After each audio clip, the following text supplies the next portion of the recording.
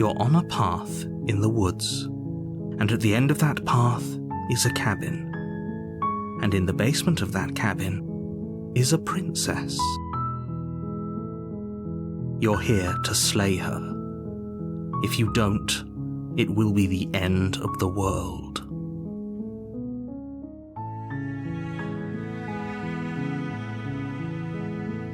I'm talking about the end of everything as we know it. No more birds, no more trees, and perhaps most problematically of all, no more people. You have to put an end to her.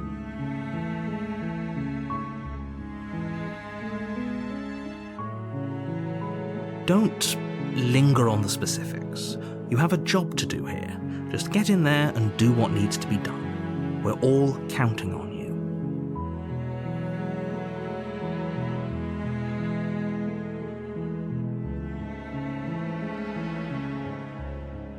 Seriously? You're just going to turn around and leave? Do you even know where you're going?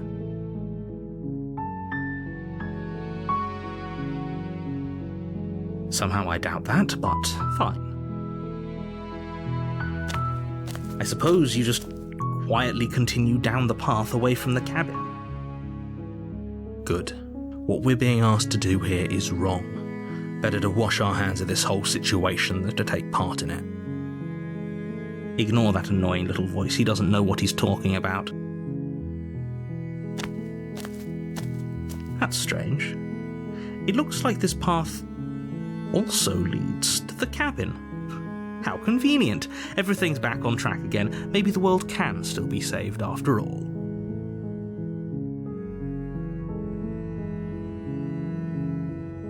You're really keen on wasting everyone's time, aren't you? It's remarkably selfish, if you ask me. I've already outlined the stakes of the situation. If you don't do your job, everyone dies. Like, dies. Forever.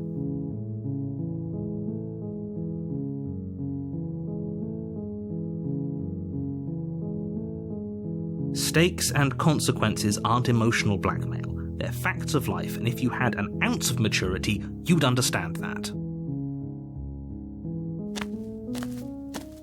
But fine, you turn around and trek back down the path you came. Oh, would you look at that? You're at the cabin again. Now, I'm not normally one for superstition or astrology, but I have to say, it seems like the universe itself is doing its best to bring you to your fated confrontation with the princess.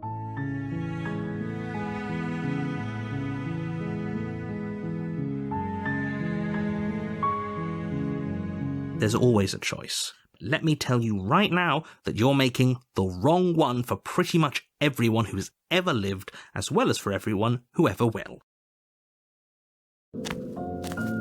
And here we go. As you trudge into the woods, something strange starts to happen. At first, it's little flickers out of the corner of your eyes, glimpses of familiar wooden structures through the leaves. But as you focus on your surroundings, you start to realize that those flickers weren't just a trick of light. In every direction, there is a path and a cabin. And not just a cabin, the cabin. An infinite fractal of paths and cabins desperately trying to draw you back to where you need to be. Wait. What's going on? You're too stubborn for that, aren't you? It doesn't matter how many paths or cabins appear around you, you're just going to do whatever you can to shirk your responsibility because you care more about irritating me than you do about the fate of the world. You've doomed us all, you know that, right? But of course you do. Otherwise you wouldn't just wander off into the forest in search of certain death. You lose track of just how long you spend aimlessly tromping through the wilderness, but it's not like any of that time spent lost in the woods really matters, because it isn't long before the world ends and everyone dies.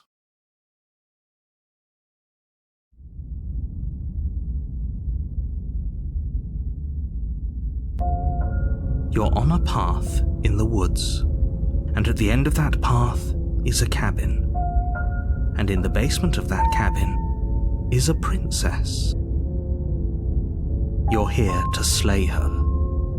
If you don't, it will be the end of the world.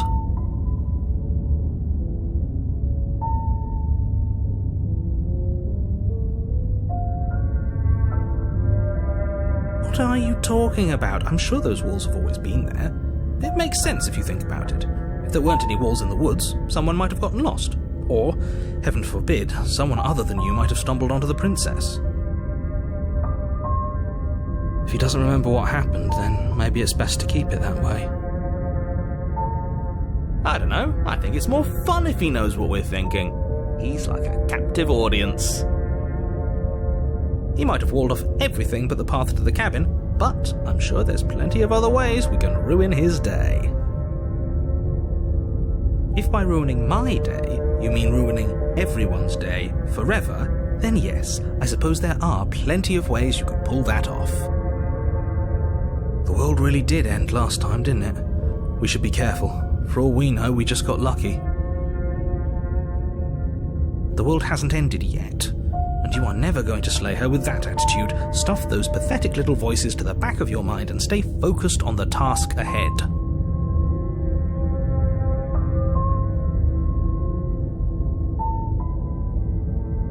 You know I can tell when you're lying, right? Please take this seriously. I am begging you. A warning before you go any further. She will lie, she will cheat, and she will do everything in her power to stop you from slaying her. Don't believe a word she says. If we're stuck going in there, maybe we should believe her. Maybe she isn't a liar. Ignore him. He's just being difficult for the sake of it. Let's keep an open mind.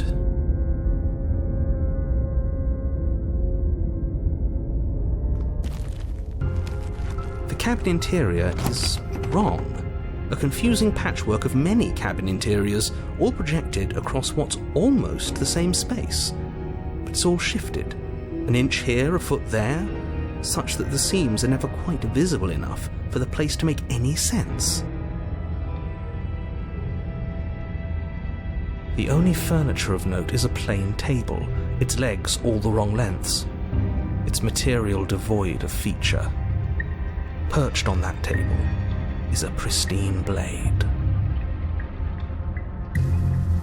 The blade is your implement. You'll need it if you want to do this right. If he wants us to take it, maybe we should just leave it to collect dust, or better yet, grab it and throw it out the window. What good is a knife against a world-ending monstrosity anyway? No, we're taking the knife. Have you seen this place? We have literally no idea what to expect and no idea what we're dealing with. I've already told you what you're dealing with. You're dealing with a princess. How many times do I have to explain this incredibly simple and straightforward premise? You can't just say that, not when everything here is so wrong. Listen to me. My job is to describe facts as facts and to guide you through your job, which is to slay the princess and through that action, save the entire world. And if you're going to slay her, you cannot let fear creep into your heart. You cannot lose yourself before you even get to her. Oh, ho, ho, ho. You've piqued my interest. What's going to happen if we lose ourselves? Nothing, because you're going to pull yourself together. Just ignore the stressful geometry and stay calm. How? Even if we closed our eyes, you're constantly describing it to us. I'm not going to stop doing my job, so you're just going to have to get better at yours. And quickly, if you don't mind. Yes, take a deep breath. I'm all for getting under his skin, but we'll miss out on loads of fun if we shrivel up into a ball and go insane the first time we see something weird. What you're seeing here is obviously real. Just accept it and go with the flow. It really isn't hard. Okay, I'm fine. Good. Now, whenever you're ready, we're all waiting for you to complete a very important task.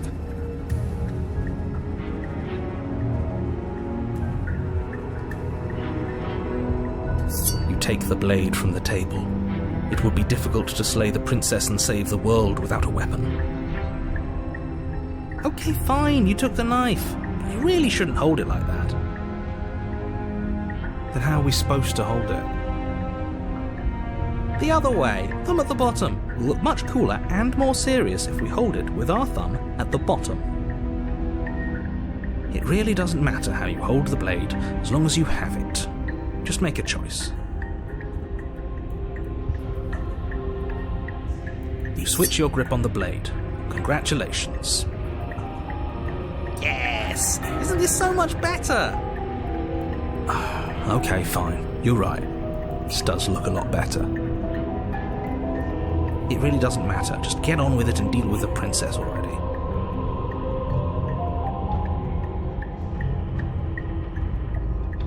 Haha! Yes! Do it! Seriously.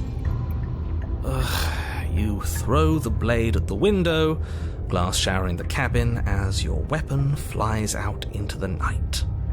I suppose you'll just have to deal with the princess without it. We'll be fine, don't worry about it. What's the worst that could happen? The world ends. Been there, done that. I'm not so sure. This place is already messing with my head. It would be much better if we had a weapon. What's done is done. Good luck, hero.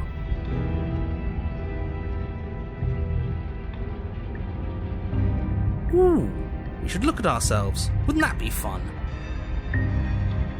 You won't be looking at yourself because there isn't a mirror. There's the table and the door to the basement. There's nothing else in here. There's definitely a mirror. There isn't. You insisting it isn't there just makes me want to look at it even more.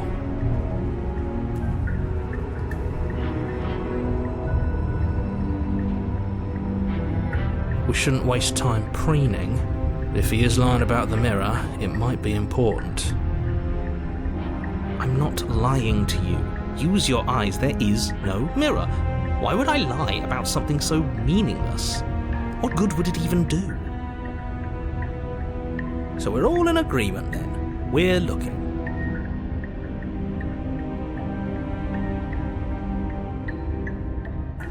You walk up to the wall next to the basement door. It's a wall. There isn't much to see here. This really isn't funny. You reach forward and rub your hand against the cabin wall. I hope you know how ridiculous you look right now. But it was there a second ago. And now it's gone. You know that taking the mirror away from us isn't going to change things, right? We'll find it again, and then we'll see whatever it is that you don't want us to see.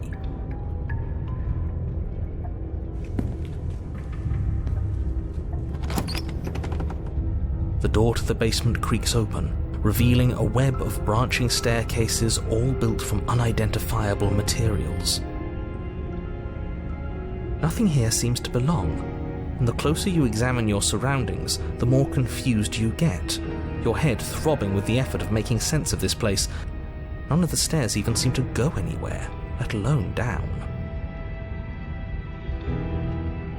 The air here has a sickening, almost sludge-like miasma to it, the kind of indiscernible quality that comes from the blending together of every scent there is at once. An odour that is simultaneously everything and yet the sum of it all coalescing into a thick, nauseating nothing. If the princess lives here, slaying her is probably doing her a favour. Her voice, a disquieting collage of tone and personality, drags up the stairs. Hello? Hi. What are you doing here? Are you here to kill? No, thank you. Oh, don't be such a baby. I don't want to do this. Let's just turn around and leave. This feels wrong. This feels like a trap. Like whatever we do, we're gonna die. We don't even have a weapon. But we already tried turning around and leaving, didn't we? And he threw up a wall. No way to go but forward. And whatever choice we make, whatever she is, we know one thing for sure. And what's that? That the fate of the world hinges on your success? There'll still be plenty of ways to ruin his day.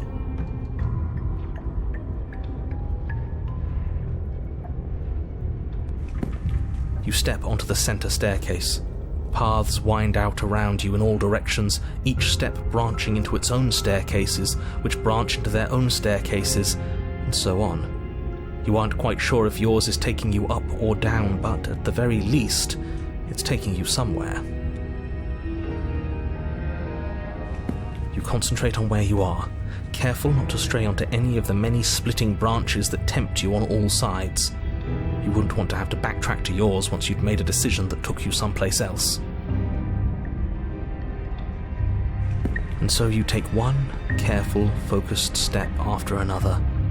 One foot down, another foot down, another after that. You lose yourself in following the correct pattern, in following what looks to be the true path, the one that cuts straight down, or up, or maybe sideways. But no matter the direction it goes, it certainly is the most true path. You know that much.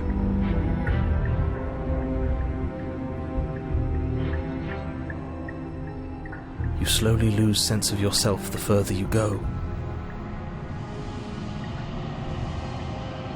Time disappears, and you can feel yourself begin to untether. Physical sensations dull and then vanish, until the only things experienced are the endless repeating patterns and emotions of the journey, a continuous march forward to a destination long forgotten.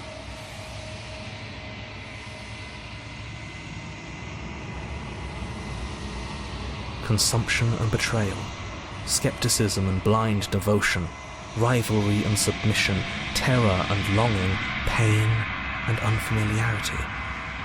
And at the heart of it all, an emotion that can only be described as... Can I help you? What the hell was that? What happened to us? I feel so strange. Like I'm fundamentally different, but also still the same person I was at the top of the stairs. Oh well, that was a trip, but now it's over. Time to get back to our old devilish ways. The princess, eyes bright but otherwise shrouded in darkness, watches you impatiently from the other side of the basement. Don't forget why you're here. And why are we here again? In case you weren't listening, I'm afraid I lost myself on the way down. You're here to... He's just being an ass, we remember. Though I'm still not sure if we should trust you. Let's talk to her for a bit, try and get our bearings. She seems normal.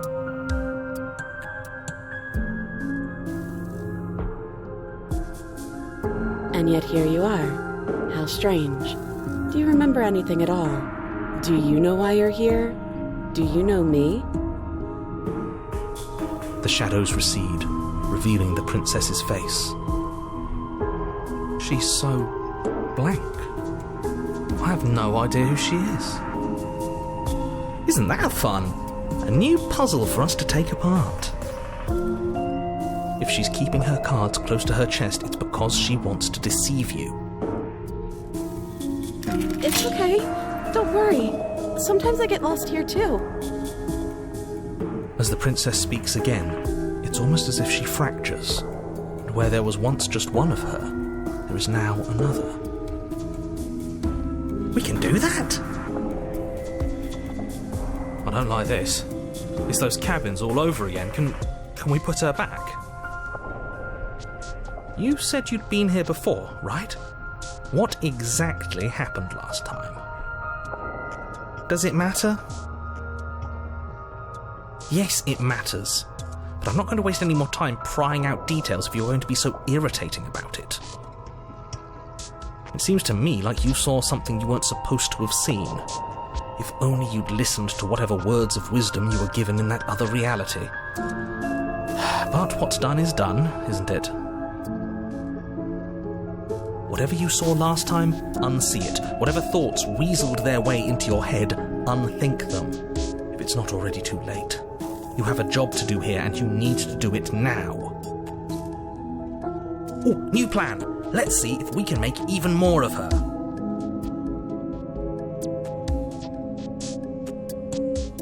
There must be something wrong with you.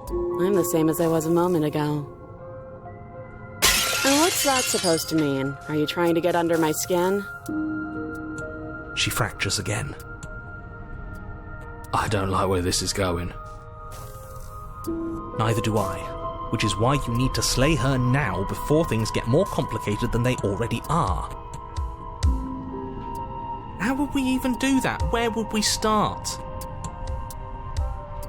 We could always start by retrieving the blade. The one he made us throw out the window. I wasn't the one who threw it. Oh, come on, you told us to. Don't try to pass the blame now that it's come back to bite us. Well, if I'd known we'd be dealing with this, maybe I wouldn't have been so hasty with my suggestions. I don't think we're going to be able to put her back. Kind of hurts to think about it, doesn't it? It's like everything we say just multiplies her. It certainly looks that way, so please, for the love of everything, stop asking her questions and stop stalling. You're obviously just making things worse.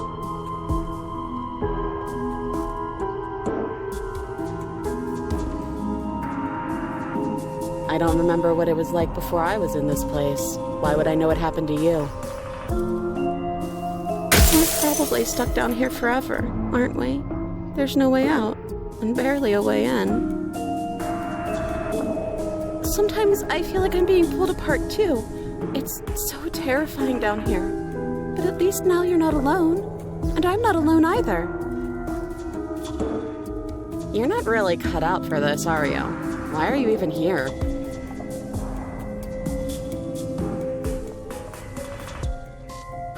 Princess. You can call me Princess, if you'd like. You can address me as Your Royal Highness, or Her Majesty. Any honorific should do, really. It doesn't matter. I've been down here for so long. What's the point of a name if there's no one around to use it? None of them have names. How astute. I told you she was untrustworthy.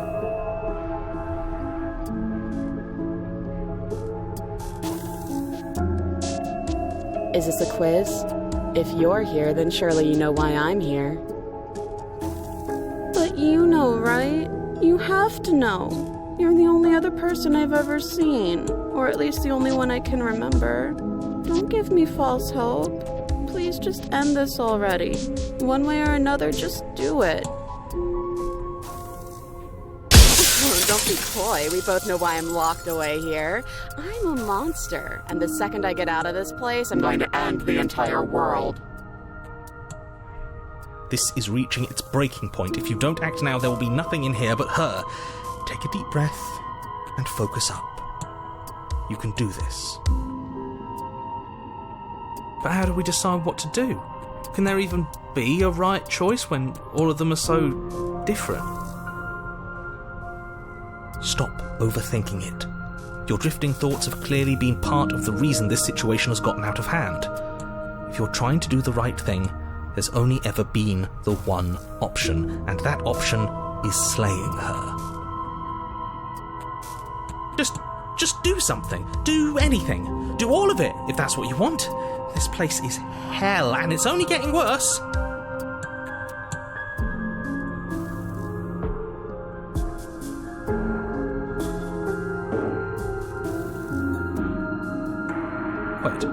not right. Go on. You take a step forward. Your foot lands, but it lands different. You experience a firm footfall, a gentle tread, a confident stride. You can feel yourself rupture. The room spins, your perception multiplying in a sickening kaleidoscope as your very self is pulled in incomprehensibly many directions. You find the blade suddenly in your hands. All at once you use it to strike at her bindings as you remain upstairs and slay her and leave her to languish alone. Is this what the end of the world looks like? What an unbearable mess. But this... we can't... Do you not have anything witty to say? I could use a good bit of wit right now. No, I don't, because this isn't fun. How are we supposed to have fun if everything is happening at the same time? It's the same as nothing happening, and nothing is excruciating. Luckily for all of us, nothing and everything doesn't go on forever. The world and the princess collapse in on themselves before it all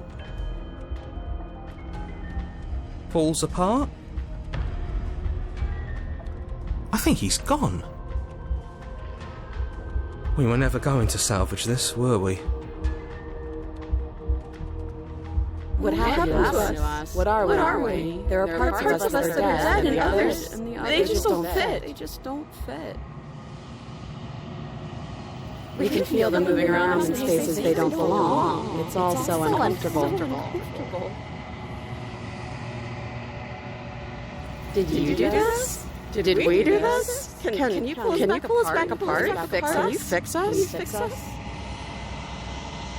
We should help her.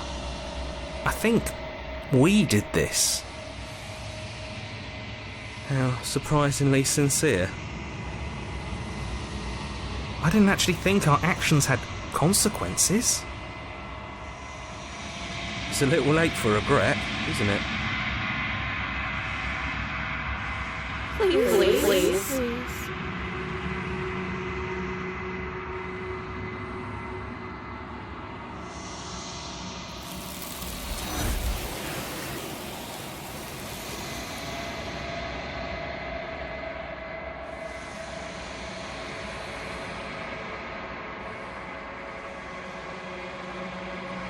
She's gone. Where did she go? Should we try and find her? And there's that mirror again. Why is it here? Why now?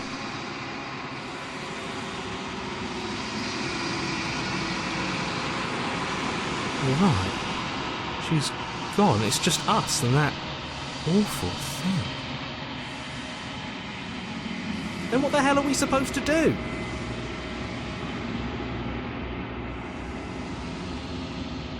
There's something dreadful about it. I don't think you should. No, don't do that.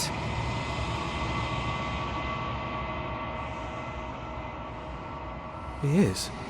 Does that mean the world ended? Again, what the hell are we supposed to do?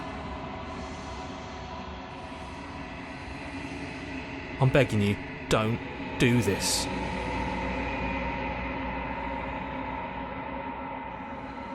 It's different now. It feels, I don't know, final.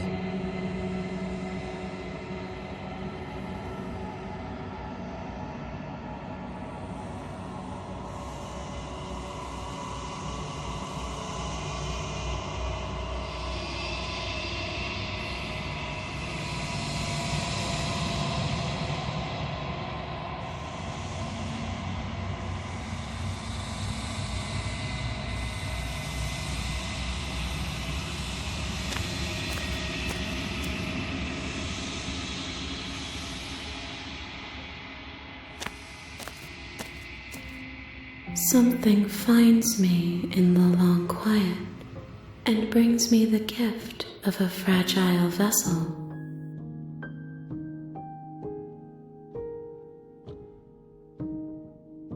Yes, Nerves and fibers to feel the worlds beyond, perspectives to make my own. These ones are a contradiction, a winding kaleidoscope of paths and walls. They are stretched into a shape not unlike me, but it is a shape they cannot hold.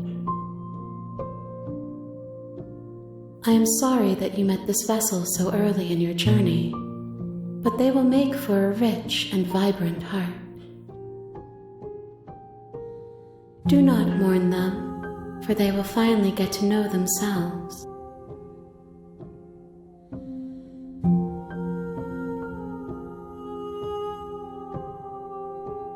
You are familiar, but you are not me. I feel sadness, longing, hope as I witness you.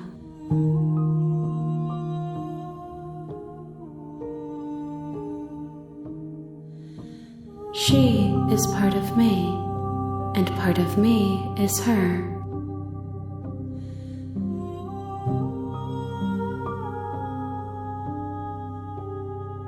I am solitary lights in an empty city. What are you?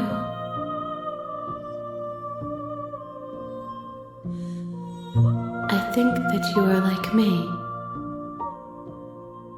We are oceans, reduced to shallow creeks.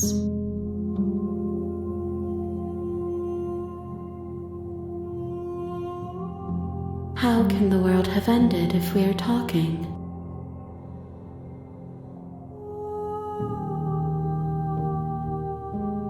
I know only that they are.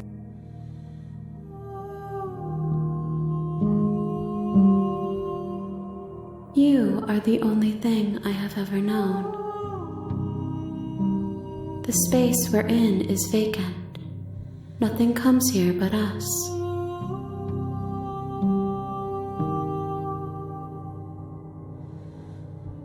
I have only just now stirred to consciousness. I could not have trapped you here, and I too yearn to be free.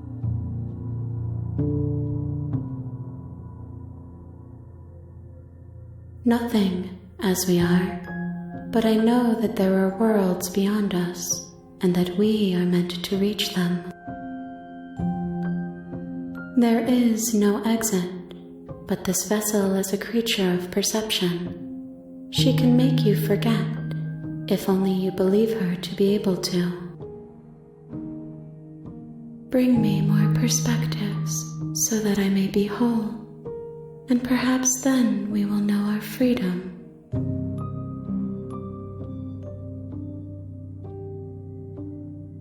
I have not lived. I am not afraid to die.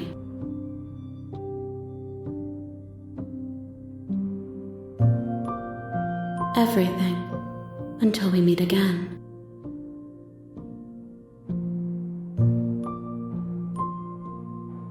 More than you have found, but less than there are to find. I am infinite. The rest will find their own way home.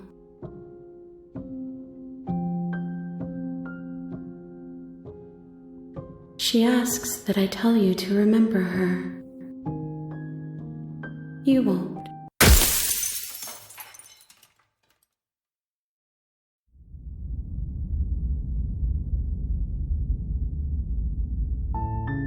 You're on a path in the woods, and at the end of that path is a cabin. And in the basement of that cabin is a princess. You're here to slay her. If you don't, it will be the end of the world.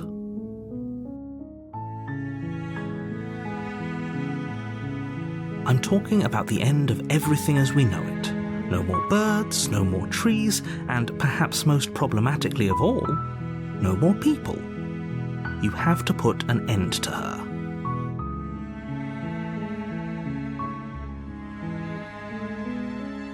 She's not dangerous. She's just a princess. The danger comes if she gets out, which she will unless you do something about it.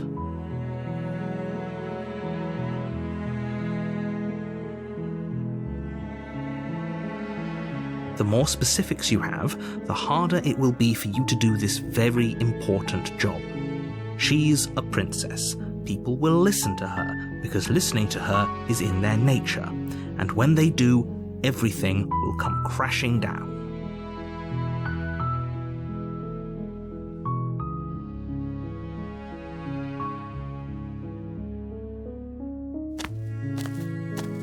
You make your way up the short path to the cabin. You'll find the princess within. A warning before you go any further.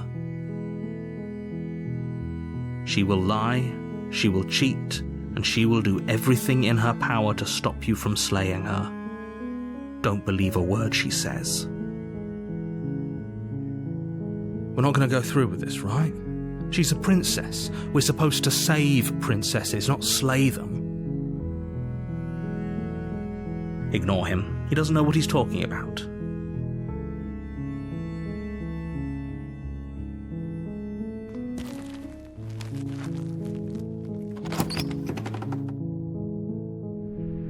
The interior of the cabin is almost entirely bare.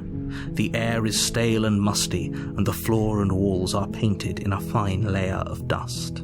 The only furniture of note is a plain wooden table. Perched on that table is a pristine blade. The blade is your implement. You'll need it if you want to do this right.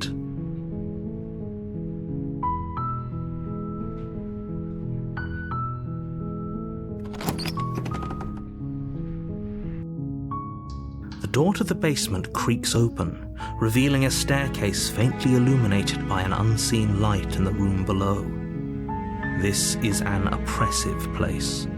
The air feels heavy and damp, a hint of rot filtering from the ancient wood. If the princess really lives here, slaying her is probably doing her a favor. Her voice softly carries up the stairs. Hello? Is someone there? It's hypnotizing. It's the kind of voice you only have to hear once to remember it for the rest of your life. Don't let it fool you. It's all part of the manipulation. You're playing a dangerous game by coming here unarmed.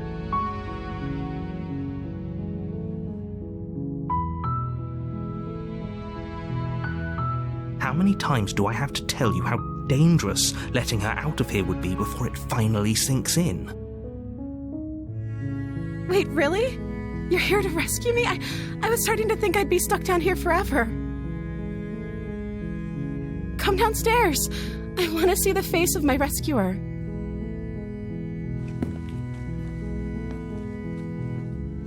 You walk down the stairs and lock eyes with the princess.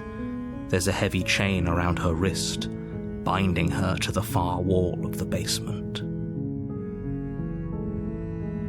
She's beautiful. How could someone like this be a threat to anyone?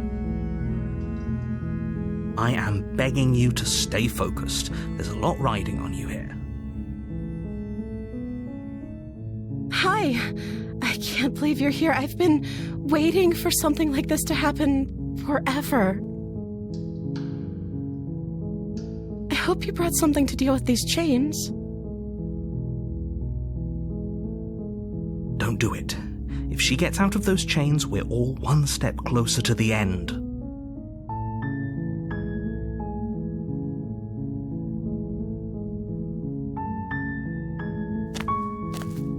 You're only making this more difficult.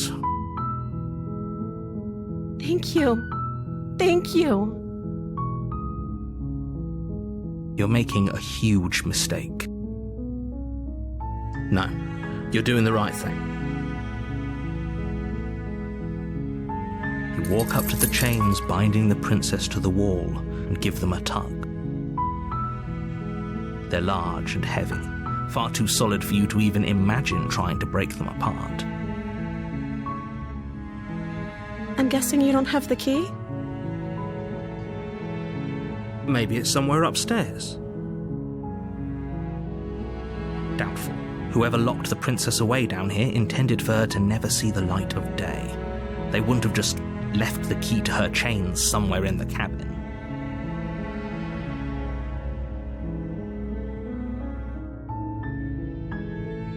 Okay, I'll be here. Good luck. You attempt to make your way out of the basement, but the door at the top of the stairs slams shut. You hear the click of a lock sliding into place. Is someone else here?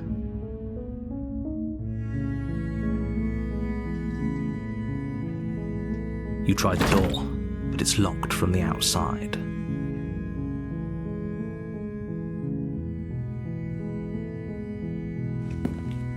You make your way to the bottom of the stairs. This would have been so much easier if you'd just taken the blade like you were supposed to. Easier for whom?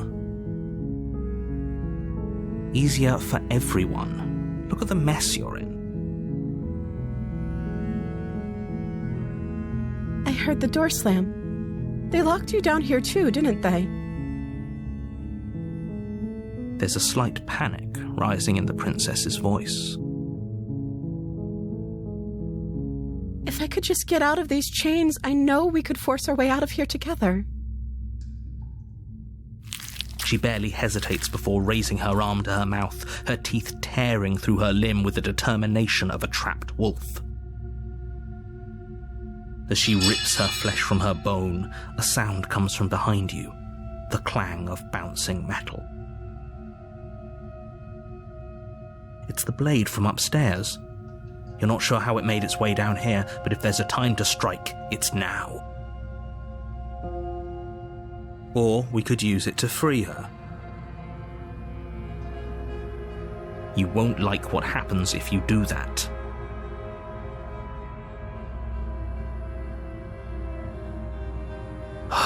Fine. Against your better judgment, you place the blade against the ragged, self-inflicted wound on the princess's arm, just above the unyielding chain binding her to this place. You cut into her flesh. The blade is sharp, and it takes little effort to crack through the bone of her arm. Her limb falls to the ground, and the heavy chains follow suit. She didn't so much as utter a sound through the whole ordeal. No, she didn't. She smiles softly as her gaze meets yours, blood from her wounded arm dripping rhythmically to the ground. How is she still smiling after everything? It's like she isn't even bothered by what just happened. Thank you. Now let's get out of here.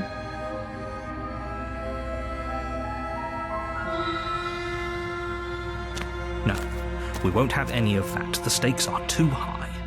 You can't just let her escape into the world. No, I can't just let her escape into the world. As the princess approaches the bottom stair, your body steps forward and raises the blade. Wait, this isn't fair. You can't just do that. Watch me. What are you doing?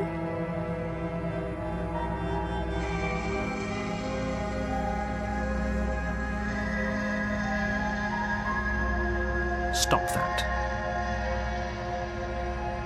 Something's come over you, hasn't it? You know you don't have to do this, right? Your body lunges forward, the blade held low, ready to sink into her heart. But the princess dodges, stumbling back against the wall before the blade has a chance to connect.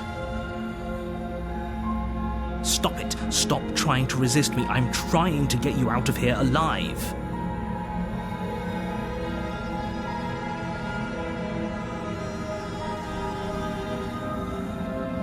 The blade. Move the blade. As your body remains frozen in stubborn resistance, the princess takes a cautious step forward. We both know this isn't you. She nervously reaches towards you and takes the blade from your infuriatingly rigid hands. What are you doing? I'm sorry. I'll try to be quick. She plunges it into your chest, tearing through flesh and sinew. It is agony. But you aren't dead yet. Oh no, I'm so sorry. Stay strong. We can tough it out until it's done. For her sake. For her sake? Don't you start pretending that dying a painful death is some sort of heroic gesture. The two of you have literally doomed everyone. Whatever. She sinks the blade into your chest again and again and again, and you feel every inch of burning pain that slices its way into your body. I'm sorry.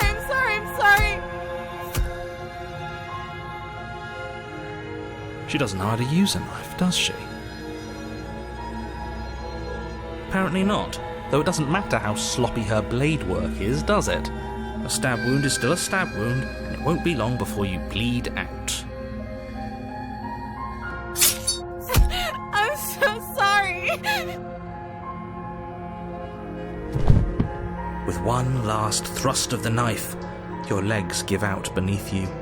You collapse to the floor, your blood pooling around you, your limbs unresponsive. The princess stares down at your ruined chest as tears carve rivulets of pink down her blood-spattered cheeks.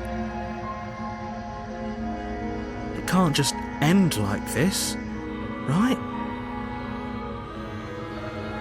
Oh, that's rich coming from you. As much as I'd prefer for things to have gone differently, I can't deny the reality of what's happened. The two of you made your choice. It's over. Everything goes dark, and you die.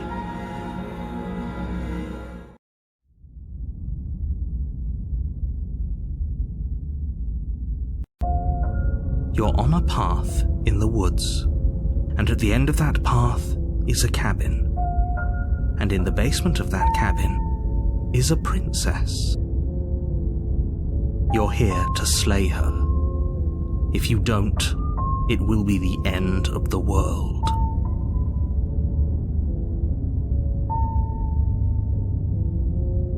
It hasn't. Or if it has, I certainly haven't been a part of it. We've just met for the first time, you and I. If he doesn't remember what happened, then maybe it's best to keep it that way. Yes, he didn't approve of us last time, did he? If we're going to save our beloved, we'll have to be sneaky about it. Our beloved?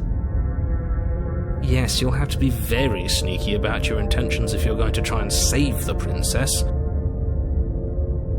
Ah, so all of the cards are on the table.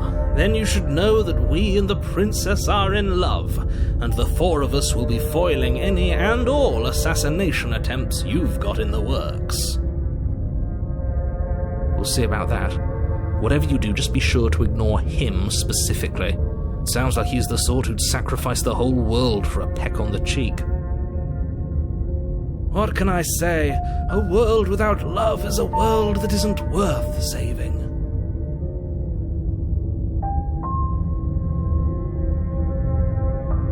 Those are two very different questions, but fine, I'll indulge you if that's what it takes to get you moving. Let's say for a moment that this really is the second time you've met me, or at least a version of me. If you're back here, I'm assuming you died, which probably only happened because you didn't listen to me. You were the one who did us in, villain. Well, not you in the literal sense, but you did everything you could to stop us from rescuing her. Oh, I wonder why. Maybe it's because the entire world was at stake. No lone princess is worth that price. I beg to differ. I'm not going to argue with you. I'm just going to take a deep breath and assume that whoever is making the decisions here has the common sense to ignore your protestations. Anyway, I believe your second question was, what's the point of doing anything? If you're asking that, it sounds to me like you're making the rather dangerous assumption that your actions last time around didn't have any consequences. What do you mean? Of course there weren't any consequences. You forced the princess to kill us, and now everyone's right back where they started. That sounds pretty consequence-free to me. Yes, but in this purely hypothetical scenario, that begs the question of how you got back here. Did time simply rewind itself, or were you instead transported to a different world entirely? If it's the latter, what do you think happened after you died? Do you think the people there lived happily ever after? Or do you think that the princess, left unhindered, brought about the end to everyone and everything, just like I told you she would? She would never. She's a perfect angel that you cruelly imprisoned as part of some convoluted, dastardly scheme. Convoluted? I don't know how this premise could be any more simple. Princess bad, stop her, save everyone.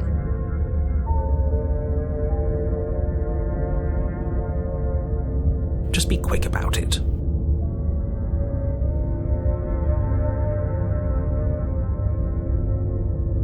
She just can. Believe me, I wish I could tell you more, but you'll just have to trust that what I'm saying is true, and that, despite it all, you're fully up to the task that's been given to you. Maybe it's her beauty that threatens the world. Sure, it's her beauty. Why not? And before you ask, no, we can't just keep her down there. If you don't slay her, she's going to find a way out. It's unfortunate, I know, but it's just the way it is.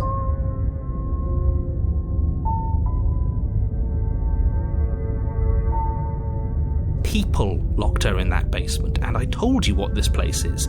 It's a path in the woods. Don't overcomplicate things.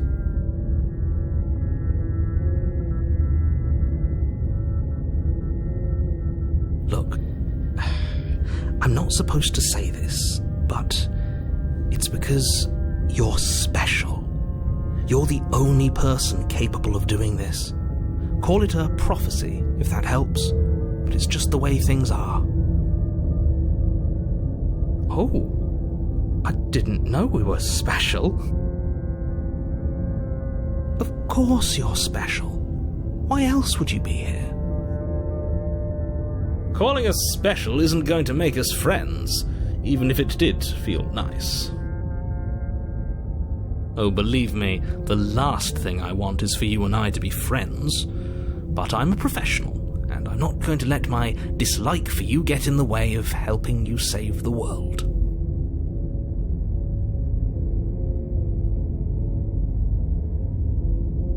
I've told you everything you need to know. Going into more detail would just overcomplicate an otherwise very simple situation and make your job more difficult. Not to sound like a broken record, but the less you know about her, the better things will go for all of us. I know it sounds like I'm hiding something, but you're just going to have to take me at my word. Great. Now, if you don't mind, the whole world is waiting with bated breath for you to save it from ruin.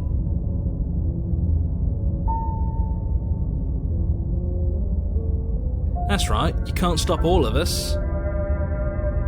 We're going to sweep her off her feet if it's the last thing anyone does. Are these really the sorts of people you'd like to align yourself with? You're not at the cabin yet. You still have plenty of time to reflect on the situation. I just hope for all our sakes that you make the right call.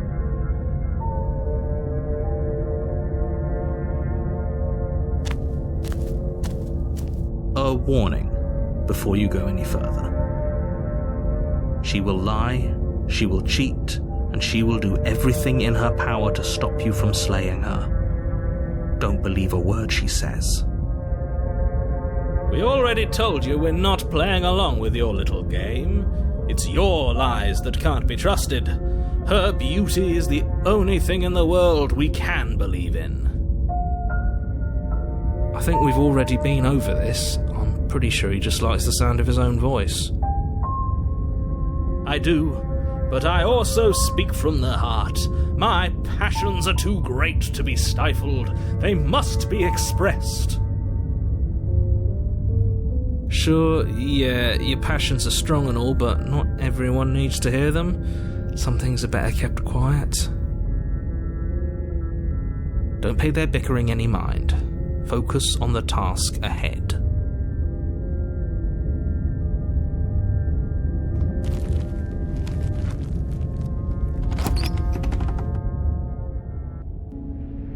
The interior of the cabin is clean and elegant, its stone walls draped in fine-threaded tapestries, a prison befitting a royal prisoner. The only furniture of note is an ornate wooden table with a pristine blade perched on its edge. The blade is your implement. You'll need it if you want to do this right.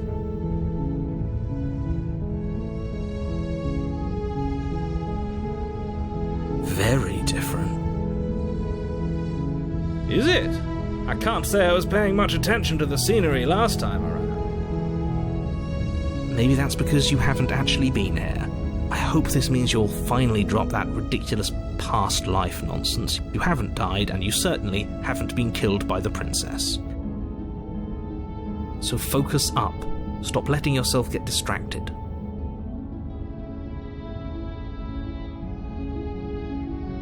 That's because there isn't a mirror. There's a table, the blade sitting on the table, and the door to the basement. There's nothing else in here. There's definitely a mirror. There isn't. I'm sure the princess would tell us there was a mirror if she were up here. In which case she'd be lying to you because, again, there isn't a mirror.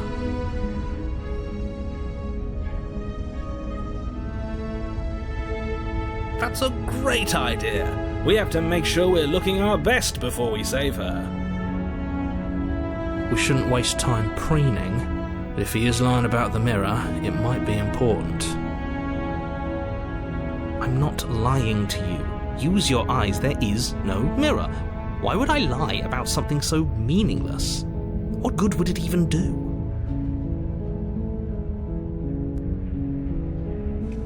You walk up to the wall next to the basement door. It's a wall. There isn't much to see here. This really isn't funny. You reach forward and rub your hand against the cabin wall.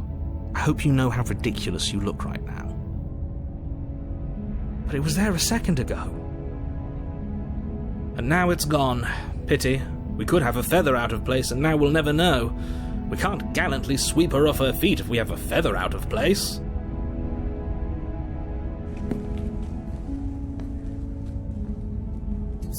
You take the blade from the table. It would be difficult to slay the princess and save the world without a weapon. I suppose if we're to play the role of dashing knight, we need an equally dashing sword. That way she'll know we can defend her from her enemies. Hopefully it doesn't put her on edge, and hopefully it doesn't get turned on us again. There's no use arguing over motivations right now. It's good that you took the blade. You'll need it to do your job.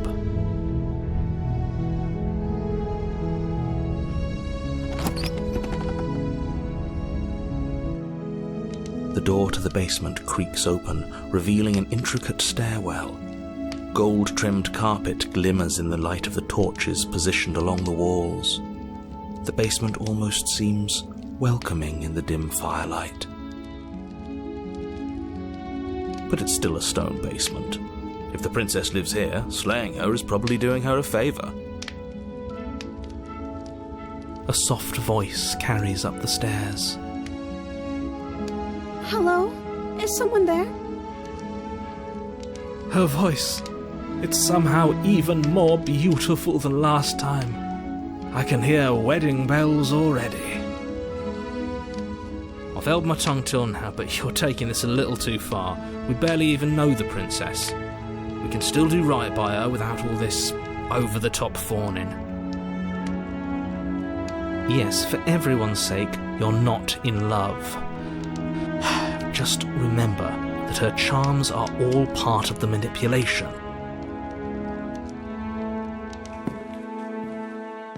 You walk down the stairs and lock eyes with the princess. There's a heavy chain around her wrist, binding her to the far wall. My love, we're here to rescue you from your unjust and foul imprisonment. You know she can't hear you, right? She may not be able to hear my words, but surely she can hear my spirit.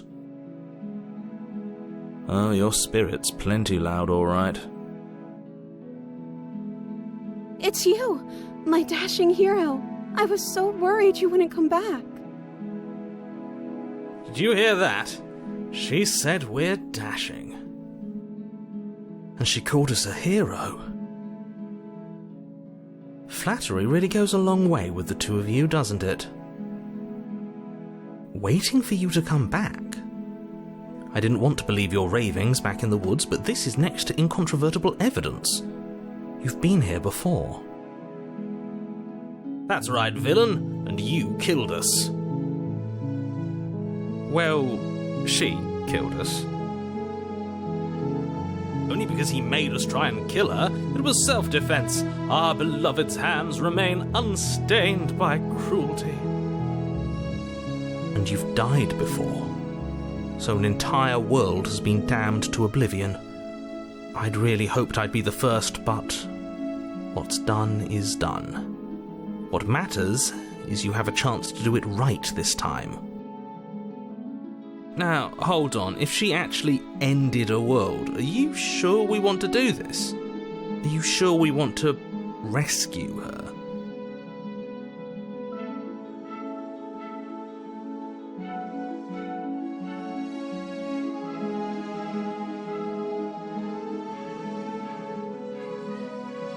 If another version of me was pushed to such drastic action, it was for good reason. That's okay. You were just doing your best, and that's all that matters. She took that in stride, to a surprising extent. An almost unsettling extent, actually. That's because she's perfect. Do you think she has someone like him telling her what to do? She doesn't. There's no one else like me. I think he's right, because I like it better if she doesn't have some horrid little voice like him, always trying to drive her to violence.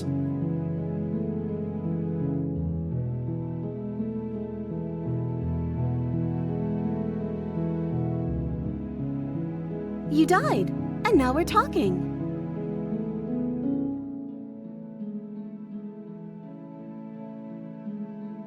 I'm okay with whatever you come up with. You can cut my arm off again. We won't be laying a finger on her perfect wrists, and indeed, we won't even have to. Do you see how dainty her hands are? We'll be able to slip her right out with no harm done. What? No, she's a prisoner here. You can't just slip her hand through the chains. Why are you two arguing over the logistics of slipping her hand out of her shackles? She just said she'd be okay with any idea we came up with. Am I the only one here who thinks that's weird?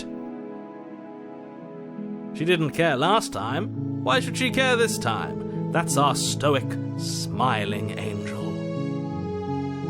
No, you're right. It's extremely bizarre behaviour and further evidence that she's a monster who's not to be trusted. So go ahead and slay her.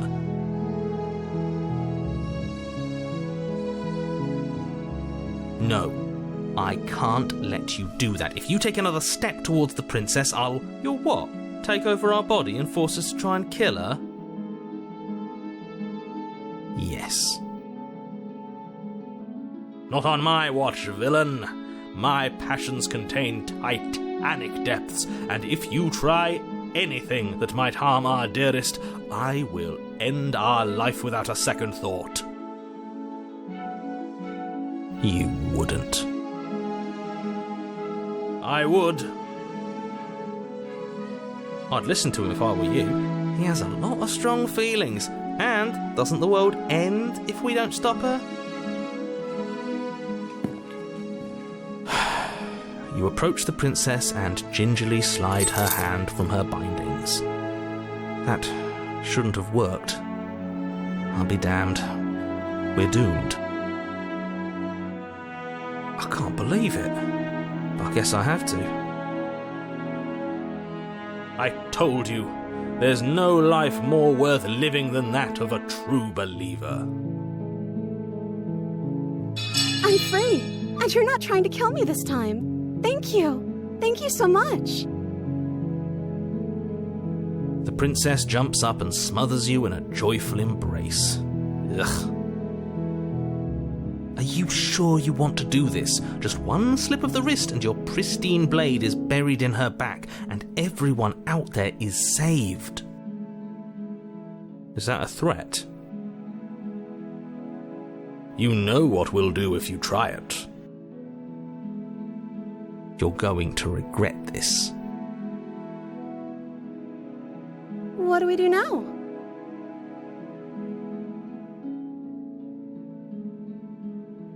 Let me guess. End the world? Spoken with the rank cynicism of someone who has never felt love in his heart. I don't actually know. Nobody's ever asked me what I wanted before. She doesn't even know what she wants. You may have had her all wrong. What if this whole thing is just a misunderstanding? What if she doesn't want to end the world? You're so gullible. Is the only thing you've ever doubted the actual truth? I think I want to leave. And I think... The princess closes her eyes in deep reflection. And then she shrugs. I don't know. What do you want to do?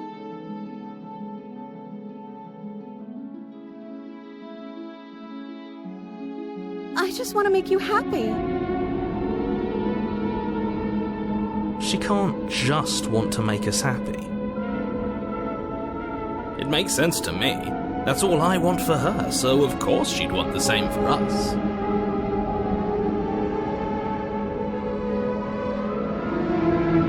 I just want to make you happy.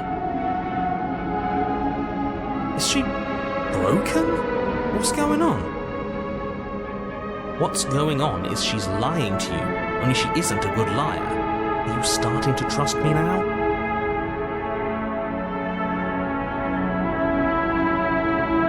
I just want to make you happy. This isn't right. I don't know what's going on, but this isn't right. I fail to see the problem here. She's just sweet on us. You don't have to act like it's a big deal.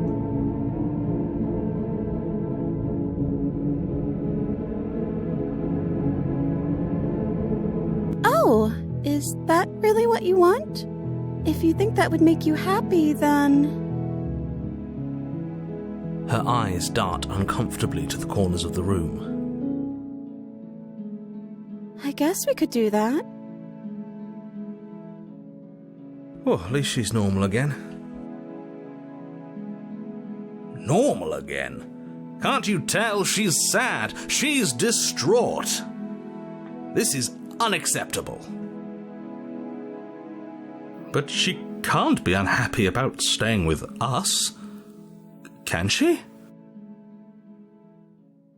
No, it has to be him. It has to be this place. If we just made these walls more fitting for a princess, if we just say the right things, if we just showed her the contents of our heart, she'd be happy here. As the voice thinks its thought, your hands raise, fingers pointing towards your chest, and then... What? No, you absolutely do not do that. Oh, but I do. What? What is he doing? We can't see unless you tell us. Are you sure you want to know? I suppose I can't stall forever. You plunge your nails into your chest, digging deep, grasping for a handhold. And you find it, your fingers curling around your ribs. Oh no, what are you doing? Are you okay? You can't do that and be okay. Time out. He should not be allowed to do that. He's not the decider. And yet, it's done, isn't it? It will be soon. You yank violently, your bones cracking with wet pops as you pull yourself apart inch by painful inch. Your exposed heart, framed by jagged ribs, thumps rhythmically in your raw, bloodied chest. The loosened threads of your body unfurling to cover the surface of the room. Don't mind my sacrifice. It's a fair price to pay to give her everything she doesn't know she wants. Oh, I see. You're trying to tell me something. It's beautiful. The princess, mesmerized, reaches towards your beating heart, and then everything goes dark and we die? Yes.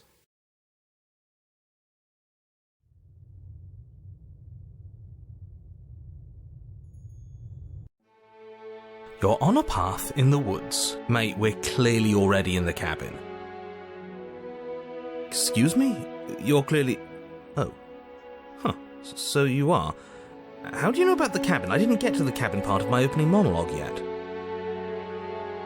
We've been here before. Well, not here, but I'm sure you know what I'm talking about. You knew about the loop-in last time. Not that he was eager to divulge that. Right on cue, here's the new guy. Welcome! I can't say I'm happy to be here.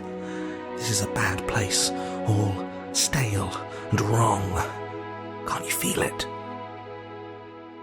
Okay, yes, I get it. You've been here before. That's terrible. You know that, right? Because the only reason you would have been here before is if you failed in whatever world you'd come from. Meaning you doomed an entire other reality. But I'm sure since you're so well-travelled, you know that, yes?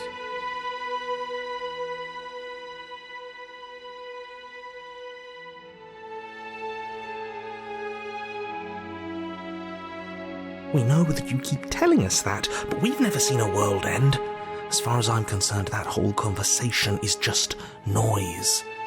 And I'm stuck on a better question. Where's the other one? The other one? Yeah, a certain lovesick fool has been suspiciously quiet. One might even say, absent. Oh, you're right. It's a little quiet here, isn't it? Maybe that's one of the rules. Maybe only one bonus voice is allowed to be here at a time. Bonus voice? I'm just as important as you are. I'm not saying it's a bad thing. All I'm saying is that it's my third time here and it's your first. You're not unwelcome, but from my perspective, you're definitely bonus. I'm going to describe the room now. The interior of the cabin is vast and regal. High arched windows line the walls, their multicoloured glass casting kaleidoscopic patterns across the stone floor. An iron chandelier hangs from the vaulted ceiling, its many candles lit with flickering light, vaguely illuminating the massive room. This is a house fit for royalty.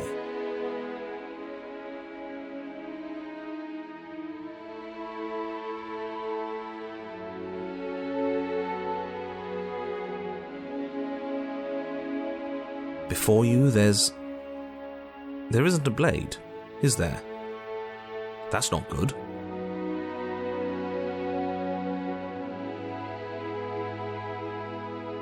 I see your point, but it's still an option that's been taken away from us. I don't like losing options.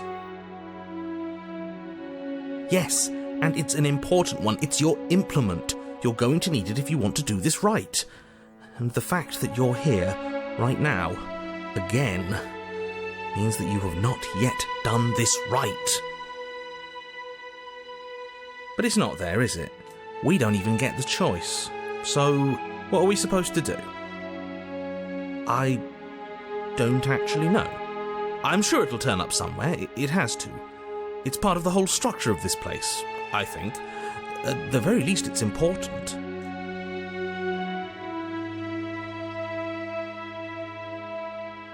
Oh, I see it. I've just been preoccupied with everything else going on, like the fact that we can rip our own heart out without deciding that's what we're going to do. Is that what happened to you last time?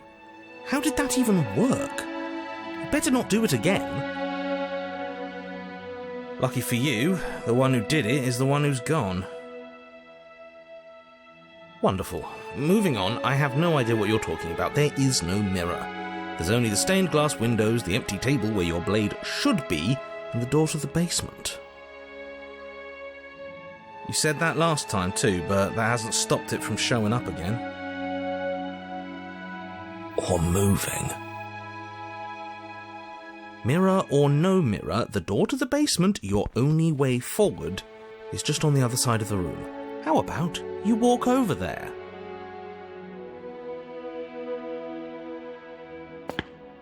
You cross the room, stopping just in front of the door to the basement. What is this about that supposed mirror? Just reach forward and fumble around a bit. I'm sure you'll find the handle. Well, shall we have a look at ourselves? Maybe it won't go away this time. You reach forward, your hand instinctively wrapping around the handle. Figures. And then you push the door open. Marvellous. We can proceed.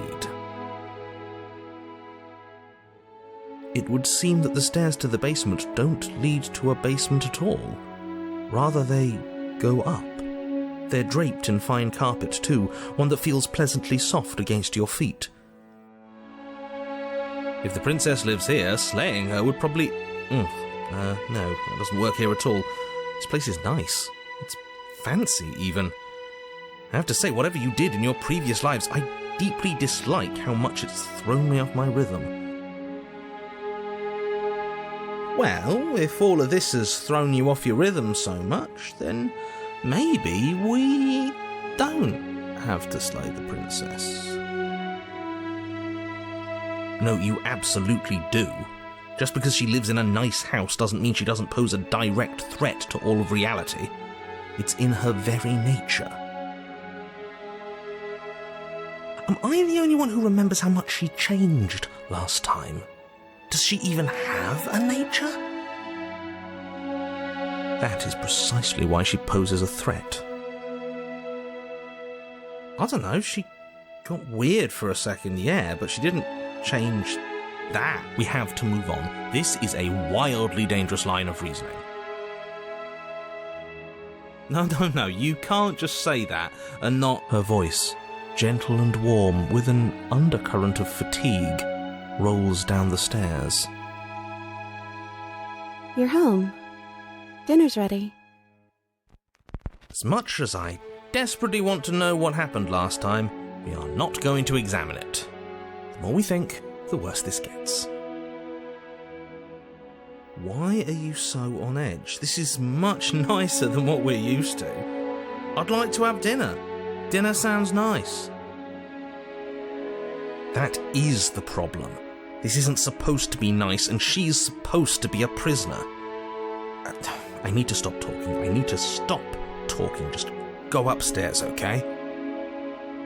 And don't eat the food.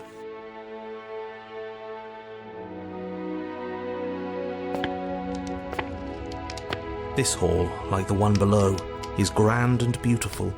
Torches bathe the room in warm, comforting light, just enough to illuminate the tapestries along every wall, woven with scenes of chivalry and courtship and romance. The many cloth eyes are fixed on each other, gazes averted from the long table in the centre of the room, the princess seated at its far end.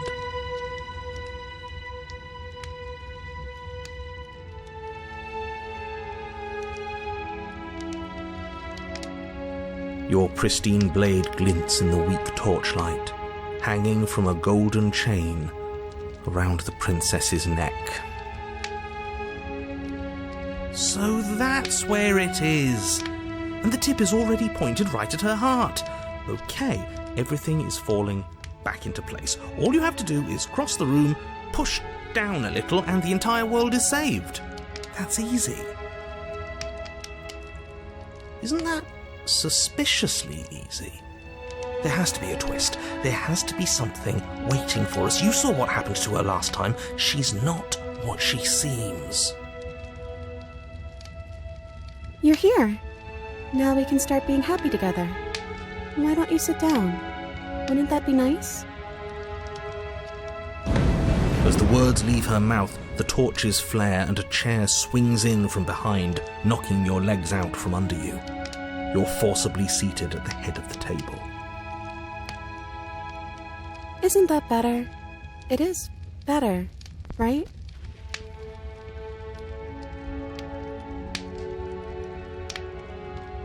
It's our happy ending, just like you asked for.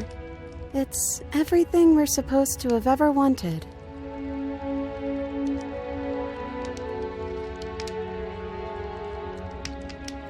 Oh, right, dinner. I'd totally forgotten about it. Flames burn bright and a shadow dives across the table. In its wake, it leaves a feast. Go ahead and dig in. I'm sure you're hungry.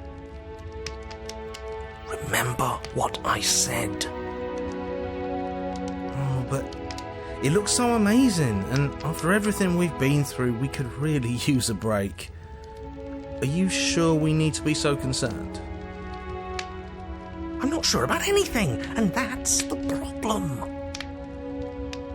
For what it's worth, I generally don't think one should trust strange food that magically appears on a table.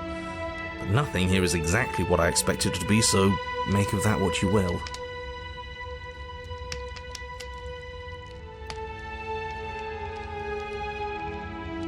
You begin to feast, and the princess follows suit, her soft smile never fading.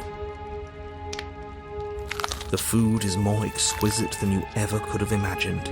You sample countless otherworldly dishes, sauces and bread and hearty stews whose tastes dance across your tongue. You tear at hunks of meat practically melting from the bone, juicy and tender and bursting with flavours you could scarcely begin to describe. Your cup fills itself again and again with a flowery nectar so sweet it tastes like glimmering jewels. This really is perfect, isn't it? It is the best meal you've ever had. But then it's over, and you're just as hungry as when you began. Wasn't that perfect? We should do it again. The shadow washes across the table, clearing and replating. The feast is once again laid before you. The food is good. Again, you tear into golden crispy flesh, dab at the slurry of aromatic sauces on your plate with thick crusted bread, sip your goblet of sparkling gems. But you have done this already. And then it's over, and you're just as hungry as when you began. You're still hungry too, right? I know this wasn't as good as it was last time, but We just have to do it again. That's all. It'll be perfect if we just do it again.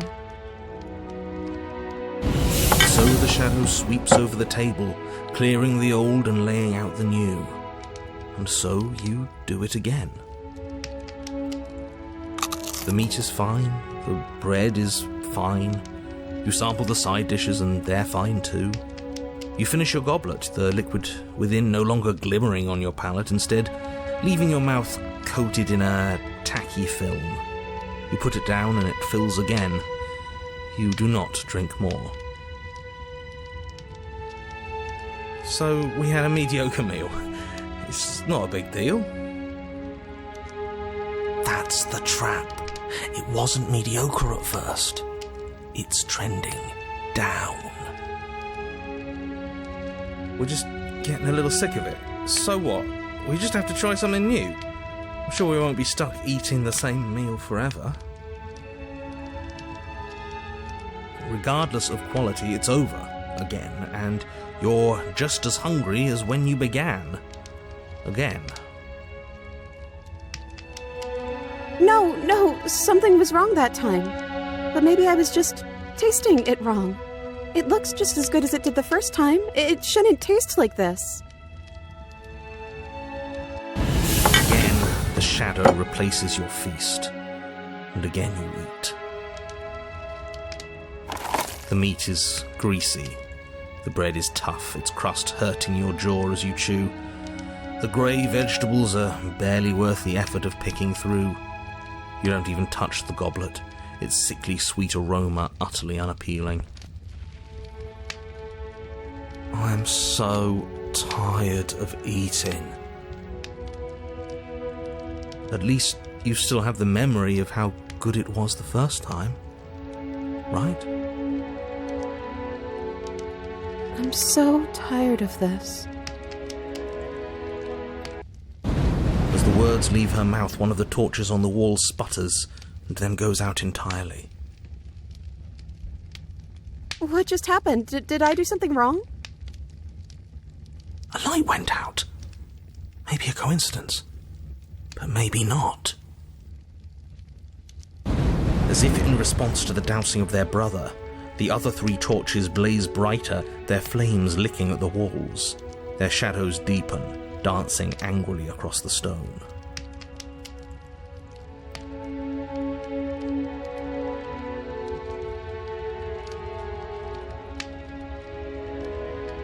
But it was wrong. I took away a piece of our light. I'm not supposed to do that. I don't want him to be upset with me.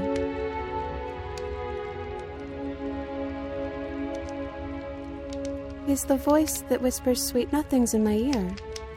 I think he made this place for us. It all makes sense now. It's him, isn't it? He's making all this happen. He's the one who trapped us here. Who? The lovesick one, the one from last time. He's not gone. He's just with her now. He's the shadow.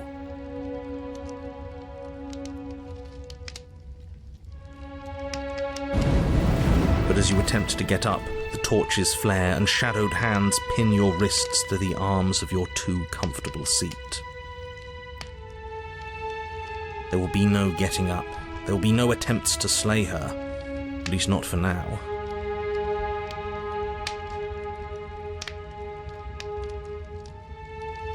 Smitten? The torches flare and the shadow grows for a moment, but you don't receive a response. No, I saw him smile. That's him.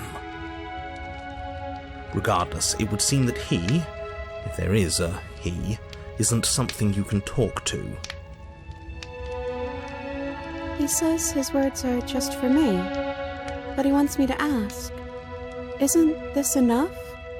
Isn't this what you wanted him to do?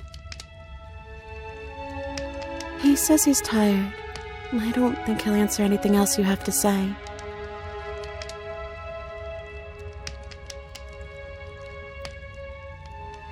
I don't know. Maybe we could play a game. Yeah, that's exactly what we should do. The flames roar and the shadow comes dancing across the table. It leaves behind an intricate game, its pieces elegant and beautiful and enticing, its simple rules already apparent, even with little explanation. We can probably work together to figure this out as we go. That sounds like a lot of fun, right? Yet another waste of time. Why all the distractions? What are we being distracted from? That's the real game. I feel like I'm 2 steps behind. You're overthinking it, mate. I feel like this is just something to do. We might as well try to have some fun. You and the princess do indeed figure it out as you go. And what a game it is. The tension between turns, the triumphant highs of moves well placed, and the tragic lows of miscalculations and careless plays. The warmth of trust and the cool texture of deception. And then, the climax, as she places her final piece.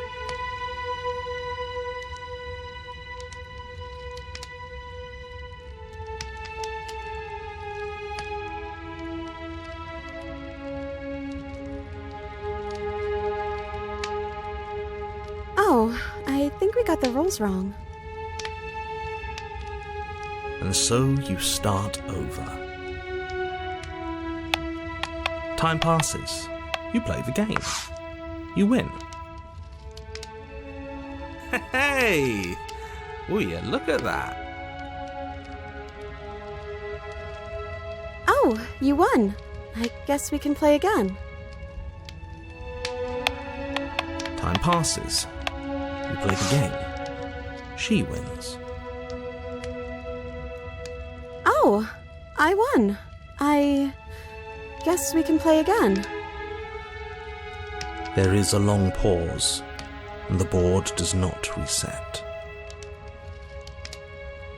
This isn't fun anymore, is it? It's never going to stay fun. You don't need me to tell you that it isn't. Oh. The princess visibly panics as another torch sputters. Wait. Maybe this is just too easy. Maybe if we added more rules and pieces, it would be fun again. Yeah. The game's just a little simple. We can make it fun again. The shadow descends on the board once again. More pieces are added, their shapes more intricate, their purposes less immediately clear, and the two of you set about discovering the complexities of the game anew. And so you do. And it is fun again. In fact, it's almost as fun as the first time you played, and the sputtering torch roars back to life. But then you get used to the additions, and the feeling starts to fade. A creeping numbness settling in over the board. More pieces are added. The feelings flare. The feelings fade. The princess suggests new rules. A glimmer of what could have been excitement flits through your mind, quickly vanishing as the game progresses. Your pieces advance in an ever-increasing slog to their destination. Winning and losing become nothing but ends, and even the end becomes nothing as you roll over into a new game, the board resetting as many times as you can finish, till finally... I'm out of ideas. I'm actually out of ideas this time. I don't think I can play anymore. As the words leave the princess's mouth, another torch goes out. Again, the remaining flames burn brighter, and the shadow dances faster. I'm happy, I promise. We're both so happy here. You don't have to be upset. This is awful. I think we all know that we're not happy. We just have to admit it to ourselves.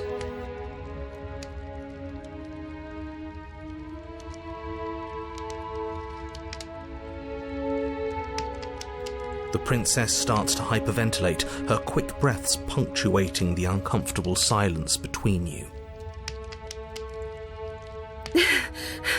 Yes! Why wouldn't I be? Let's not talk about it.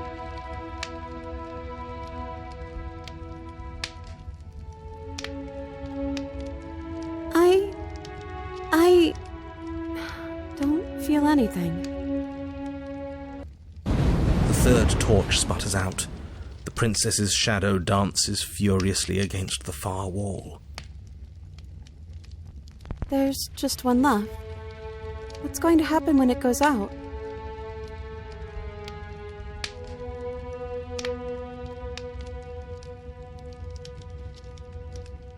I think I'd like to dance under the stars.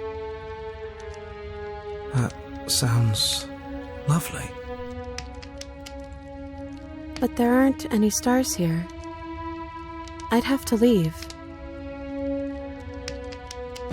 As she says that, the shadow rushes forward and tightens its grip on her wrists. I'm not happy here. I don't think I ever was. The princess sobs, burying her face in her hands as the final torch blows out.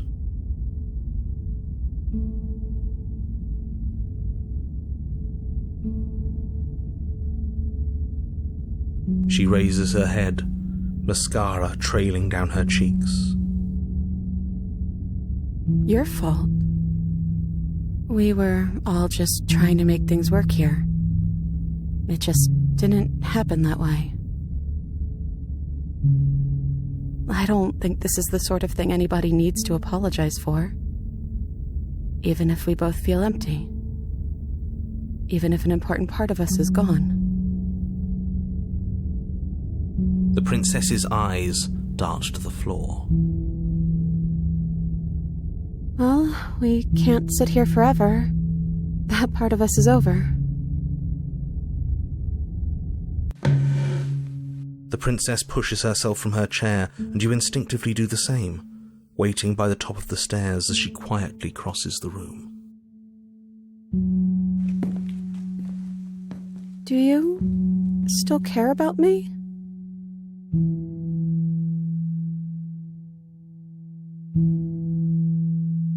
I don't know what this is.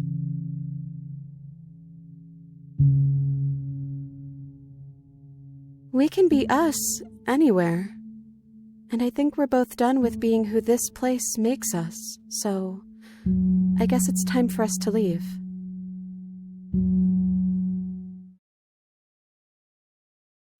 As the princess steps towards the stairs, you offer her your hand. The corners of her mouth curl into a demure smile, and she gently takes your hand in hers.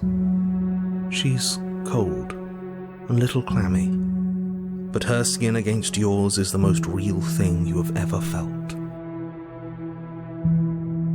You're offering surprisingly little resistance.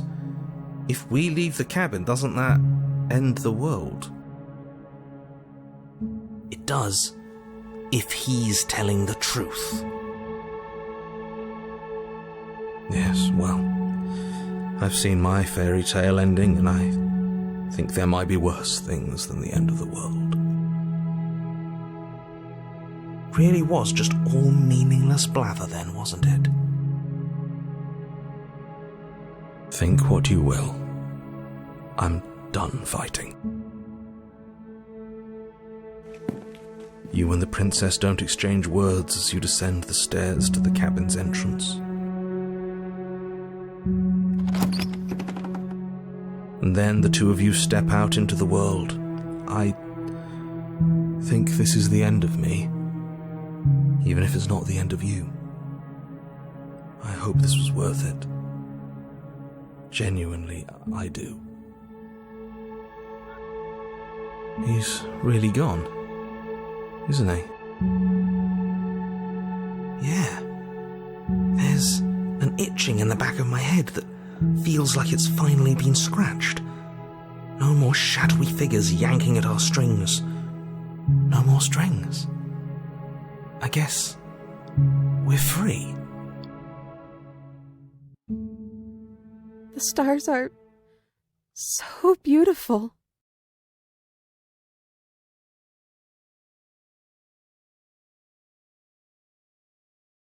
I meant it when I said I wanted to dance.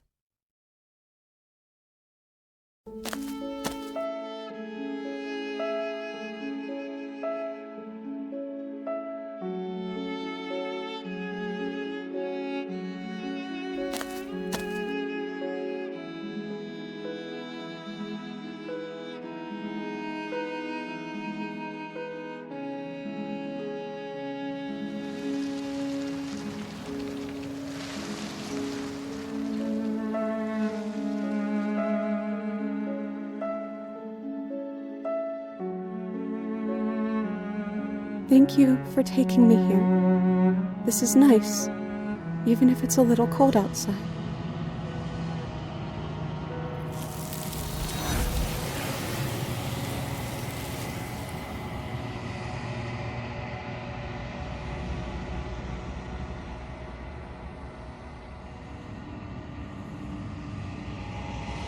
She's gone. Where did she go? Should we try and find her? And is that a mirror? Why is it here? Why now?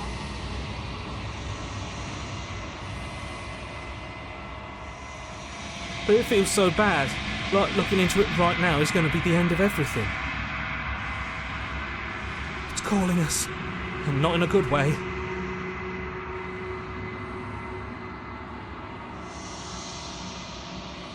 Okay. If you say so. We'll trust you. Can we trust you?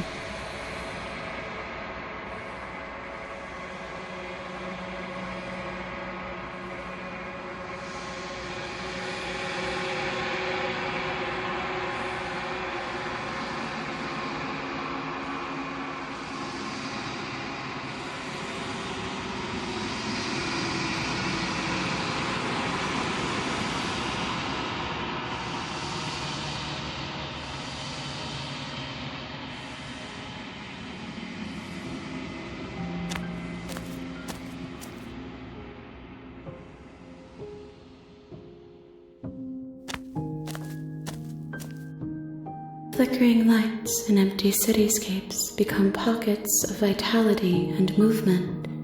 I am more than I was before. Whenever you are ready, I will wipe your slate clean once again.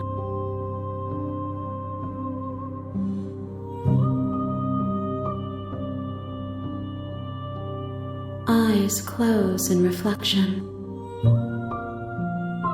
Perspectives meld together, and the breadth of my experience stretches to new corners.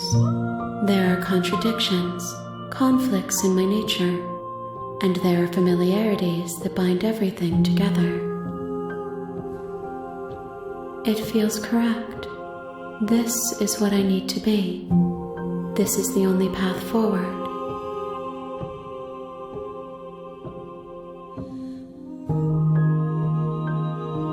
With every gift you bring me, I excavate the alleys of what I am meant to be, and every exploration yields new and complicated truths. What I will be is different than what I am, and what I am is different from what I was.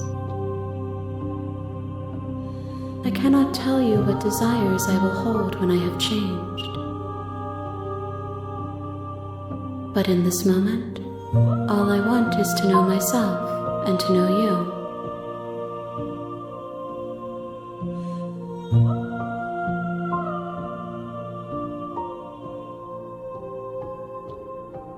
This one is a songbird in a cage of gilded shadows.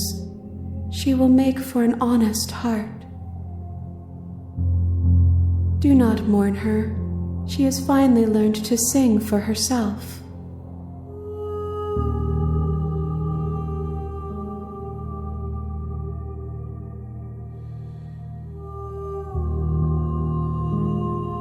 The vessels are shaped by memories of you, but their impulses are drawn to the edge of the long quiet. To them, you are a gate to something more, and any hurt you've caused them is understood as a fair price for freedom. But they are only thoughts and perspectives. They are not me. The wounds they've suffered carve texture around my heart. Without them, I would be as I was before. I would be alone and without sensation. I could not feel the joy of having you by my side, for I would not know your absence.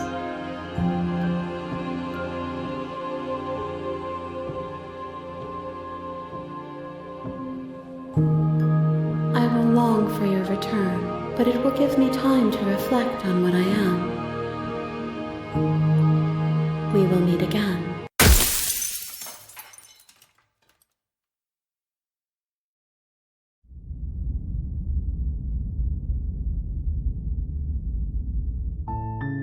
You're on a path in the woods, and at the end of that path is a cabin. And in the basement of that cabin is a princess. You're here to slay her. If you don't, it will be the end of the world.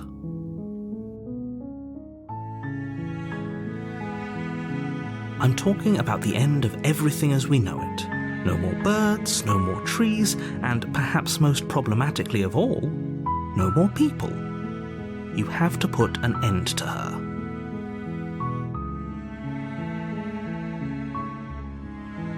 Don't linger on the specifics. You have a job to do here. Just get in there and do what needs to be done. We're all counting on you.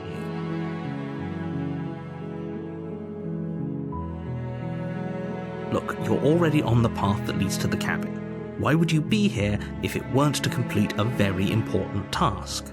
You've made it this far, you might as well reach the end of your journey.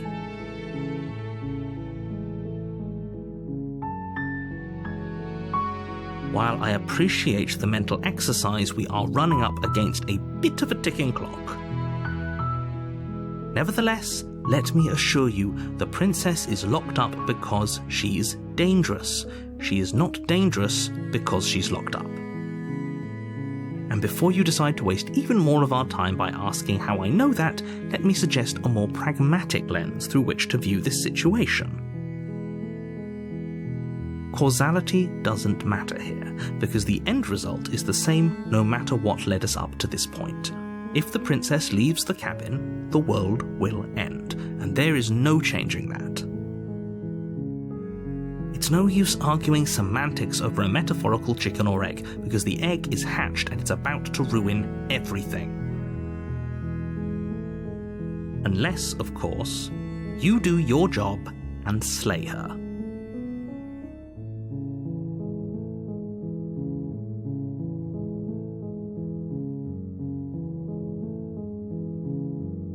Then I guess we'll just have to see what happens. But a word of warning. If you go in prepared to hear her out, she could easily trap you in her web of lies. And the more you listen to her honeyed words, the harder it'll be to pull yourself out. Then each and every one of us is doomed.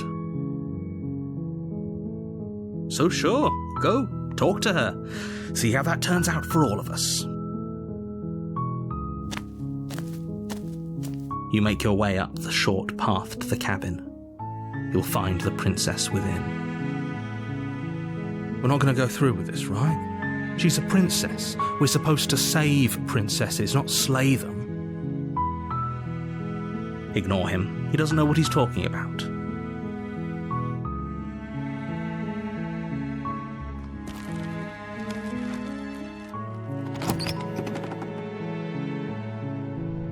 The interior of the cabin is almost entirely bare.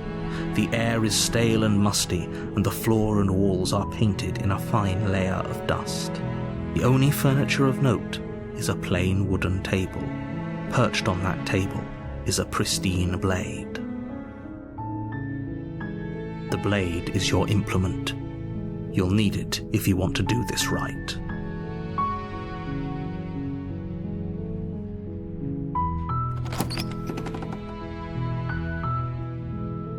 The door to the basement creaks open, revealing a staircase faintly illuminated by an unseen light in the room below. This is an oppressive place. The air feels heavy and damp, a hint of rot filtering from the ancient wood. If the princess really lives here, slaying her is probably doing her a favor. Her voice softly carries up the stairs. Hello? Is someone there? It's hypnotizing. It's the kind of voice you only have to hear once to remember it for the rest of your life. Don't let it fool you. It's all part of the manipulation. You're playing a dangerous game by coming here unarmed.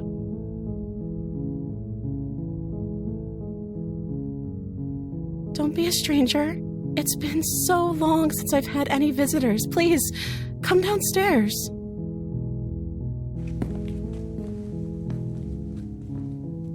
You walk down the stairs and lock eyes with the princess. There's a heavy chain around her wrist, binding her to the far wall of the basement. She's beautiful. How could someone like this be a threat to anyone? I am begging you to stay focused. There's a lot riding on you here. Hi. Do you think you can get me out of these chains?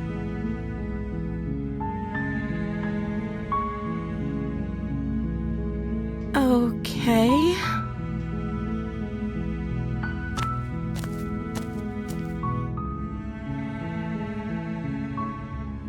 Oh. She pauses, carefully formulating her words before she responds. You can address me as Your Royal Highness. Or you can just call me Princess if Your Royal Highness is too formal. Is Princess her name or her title? What if it's both?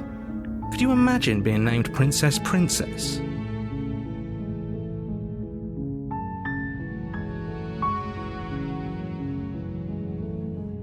Like I said, you can call me Princess if you'd like.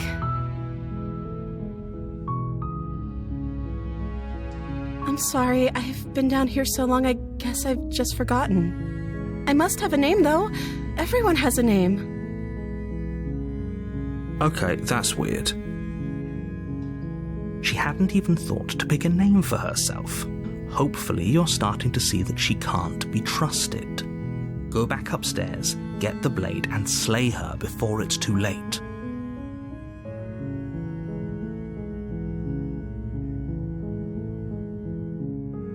Of course I'm locked up down here for a reason. I don't actually know what that reason is, but you don't just stuff a princess in a basement and throw away the key without there being some sort of an explanation, right? You have all the explanation you need, and you should know better than to trust whatever she comes up with.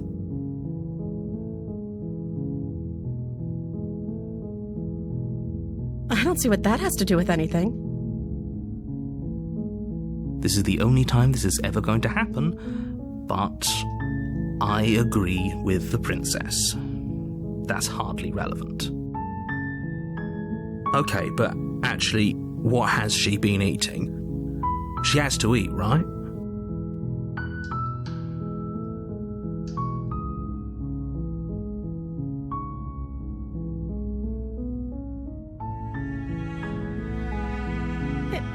Is that why they threw me down here? But I don't want to hurt anyone. I like the world, I think. I don't remember much about it, to be honest. I've been down here for so long. That's... How long has she been locked away? Did they tell you how I'm supposed to end the world?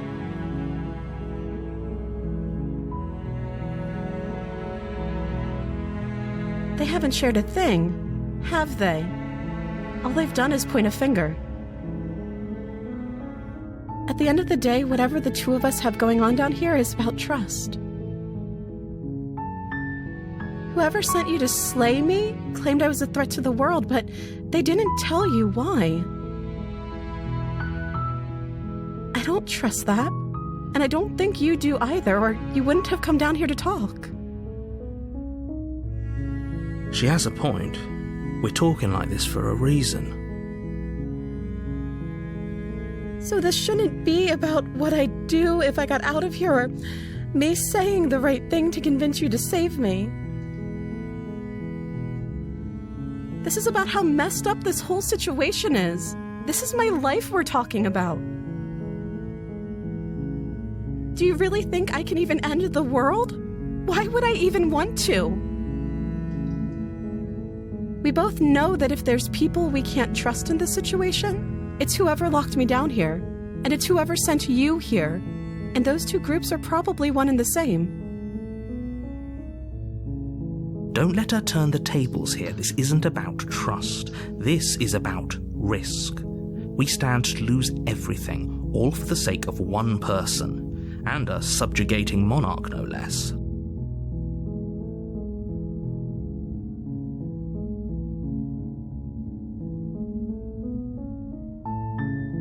That seems like a pretty good compromise.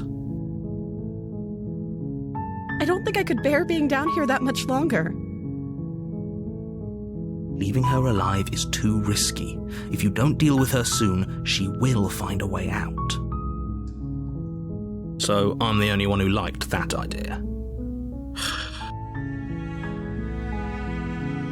One way or another, I'm going to find a way out of here. It would make it easier for both of us if you'd help. But if you don't, I can promise that you'll regret that decision. You have to make a choice. Let's hope for all our sakes it's the right one.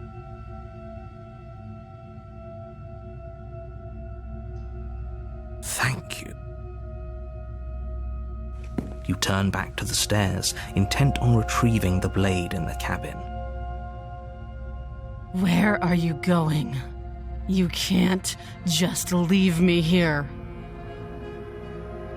Fine, turn your back on me, but it won't be long before I slip these chains. And once I'm out of here, there will be hell to pay for leaving me behind.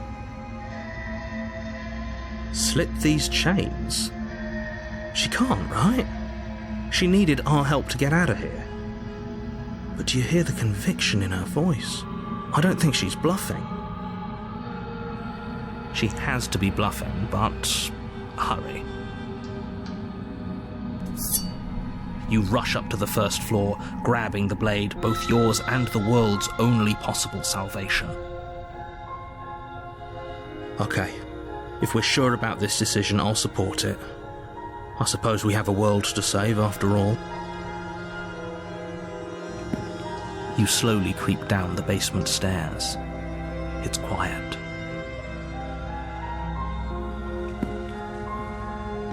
Where the princess sat only a moment ago, there's only a severed arm, its cooling flesh still chained to the wall, and she is nowhere to be seen. Is it just me, or did this room get a lot bigger?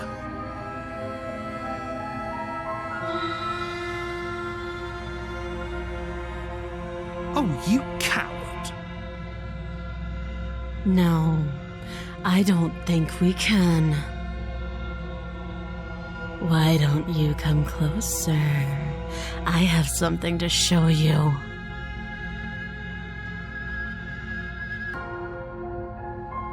This is a dangerous play. Who's to say she'll actually succumb to her wounds? She doesn't have a weapon, and she's missing an arm. You can finish this right here, right now.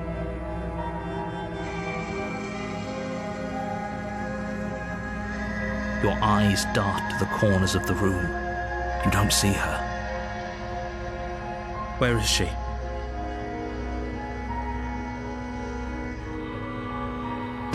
As you step towards the severed limb, you hear the pattering of feet behind you, soft against the basement floor, then loud and desperate against the stairs. You turn to chase after the princess, but she's fast and has too much of a lead. slams the door behind her before you can make it to the top of the stairs. The lock clicks into place.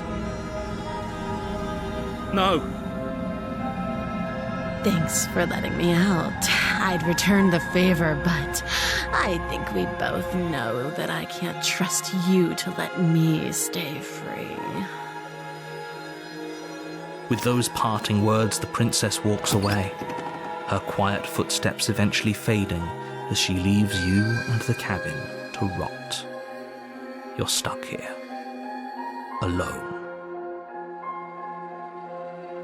It can't just end like this, right? As much as I'd prefer for things to have gone differently, I can't deny the reality of what's happened. I'm sorry, but it's over. You don't know how much time passes before the end, but eventually it comes.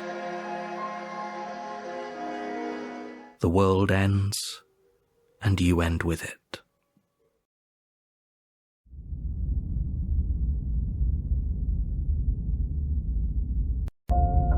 You're on a path in the woods, and at the end of that path is a cabin.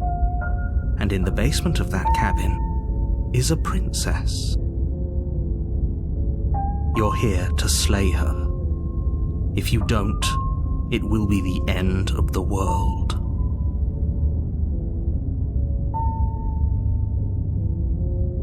I can assure you that you're not dead. And to answer your second question, you're here to slay the princess. I literally told you that a second ago. If he doesn't remember what happened, then maybe it's best to keep it that way. Brilliant. We need to keep our cards close to our chest, and I'm not sure we can trust him. You know I can hear you, right? It's going to be a lot harder than you think to keep secrets from me. Did I say I'm not sure we can trust him? Slip of the tongue, bit of the old brain fog. I meant to say that we should probably head over to the cabin and slay that princess. We already know we can't trust her, so let's get on with the show.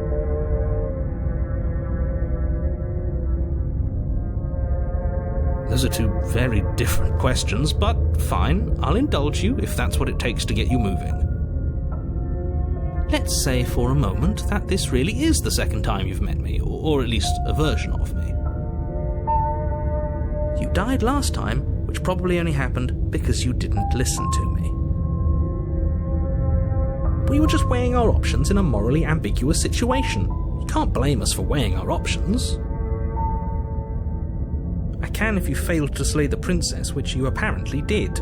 So great, congratulations. You've been given another chance to actually do this right.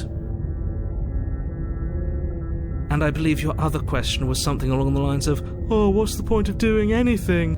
If you're asking that, it sounds to me like you're making the rather dangerous assumption that your actions last time around didn't have any consequences. What do you mean? Of course there weren't any consequences. The princess locked us in a basement, we eventually died, and now everyone's right back where they started. Sounds pretty consequence-free to me. Yes, but in this purely hypothetical scenario, that begs the question of how you got back here. Did time simply rewind itself, or were you instead transported to a different world entirely? If it's the latter, what do you think happened after you died? Do you think the people there lived happily ever after? Or do you think that the princess, left unhindered, brought about the end to everyone and everything, just like I told you she would?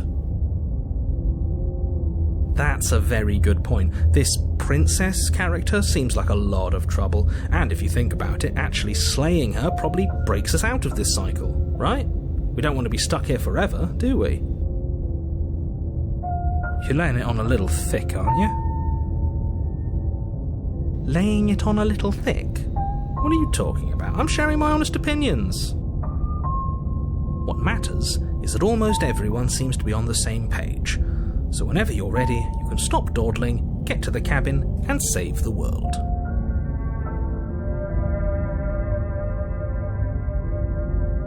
Just be quick about it.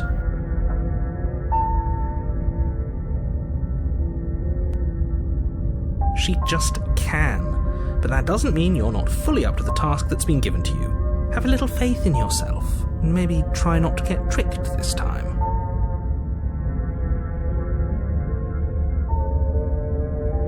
People locked her in that basement, and I told you what this place is. It's a path in the woods. Don't overcomplicate things.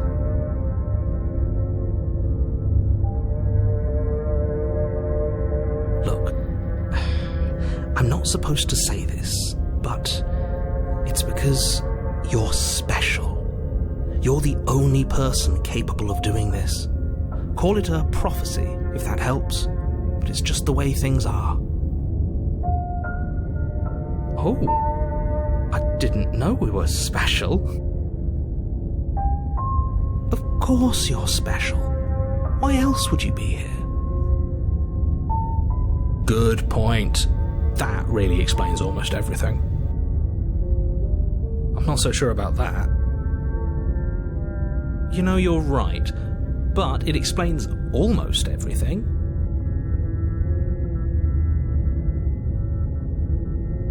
I've told you everything you need to know. Going into more detail would just overcomplicate an otherwise very simple situation and make your job more difficult.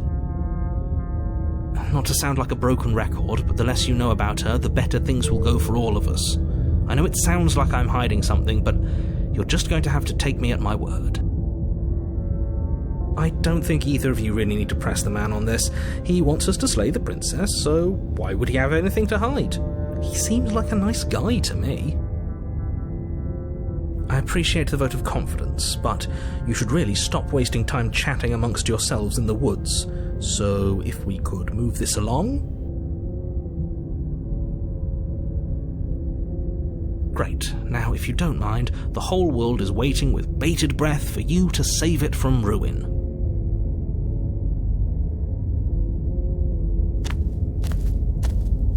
A warning before you go any further. She will lie, she will cheat, and she will do everything in her power to stop you from slaying her. Don't believe a word she says. Don't worry, I think we've taken that lesson to heart at this point. You can trust us to get the job done.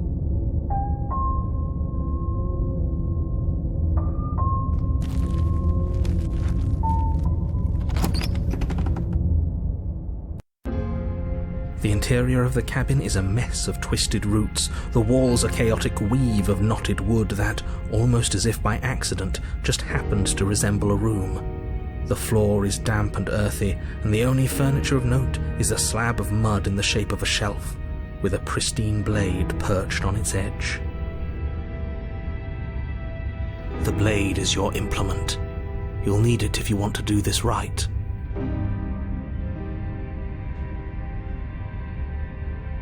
Very different. Maybe that's because you haven't actually been here. I hope this means you'll finally drop that ridiculous past life nonsense. You haven't died, and you certainly haven't been killed by the princess. So focus up. A lot's riding on this.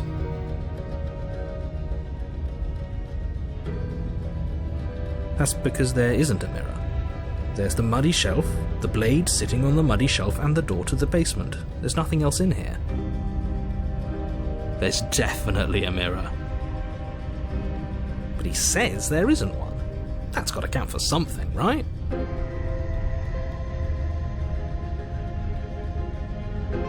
Come on now. He's pretty much in charge here. When have authority figures ever lied about anything?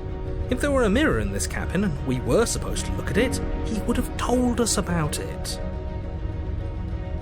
Exactly. Why would I lie about something so meaningless? What good would a mirror even do? That you waste time preening yourself instead of doing what needs to be done.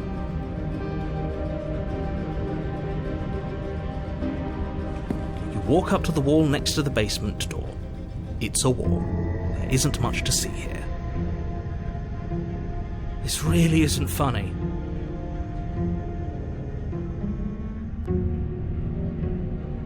You reach forward and rub your hand against the cabin wall. I hope you know how ridiculous you look right now. Well, at least we can all agree now that there's nothing to see here. Case closed, Good work, everyone.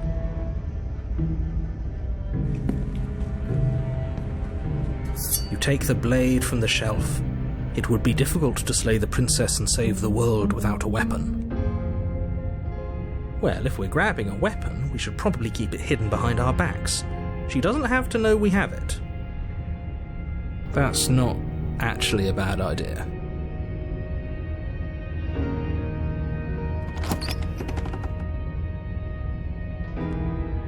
The door to the basement creaks open, revealing a staircase dug into the muddy earth below. The ceiling is thick with roots that hang like locks of tangled hair. The weak starlight from the cabin windows behind you can barely penetrate the gloom here, only illuminating the edges of an opening below. It shines in the darkness like some kind of massive maw, waiting to swallow you up into the earth. The air smells of dirt and copper. It's thick and wet, as if your lungs are being coated in mud with each intake of breath. If the princess lives here, slaying her would probably be doing her a favor. Her voice skitters up from below. Something nasty finds itself on my stairs. Come on down. Don't be scared. I probably won't bite. But you are. You're a wretched little thing. I recognize that voice as easily as I recognized your nervous little footsteps coming up the path. I know who you are, and I remember what you've done. See? She knows us. Is this enough for you to believe what we've been saying? Maybe, but you shouldn't let that cloud your judgment. She's just a princess. As long as you remember that and remain focused, slaying her will be easy. She seems friendly enough. Maybe we can talk our way out of this whole situation. You can't. Unless you slay her right away, she's going to break free and end the world. There's no reasoning with what she is. Look, I'm just throwing ideas out there. I like to think out loud. I'm the kind of guy who likes a discussion. Don't we want to hear what everyone has to say before making any big decisions? Do you want to hear what everyone has to say? Or do you just want to hear yourself talk? You need to stop lingering. Your task is to slay the princess, not endlessly debate about what to do with the princess. Fine. You're the boss. Thank you. You descend the basement steps, entering the dark room below. You can just make out the shape of the princess in the gloom. She's huddled against the far wall, her eyes bright and glaring from amid the thick roots. And there you are, one hand tucked away behind your back, gripping that sharp, sharp blade, no doubt. That's no fair. How would she know that? So, we've dropped the pretenses. Good. She's acting like she already knows you. I guess what you said back in the woods really was true. That's pretty sharp. How'd you figure that one out? Call it deductive reasoning. Well, you seem to be great at it. So, you really don't remember us, do you? No, I don't. But you and the princess clearly have a shared reality, even if I'm not a part of it. I won't waste time fighting you on something that's clearly true. You fought us on it back in the woods. That was when the only perspectives we had were yours and mine. I'm just glad we could put all this behind us. Is it all behind us? Just focus on the task at hand. I don't care if you've been here before, and I don't care if you think you'll go somewhere else after this. My world is on the line right now, so I'd appreciate it if you would take this seriously and slay her. let's chat her up a bit first. Maybe we can find a middle ground where everyone's happy. Don't talk to her. You're just going to make things more difficult than they have to be. Well, I seem to remember you having a tongue.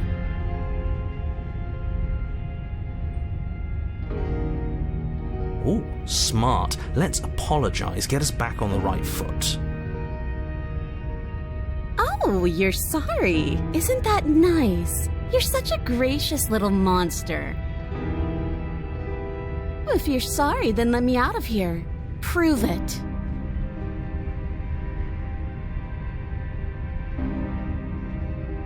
Is that a joke?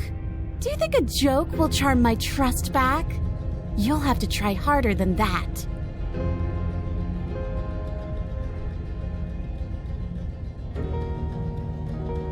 That is an exceptionally good point.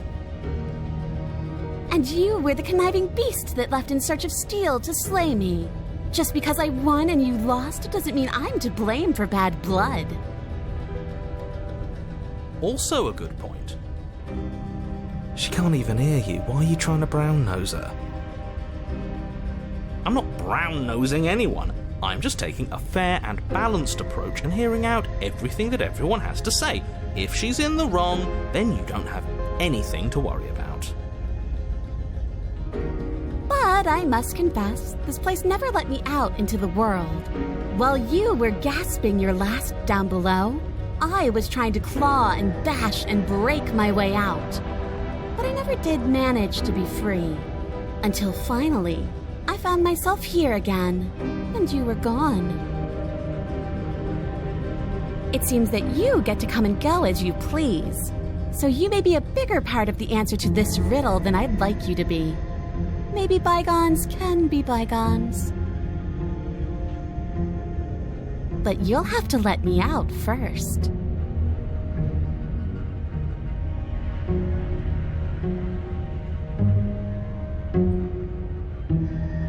And why would I do such a thing? Is someone's guilty conscience getting to them? But I wouldn't worry. As much as I may hate you, letting you live is in my best interests. If you get me out of here, the only thing that will be dead and buried is the bad blood between us. Oh, that nagging feeling you mentioned is me, by the way. I'm actually a little anxious about a potential backstabbing event. She needs us to get out of here. We'll be fine if that's what we decide to do. You won't be fine because destruction is in her nature. If she gets out of here, that's it for the world, remember? Even if that's true, that doesn't automatically mean she's going to stab us in the back. I think that depends on your definition of words like stab and in the back. She might not literally do that, but you could very well symbolically do the same thing. See? He gets it. There's nothing wrong with looking out for number one.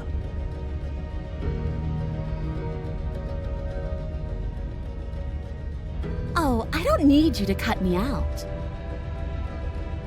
The princess grins as the chains fall from her wrist.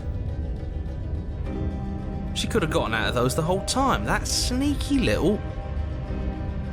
A woman after my own heart, really. She knows how to hold her cards close to her chest. This is why she can't just be abandoned here. If left to her own devices, she'll find a way out. Now stop her.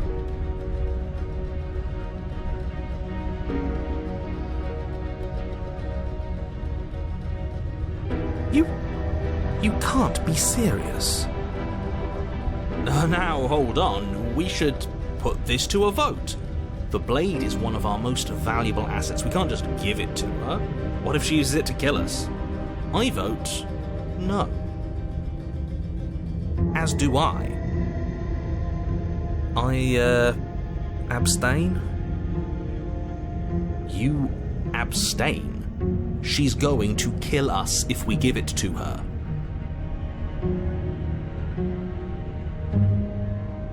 You're going to get everyone killed, you know that, right? But of course you do. You toss the blade at the princess's feet. She eyes it with suspicion before kneeling down to pick it up.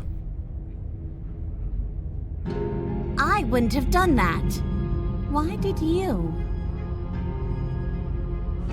She creeps forward, taking one cautious step at a time until you and she are face to face.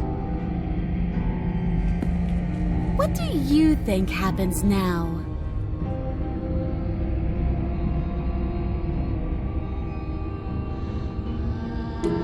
You and the princess share a knowing look. And then she buries the blade in your heart. What? No, come on, that's not right. I told you. I told you this is what she was going to do. Glee dances across her face as you fall to the ground. I did it! I got you! You... The princess seems to tremble, her smile fading quickly, replaced with concern.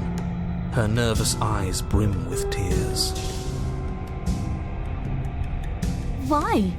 Why did you let me do this? But you don't have the strength to respond, nor do you have the time. Everything goes dark, and you die.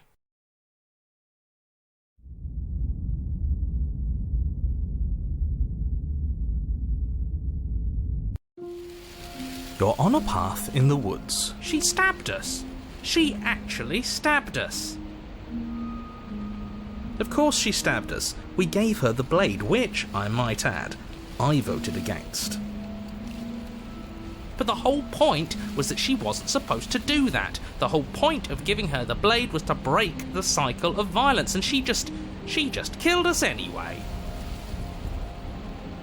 I guess it really doesn't matter if she killed us though, right? We're back here, which means that everything's fine, or fine adjacent.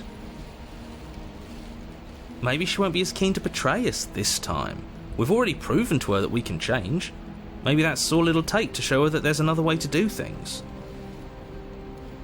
You know, maybe you're right. In which case, I suppose the only thing to do is to get back to the cabin and give it another try. Give what another try exactly? You are aware I've been listening to you, right? Like that changes anything. We all know the game is rigged. It doesn't even matter if she's nice this time. I'm sure he'll find a way to turn us against each other. Great, so you've obviously been here before, since you apparently died at least once. Twice, actually. Sure, twice. Then I'll spare you the little introduction I had planned. You already know about the princess, and clearly you already know that she's dangerous. So don't muck this up. It's bad enough that this isn't your first time through.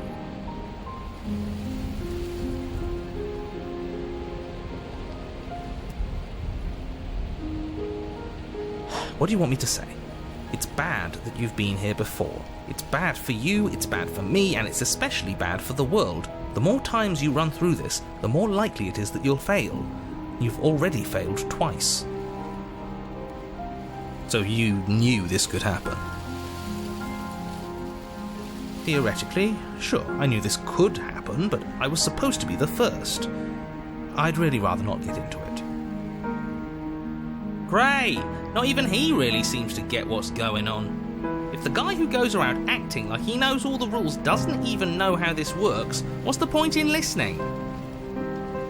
Then we can all move on and forget what I said about failure. It's important that you believe in yourself, and the fact you're here probably means that you still have a chance to pull this off and save the world. My world, at least. It sounds like you've probably doomed a couple of others already.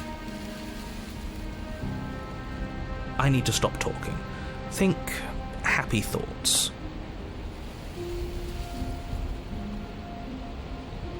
Wonderful. If the woods themselves are changing, then that's all the more reason for you to take this seriously. It would mean your grip on things is slipping, which, in turn, likely means her influence is spreading. Someone's in the know.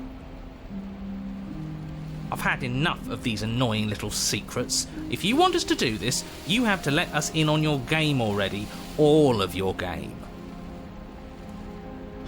I've already said too much. The more information you have, the more difficult your task will be. Don't listen to her, definitely don't free her, and if you can, don't even think about her.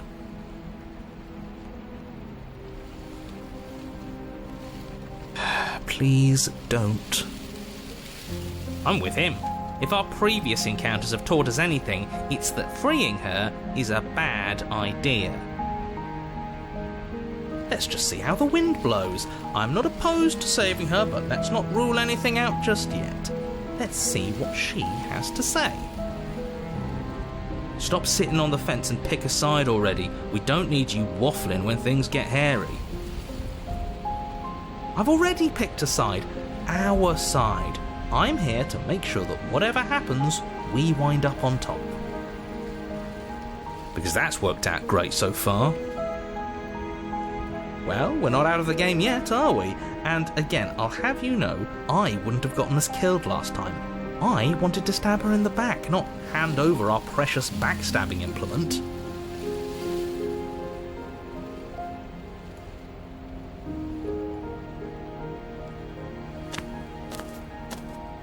It isn't long before you find yourself at the base of the cabin. I think it's clear where everyone stands at this point. I don't know if I'd say everyone. You talking about me? I have a position. It's a good one too.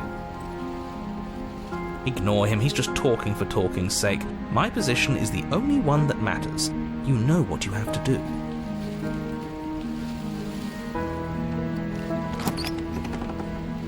The interior of the cabin is hardly an interior at all anymore. The burned-out ruins merely suggest the shape of the structure that once stood here, charred wood still reeking of ash. But beneath it lies the fresh smell of spring growth after rain, the promise of new life in the wreckage of the old. The only furniture of note is the crisp shell of what was once a table, a pristine... Wait, this isn't right. There's supposed to be a pristine blade. Why isn't there a pristine blade? We gave it to her last time. She can't still have it, can she? Well, it's not here. And if she has it... Let me guess. You want to get all chummy with her. Look, as far as I see it, if it's between him and her, I say we side with the one who has the weapon. It's just the smart thing to do. I wouldn't be so hasty. I'm sure the blade will turn up somewhere. She can't have it. That's not how this is supposed to work. Of course we don't get to make a choice about the blade. Every single time we come back here, something has to be different.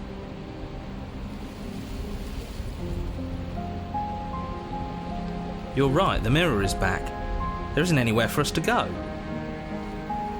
But there isn't a mirror. I still don't get his angle here. Seems like whatever we do, he's always going to say it isn't there. He's either a liar, or he doesn't hold all the cards. But I think we already knew it had to be one of those. So, is the door to the basement behind the mirror? I promise you there isn't a mirror, and there isn't a door to the basement. The entrance is more of a burned-out frame than anything else, and it's right there on the far side of the room. Do you really not see it?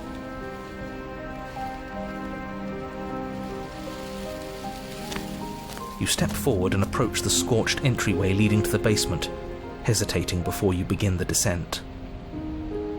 It went away when we touched it last time, not that this place always follows the same rules. You reach forward and wave your hand through the hollow entrance leading to the basement. You really thought there was a mirror there, didn't you? That can't be good. As if things weren't unpredictable enough.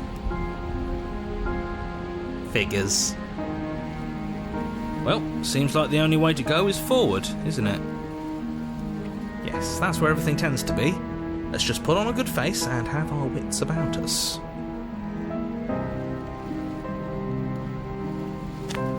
You step through the frame of scorched wood and make your way into the darkness below.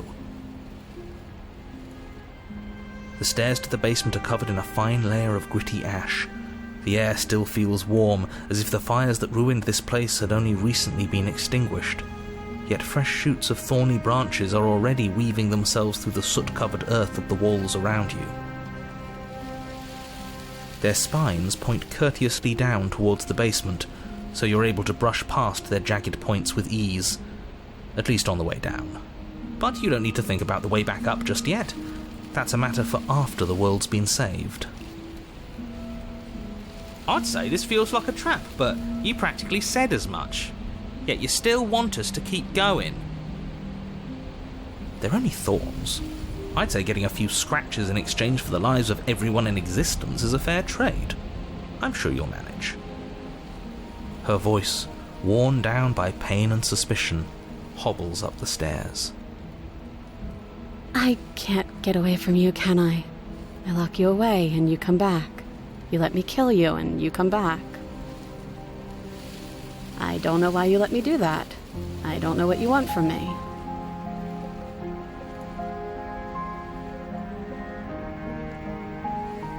I think you know how this goes. I'm down here and I can't leave. So come down and talk.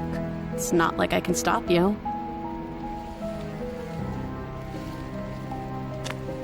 You continue down the basement stairs, brushing past the smooth edges of thorns that grow more and more plentiful as you make your way forward. You step out into what was once a vast open cavern, now overrun by briars and prickles and thistles, the space thick with hostile vegetation. At the heart of it all, encased in a tight weave of vines, is the princess, her bloody, trembling hands clutching a pristine blade. Did you know this was going to happen to me? Are you here to watch me suffer? Are you here to laugh?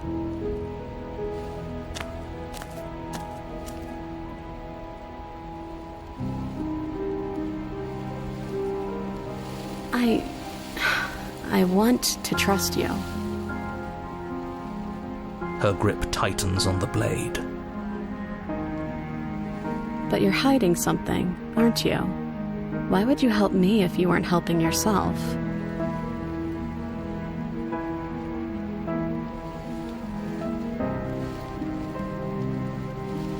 The princess clutches the blade closer to her chest.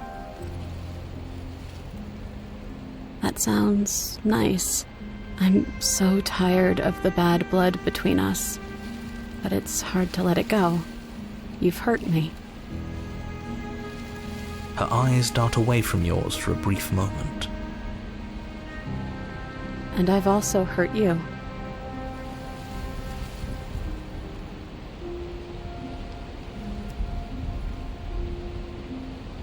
You reach towards her bloodied hands, laying your palm on her trembling fingers. For a moment, she clutches it even tighter, her knuckles going white with the effort. But then the tension fades. Her grip finally loosens and she allows you to take the weapon. You carefully pull it free from the thorns, though they scrape at your skin, leaving red trickles of fresh blood all along your arms. I'll be damned. She really gave it to us. It feels like it's been so long since we've held real power in our hands. I wonder what we should do with it. We free her, obviously. It's the right thing to do. I think you're right. She's as much a victim in all of this as we've been. Besides, it would really stick it to him to free her. Or, hear me out, we slay her. Right here, right now. She's never been so helpless, and if we don't take advantage of that, We may never get another chance. That sounds like a splendid idea. You should listen to him. we've all said our piece. Now it's time to make our move. It's 2 against 1. It's 2 against 2. You don't count. And why shouldn't he count? Because he's clearly not one of us.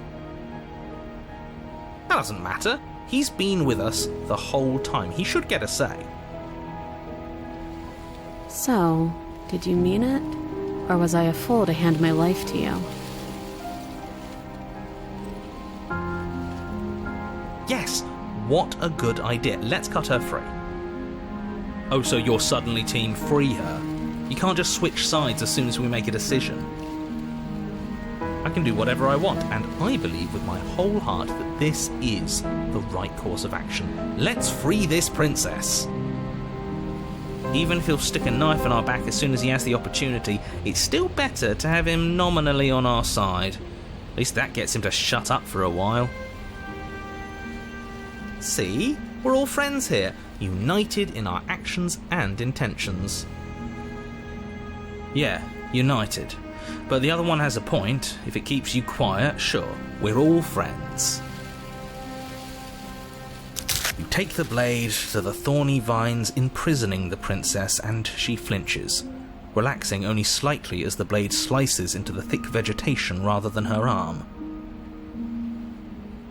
And she flinches again as the last of the vines is cut away, as if, after all of that, she's still expecting you to turn on her and stab her in the heart.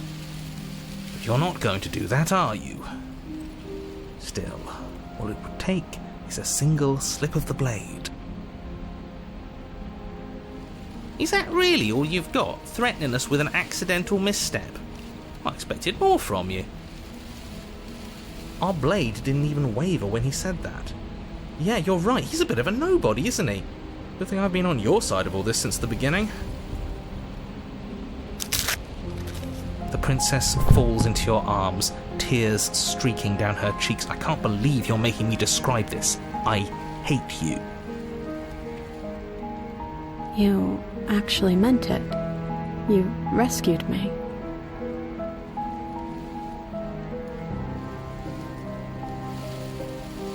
Her hand slips into yours, and the two of you rush to the basement stairs. Shameful, really, that the same thorns that so graciously allowed you downstairs are now blocking your only way out. You're getting desperate, aren't you? Even more proof that you can't actually do anything to stop us. We cut through those other vines just fine. They're only thorns. I'm not afraid of getting a few scrapes. I'm not even sure we need to do any cutting. We can just move them out of the way. What a pathetic showing, really. A few pointy sticks can't keep us down here. We're both meant for so much more than this.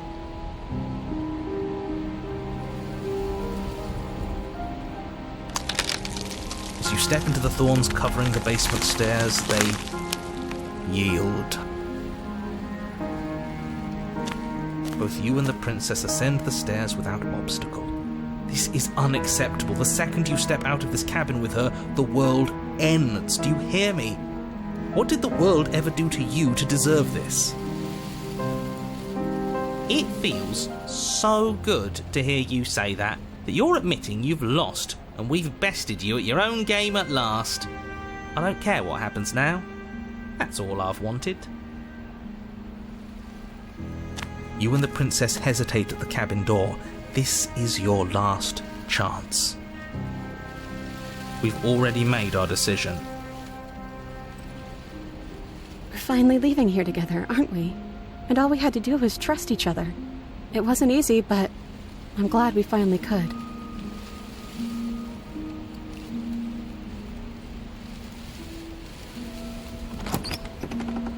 Hands clasped, the two of you open the door and step out into a new day, you irredeemable murderers. What do we do now? Where's everything going? Why is it so cold?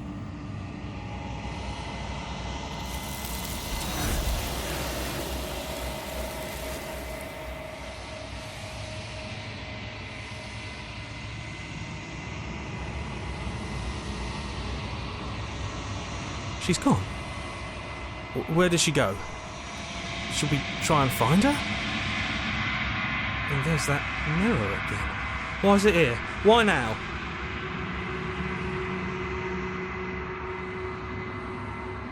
But it feels so bad. Like looking into it right now is going to be the end of everything. It's going to do something to us. I can feel it. If they think it's bad, I'm with them.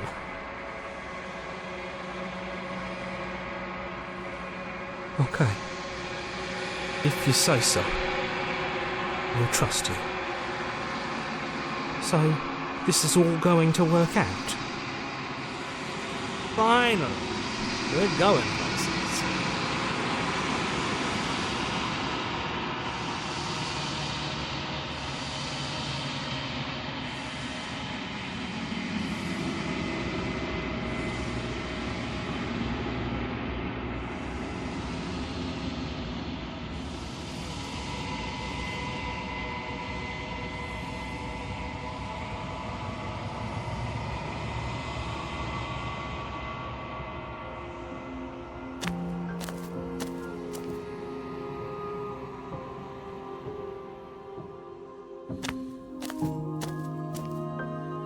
I am a growing chorus of contradiction, a mass of tides ebbing and flowing all at once in more directions than my attention can bear to hold. To look at any one is to shift them all into something new, and to look away is to reshape them yet again.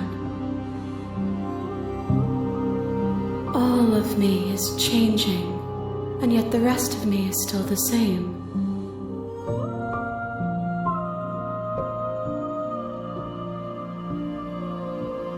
As easily as you can stand to be you, you are like me, even if you have chosen not to look at the corners of you that do not fit, even if you have chosen to ignore the brilliant contours of your soul.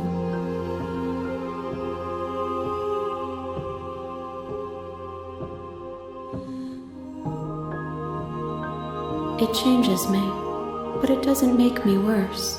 Nor does it make me care for you any less. Does it make you worse? Do you resent me?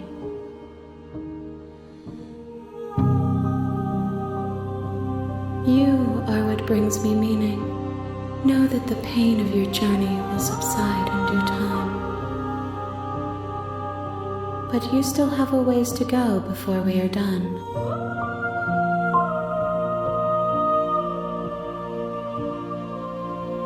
This one yearns for connection she feels she doesn't deserve. Even when shown compassion, she hid herself away. She will make for a cautious heart.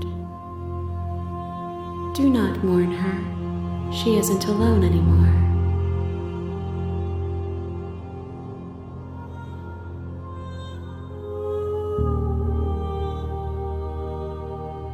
My perspectives are shadowed. You have seen what I have seen, just as I have seen what you have seen. The angles of my vantage do not offer me hidden truths, and my attention is turned inward, except when you are here with me. Perhaps this will change when our work is done.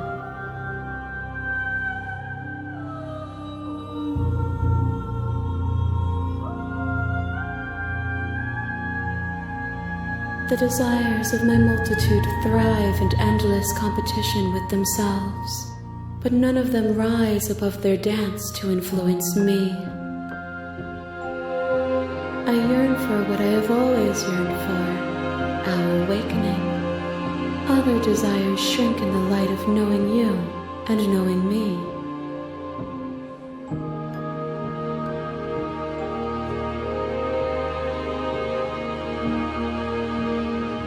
We will know when we near our destination.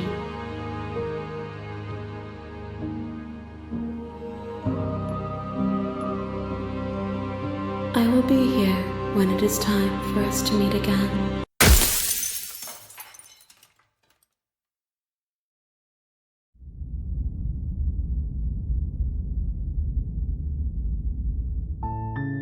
You're on a path in the woods, and at the end of that path is a cabin. And in the basement of that cabin is a princess. You're here to slay her. If you don't, it will be the end of the world. I'm talking about the end of everything as we know it. No more birds, no more trees, and perhaps most problematically of all, no more people. You have to put an end to her.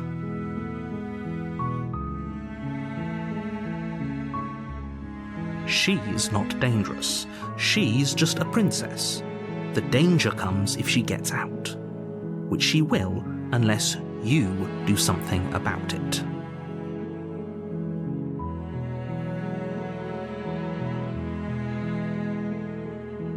The more specifics you have, the harder it will be for you to do this very important job.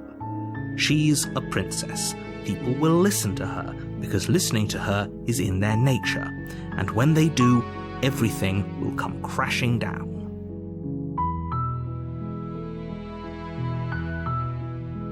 Look, you're already on the path that leads to the cabin. Why would you be here if it weren't to complete a very important task? You've made it this far, you might as well reach the end of your journey.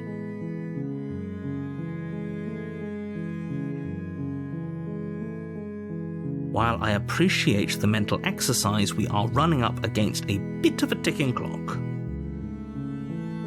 Nevertheless, let me assure you, the princess is locked up because she's dangerous. She is not dangerous because she's locked up.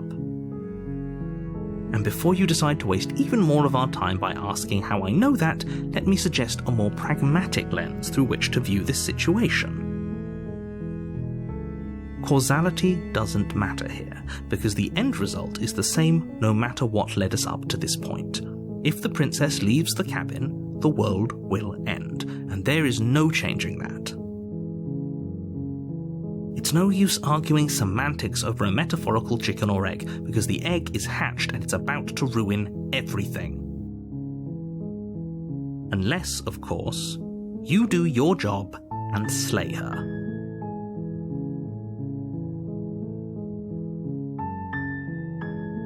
Oh, if only that were the case, but I don't make the rules. I have to say, I'm surprised at your reluctance thus far, but unfortunately for the both of us, you're the only one who can pull this off. Like I said, I don't make the rules, no matter how much I wish I did.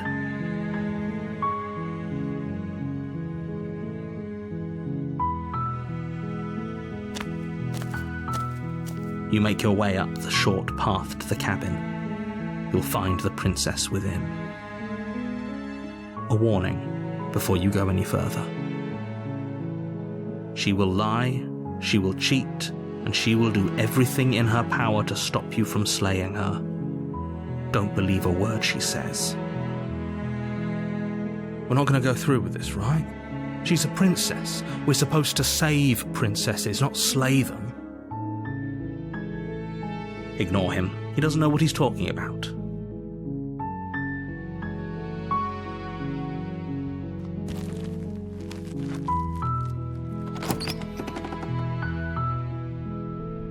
The interior of the cabin is almost entirely bare. The air is stale and musty, and the floor and walls are painted in a fine layer of dust. The only furniture of note is a plain wooden table. Perched on that table is a pristine blade. The blade is your implement. You'll need it if you want to do this right.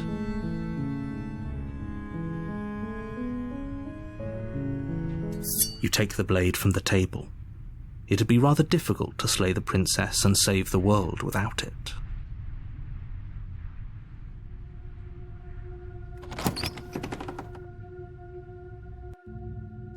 The door to the basement creaks open, revealing a staircase faintly illuminated by an unseen light in the room below. This is an oppressive place. The air feels heavy and damp, a hint of rot filtering from the ancient wood. If the princess really lives here, slaying her is probably doing her a favor. Her voice carries up the stairs. Who's there? She sounds dangerous. It's almost as if she's the one in charge down here. Don't let it fool you. It's all part of the manipulation.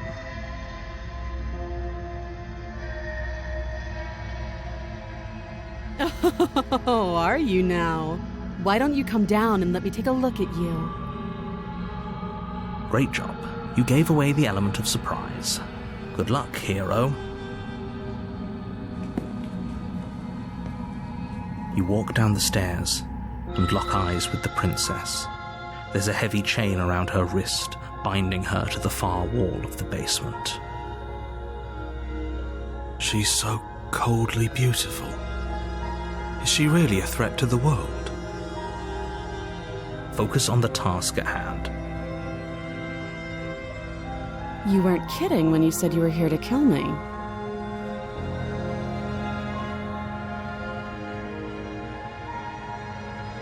How about you drop the knife and the two of us just talk? Look how reasonable she's being. We should just drop the blade and talk things out. Don't you dare. It's fine. We can decide what we want to do after we talk to her. Maybe she really is a monster, but killing someone in cold blood isn't very becoming of us.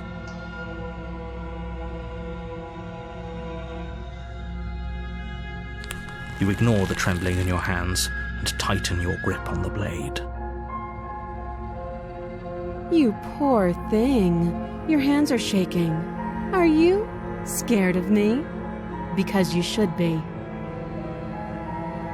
You step forward, your grip on the blade tightening as you steel your resolve. I'm probably chained up in this basement for a reason, right? And if that knife is the only weapon you have, you'll have to get close enough to use it. So, you should just drop it. Best not to risk finding out what I can do. She's unarmed. If you hesitate now, it'll be too late. End this.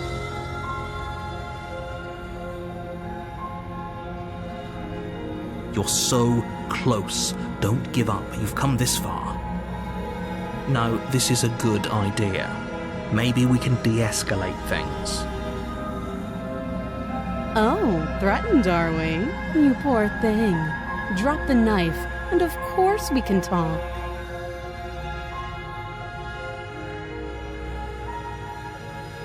Then I'm not talking to you.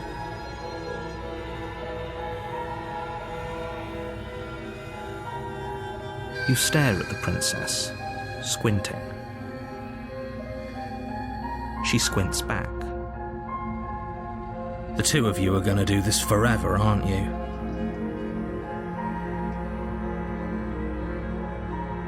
You squint even harder. So does she. At least nobody's dying right now. You're going to have to make a choice. You can't keep squinting forever. Eventually, someone is going to have to blink.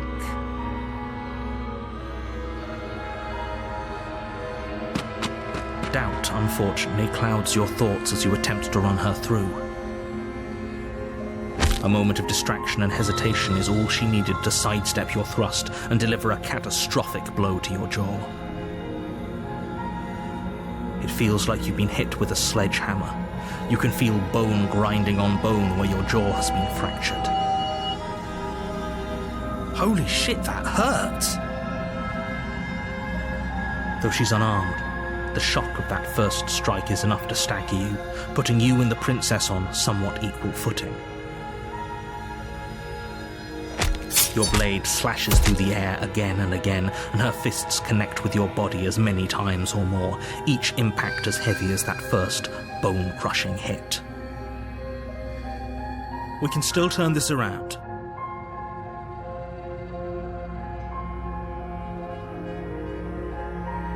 You and the princess stare at each other, both gasping for breath, equally exhausted. You probably won't make it out of here alive, but you can at least make sure that she won't make it out of here either.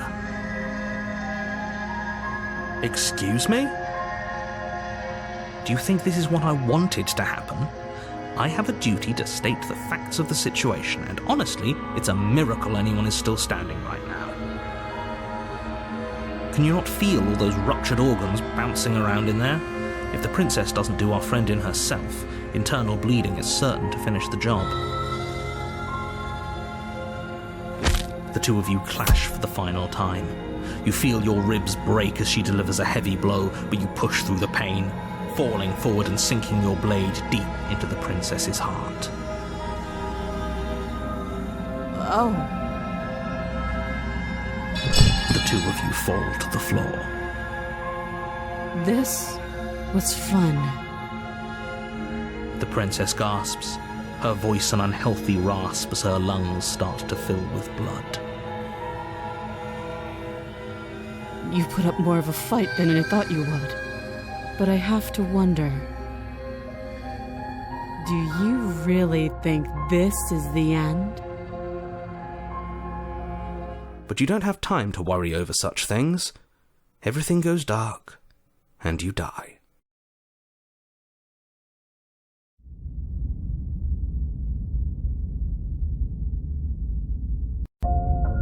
You're on a path in the woods, and at the end of that path is a cabin.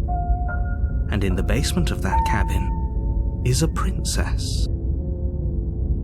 You're here to slay her. If you don't, it will be the end of the world.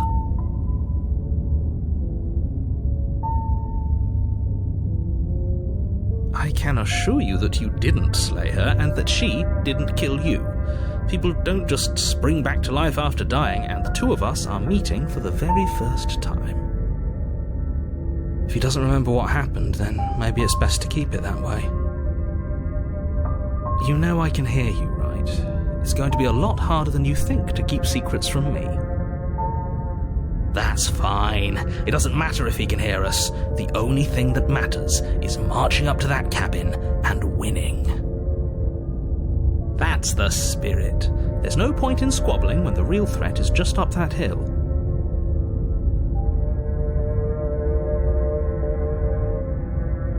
Those are two very different questions, but fine, I'll indulge you if that's what it takes to get you moving.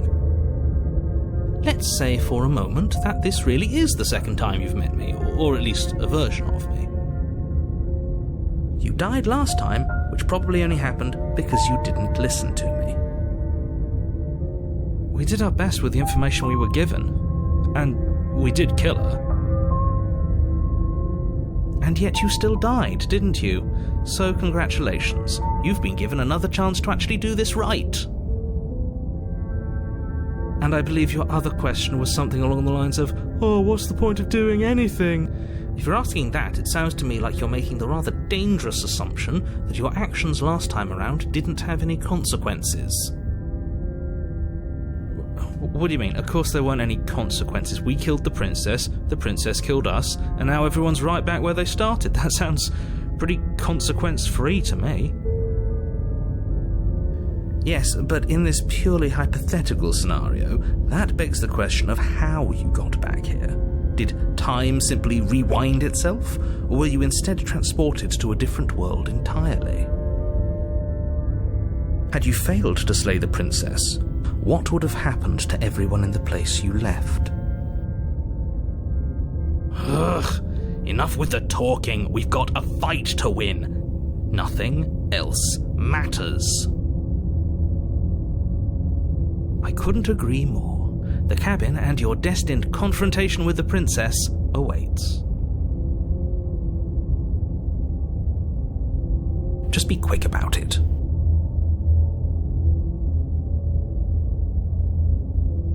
Like I said, if she killed you, it was probably because you didn't listen to me. Don't talk to her, don't trust her, just go in, do your job, and save the world.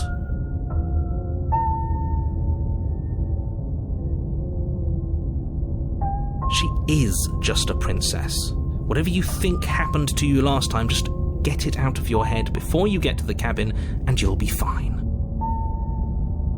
Oh, this is maddening. Why do you keep asking questions? There's nothing wrong with getting the full picture of what's going on here. Sure there is. It's wasting time and energy that would be better spent fighting.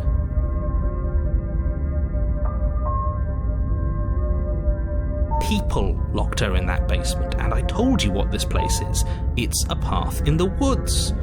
Don't overcomplicate things.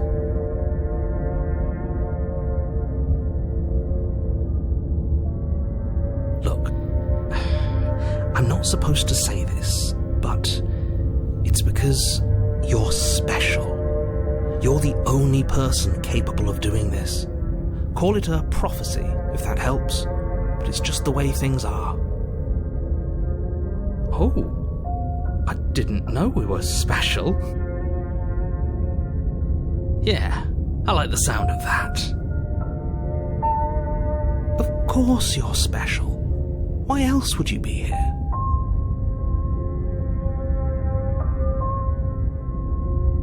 I've told you everything you need to know. Going into more detail would just overcomplicate an otherwise very simple situation and make your job more difficult. What else would we even need to know? We've got all the reason we need for a rematch. Exactly. The less you know about her, the better. Great. Now, if you don't mind, the whole world is waiting with bated breath for you to save it from ruin.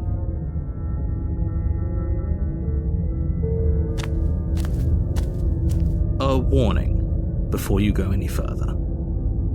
She will lie, she will cheat, and she will do everything in her power to stop you from slaying her. Don't believe a word she says. Lying and cheating doesn't sound like her at all. Not that it matters. It's not like she can lie or cheat in the middle of a fight. Are you sure about that? The point of my warning wasn't to start an argument over what circumstances the princess is capable of lying in. It was to give you some broadly applicable advice. The princess will do and say whatever she thinks it will take to get her out of there.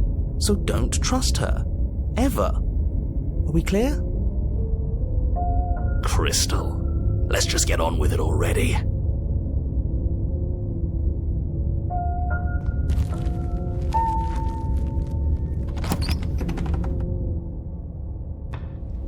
The cabin is tighter than its exterior would suggest. Its cold stone walls press in on you, as if trying to forcefully direct you towards your destination. The only furniture of note is a black iron altar with a pristine blade perched on its edge. See? Even the cabin has the right idea. Let's get moving. The blade is your implement. You'll need it if you want to do this right.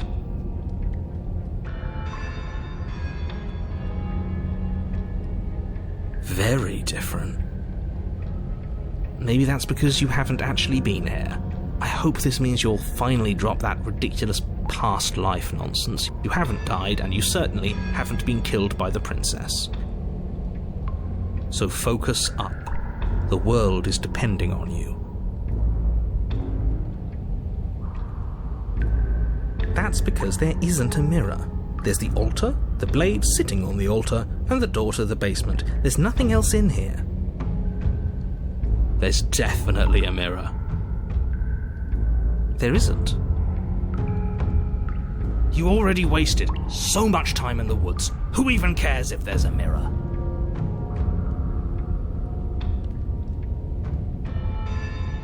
I care less about that and more about whether we're being lied to. If he's willing to lie about something as innocuous as a mirror, what else is he hiding from us? I'm not lying to you. Use your eyes. There is no mirror. Why would I lie about something so meaningless? What good would it even do?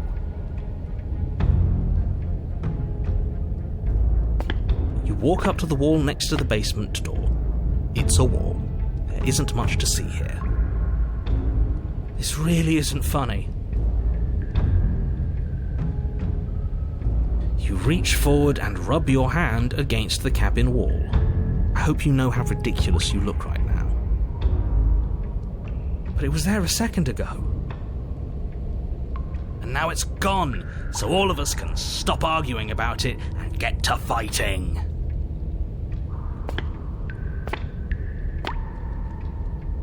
No blade this time. Right then, fisticuffs it is.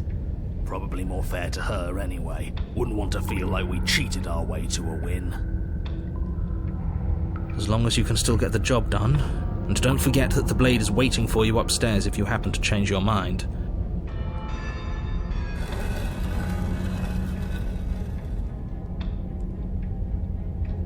The door to the basement creaks open, revealing a rough stone staircase, its walls pressing at your sides and tightening as you descend. The air seeping from below is heavy and oppressive, with an almost sulphuric odour to it. If the princess lives here, slaying her would probably be doing her a favour. Her fierce voice carries up the stairs. Is that another challenger? Finally! It's been ages since I've had a good fight. This isn't what she sounded like last time. Her voice is a little deeper, almost threatening. Good. Sounds like my kind of princess. As much as I appreciate the enthusiasm, just make sure you don't let your bloodlust get to your head. You need to stay focused and keep your wits about you. Remember, you're here to slay the princess, not to have a good fight.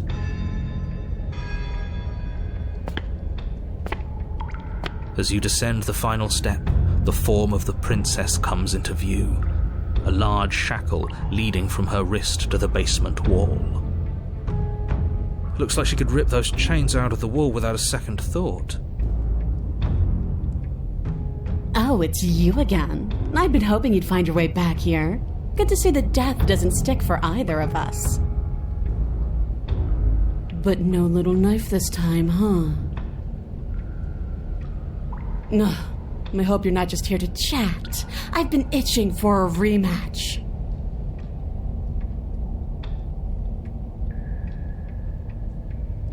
Okay, fine. Let's say for a moment I believe you. For all we know, whatever happened to you last time was just a fluke, and beyond that, do you know who doesn't remember anything that happened last time? Me. I don't remember what happened last time. Are you okay? Of course I'm not okay. As far as we're all concerned, the fate of my world is still very much on the line. Not all of us have the luxury of jumping over to a parallel universe the second we die.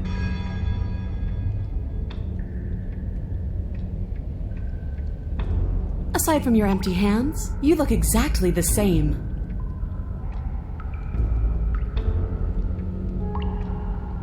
No, I remember you all right. Best 3 minutes of my life. So, why don't we do it again? Or are you scared I'm going to put you down for good this time? Are you just going to let her talk to us like that? We're not scared. I think my position on violence in this situation is already more than clear, but you really shouldn't let yourself be goaded so easily. There's more at risk in this encounter than your fragile ego. I agree. If we're going to fight her, we need a weapon.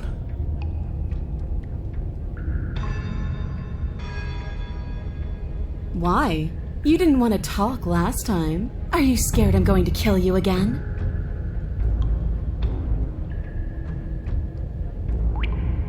Then prove it. Come a little closer.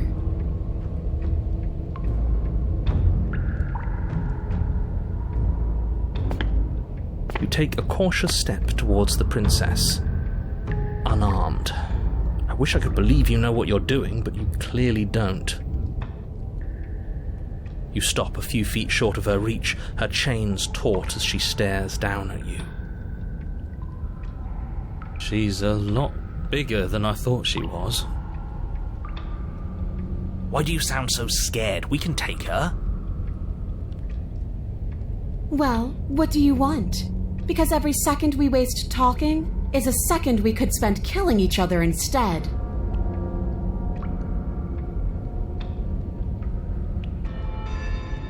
Why wouldn't I want that? Why don't you want that? It felt good last time. It felt right. and it makes sense.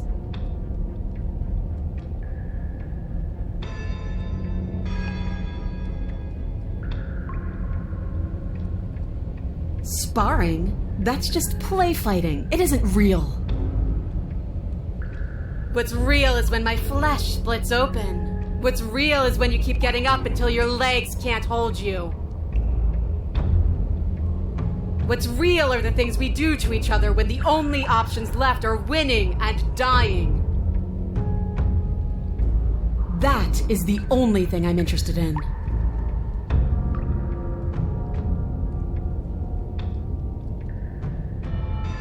Free? The princess glances down at her chains. Oh, you mean these? They're just metal. They're nothing. She steps forward, her bindings creaking under the pressure of her strength. And then they snap. It was only a matter of time, but she's loose. Dear Lord. What do we do? Oh, if only there was some sort of weapon you could use to fight a world-ending monstrosity. I wonder where you might find one of those. Just do exactly what I've been telling you to do since the second we got here. Take the blade, fight her, kill her, and win. What? Did you think you were safe standing right outside my grasp? The only reason I haven't drawn blood is because I want to make sure that your heart is in it. I don't like fighting someone with a weak spirit. But go ahead. Keep trying my patience.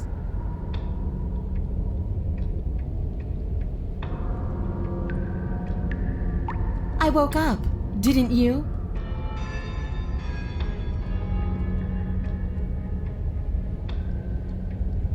You don't either.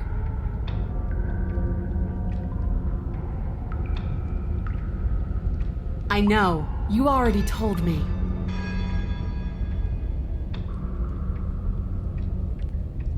I like it. It's so cramped.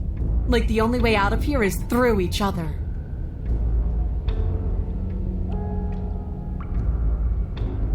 That's right. Not everything has to be so violent. That's pathetic. I would never do that, and I hate that you even suggested it.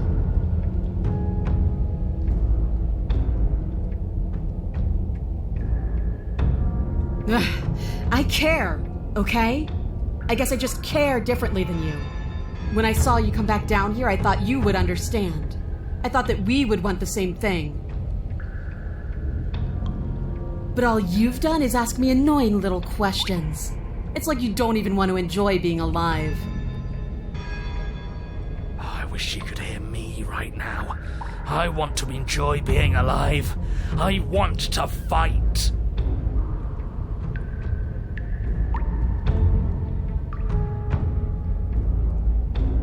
We don't, because I know why we're here. We're here to kill each other. We're here to kill each other? It sounds like she doesn't care if she dies here. Maybe we can use that to our advantage. How boring. I'm not interested in watching you try and outwit her. I'm interested in overpowering her. We shouldn't need to use any dirty little tricks to win.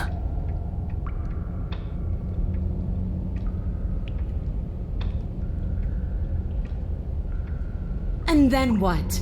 I'm still going to want to coat these walls in our blood. I know what I am. I don't need answers.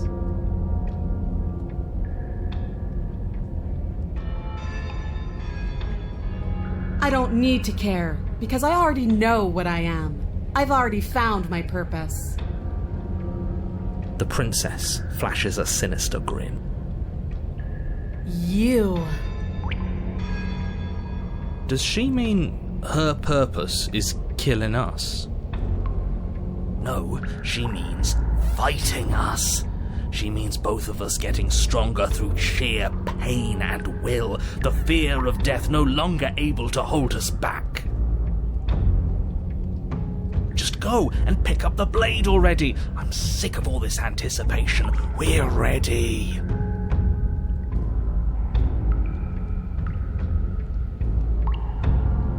What are you trying to do? Do you think pacifism is going to win her over? Because it won't. Right? This isn't fun, this isn't interesting, it's pathetic and cowardly and boring. Is that so? Let's see if you still feel that way once I start beating you. You don't see the impact, and you can't say for sure if you even feel it, but you hear your bones splinter, and you can feel your feet leave the floor as you're hurled bodily into the unflinching stone wall. We're fine. Are we fine? Are we really? No, you're obviously not fine. Your body is broken. Enough games. Go upstairs, pick up that knife, and fight me.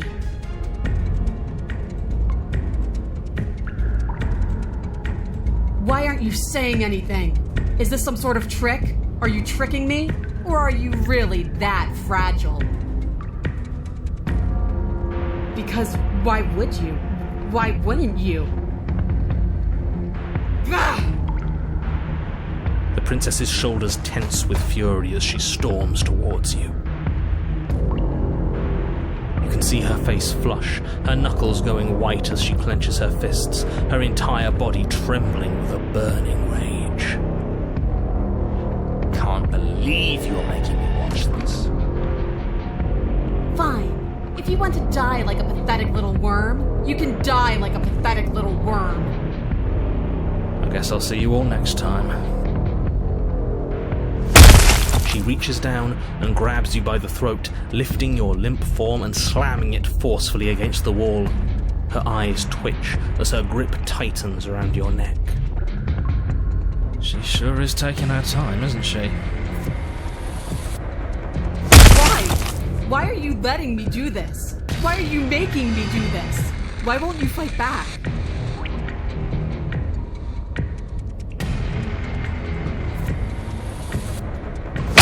It matters. I like fighting you. Her grip hardens. You feel a horrific pop in your neck. She releases you, your numb body crumpling to the stone floor as your vision starts to fade. What am I supposed to do without you? I guess I'll see you all next time. I can say that now, right? We're dead? Great. I can't wait to be stuck in this useless body all over again.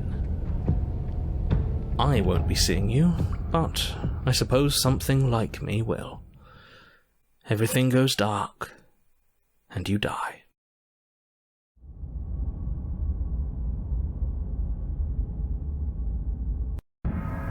You're on a path in the woods, and at the end of that path, I think I've heard this one before. Does it involve a princess? Are you trying to get us to do your dirty work? yes, so you've been here before, and died here before.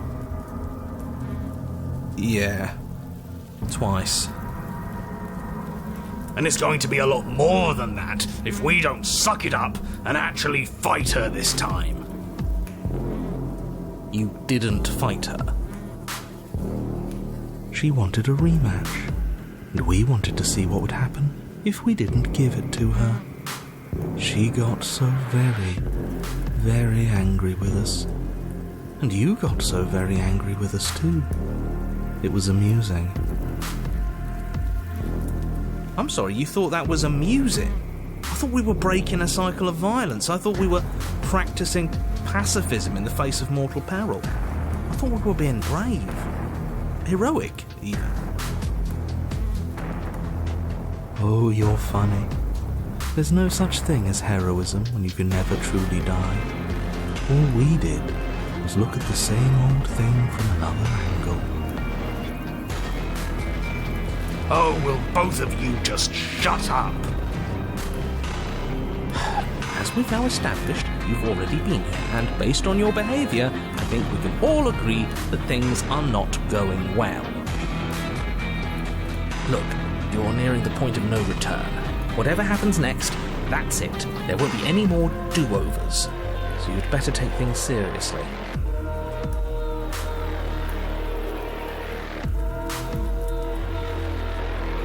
I've never made you do anything you didn't want to do yourself. It'll be interesting to see what happened to her. She was so fiery last time. I wonder if we've managed to douse that flame. You'd better hope not. I liked her spark. Hope not. Is that some kind of threat? What could you possibly do to me? Wouldn't you like to find out, you chilly little freak? Come on, let's not fight. We've done enough of that already.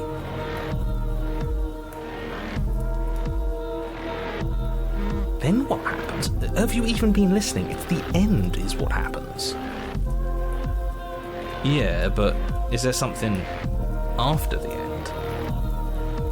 How am I supposed to know? The end means finality. It's not like I could just peek on over to the other side and tell you what it's like there, if there even is a there. We've seen the other side, and if you'd really like to know, there's nothing there. A pause, a breath, and then we're back in the woods again. Good for you, but your opinion on the matter doesn't count. How convenient. As soon as you get an answer to life's great mysteries, it doesn't count. Moving on.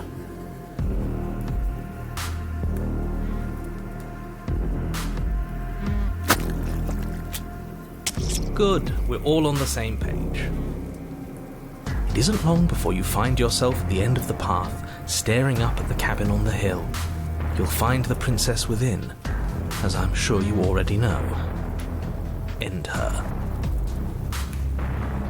That's it? No final words of advice? I'd rather not waste any more time. I'm sure that any advice I'd give at this point is something you've already heard. That's fine by me. Let's get moving. I'm itching for a rematch.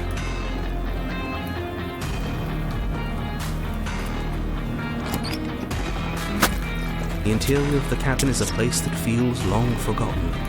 There was once an elegance to its construction, carved marble columns holding a high arched roof, vaulted windows letting in the weak starlight. But that is how it was. Now there is a growth that has overtaken it.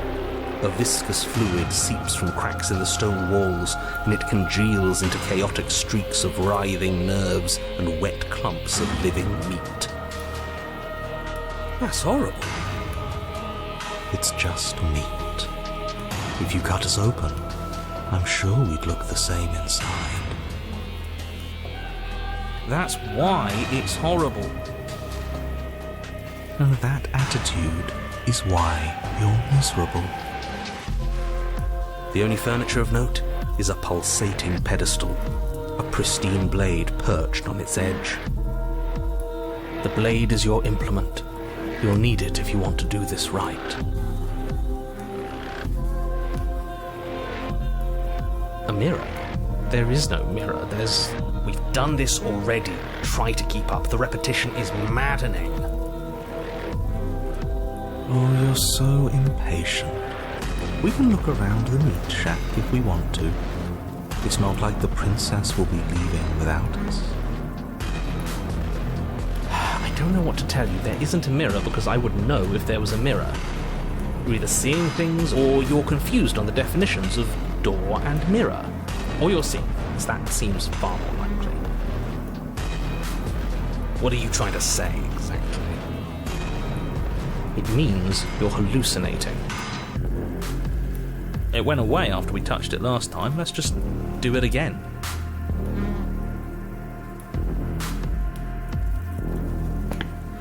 You step forward and approach the door to the basement, hesitating before you open it. As if you don't see it. You really don't, do you? How strange. It really is just like last time. Are we really hallucinating? Why here? Why now? Let's just smash it and get it over with. I'm ready to get violent. We won't be able to see what's in there if we smash it.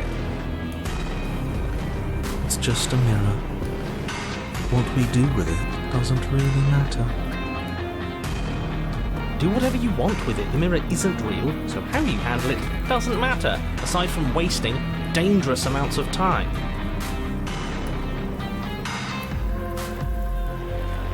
You reach forward and drag your hand across the door leading to the basement.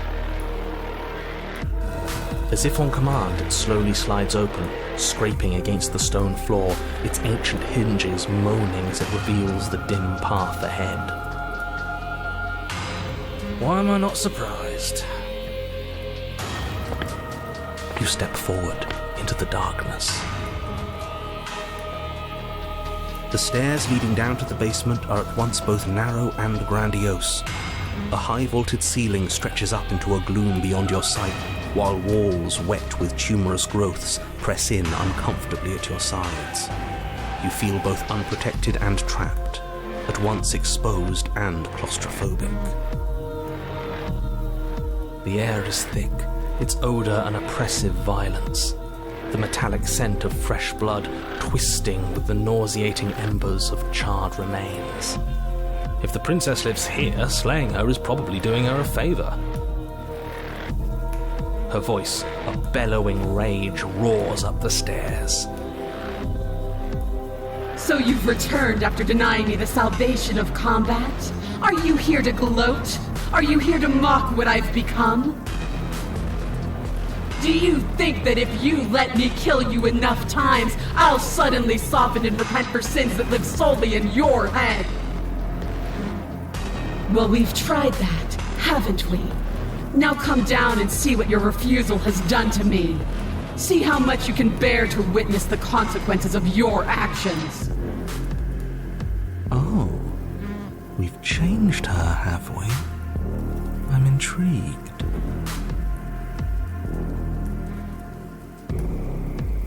You make your way to the bottom of the stairs. The chamber's walls are painted in blood, a deep, sickening red that drips down in clotted streams onto the charred corpses that make up its floor. This place reeks of torment, of ripped skin and burning bone. The princess stands in its centre, muscles flayed and bare and weeping, draped in a tattered dress of her own skin. Her heart beats from its place in her open chest. Do you know what I'm going to do to you? There's not so much a moment of hesitation before she steps forward. Her chains pull taut, holding fast as she strains against them. The cuff around her wrist digs deeper into her skin. Blood drips from the place where metal meets flesh. And then, with a nauseating sound, the skin tears. It plops to the ground, and she pulls her red, glistening arm free from her bindings. She is loose, and she is coming for you. I like this one. Let's see her do her worst. Let's see if she can make us actually feel something. Whatever she wants to make us feel, I think it's gonna be bad. But bad is so much more interesting than numb. Gah! Stop it with all this talk about feelings. The only feeling that matters is the rush of victory. We don't even have a weapon.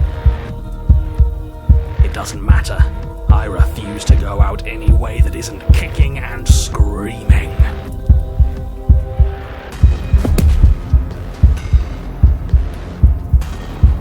Time happened. You happened. But none of that matters. We're together again, and I'll have the resolution you denied me. She bounds across the room, her fists ready, her heart set upon your destruction. With a horrifying squelch, you are unwound. No, that's our stuff. She can't just do that. She just did. Unfortunate, I know, but reality is reality. It's like I said. Our insides do look like the cabin. In the end, we're all just meat. In the end? Just because she's ripped us open doesn't mean this is over. How is it not over? Don't think that I'll allow you death here. I've made that mistake before. No, you will suffer until you see in me what I have seen in you. That's how. It would seem, somehow, that she is keeping you alive. A challenge, then. Sure.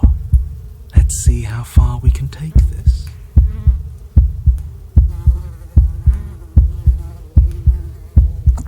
But the words don't leave your metaphorical mouth. Instead, all that leaves you is a wet and horrible gurgling as tissue vibrates out of place.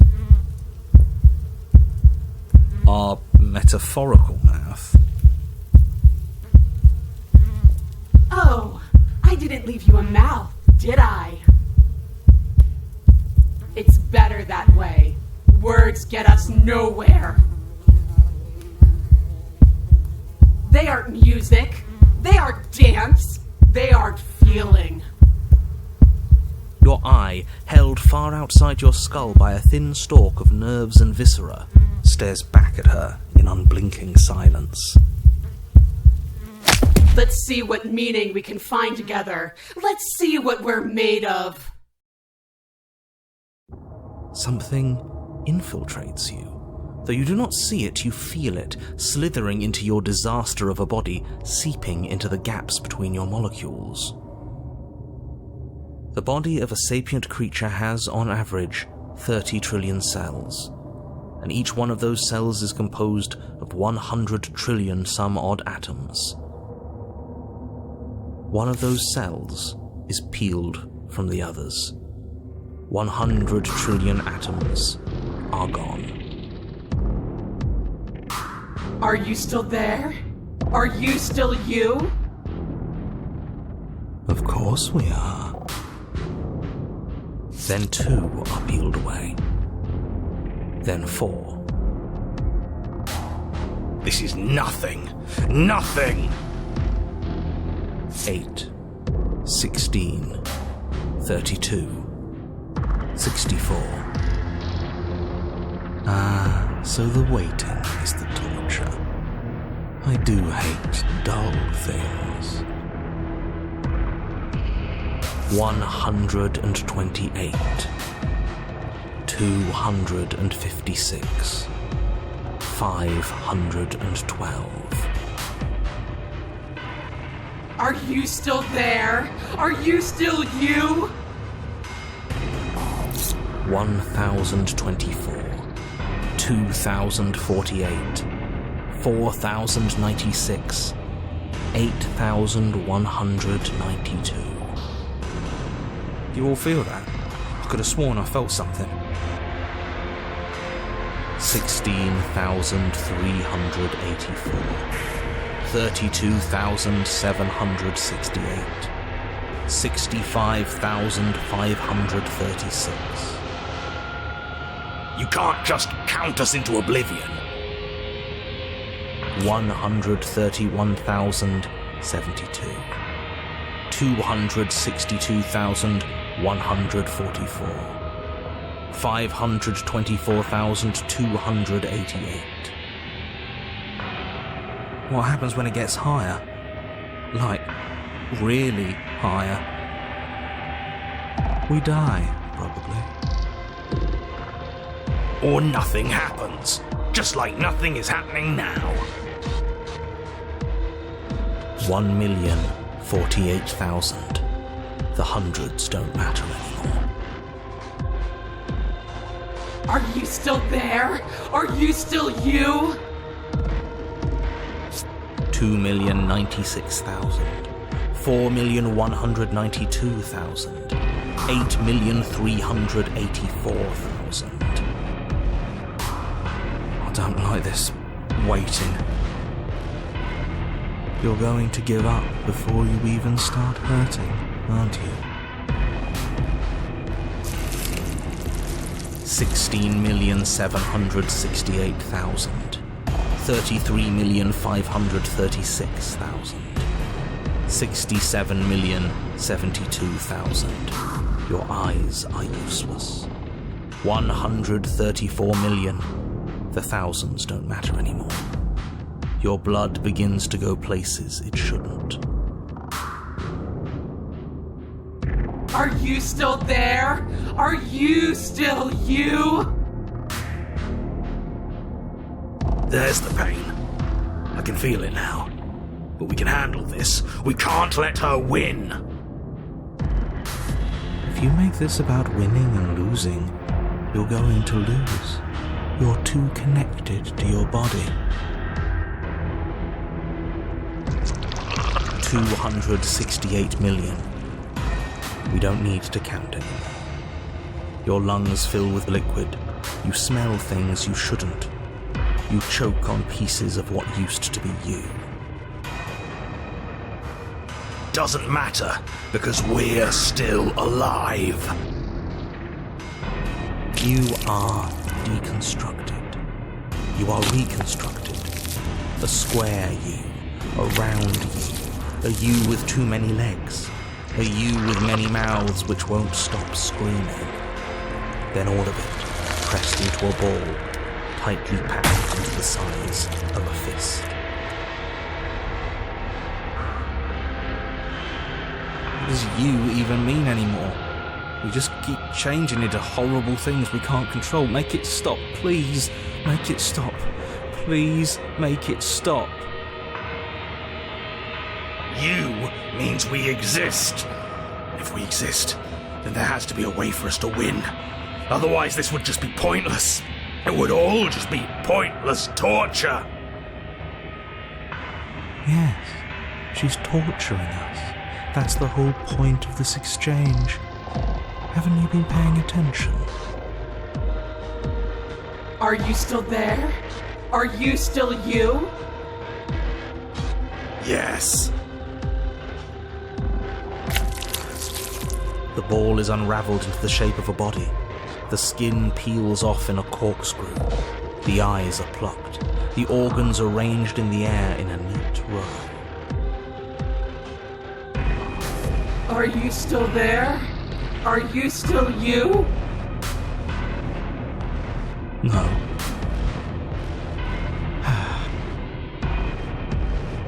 Yes.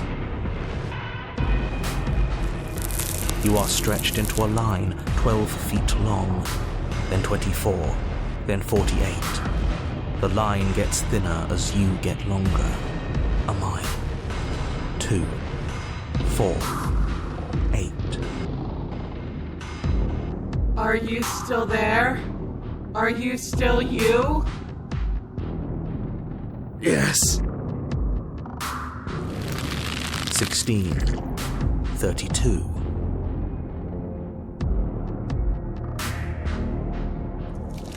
64. No. 128. I'm still here. I'm still me. You are stretched and stretched and stretched until you are longer than the world itself. You wrap around it again and again and again. A tense line of microcosmic tissue held together by forces that are far too weak for the task they've been given. Are you still there? Are you still you? Do I have to keep answering? And then the forces disappear. The bonds holding your cells together break. You are 30 trillion little pieces, all of them separate, and all of them falling. Are you still there? Are you still you? You sit in these 30 trillion places, each second passing in each of them before you arrive at the next. Each second passing as 1 million years. And so, you wait. That's all I have.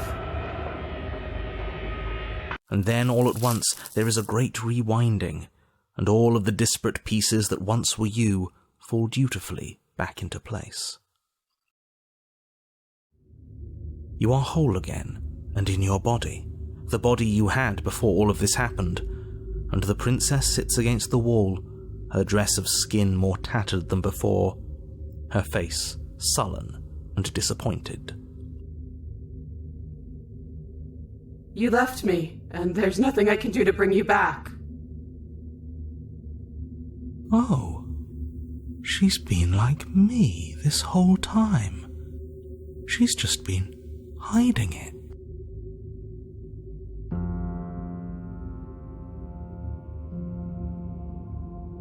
How? It's all I've known.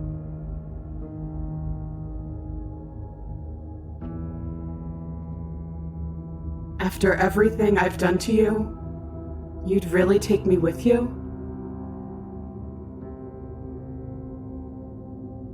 Are you serious? You're just offering her your hand. You cross the room towards the princess, extending your hand to her. Her eyes, deep wells of buried sorrow, meet yours for a moment. You despicable fiend. And then she takes your hand in hers. You're going to end the world, don't you get it? I can't let that happen. I can't let you leave. I have to... You have to what?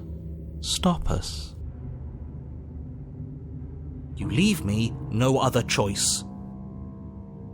You are nothing but a witness.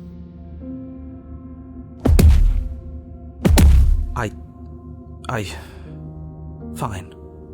You and the princess climbed the stairs out of the basement together, in silence. No embellishments, no flowery text describing what kind of silence we share. You've really given up, haven't you? I'm tired. What a shame. But you should really keep going. You have a job to do, don't you? And then you cross the upstairs of the cabin to the door, which you open. And then you step outside and into the ruins of the world you left. Behind? So he's gone too. It's just you and me now. Is this the world? It's so cold.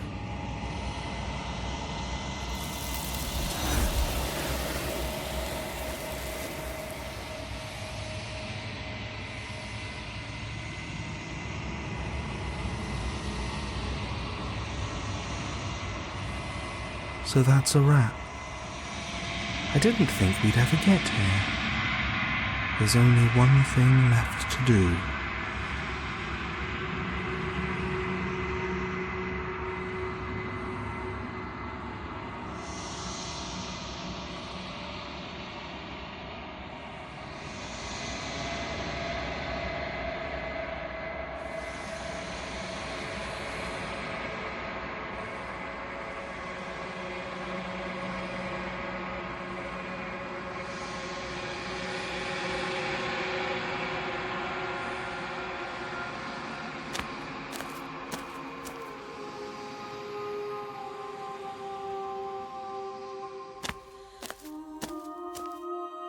There's a world beyond the endless walls of the long quiet.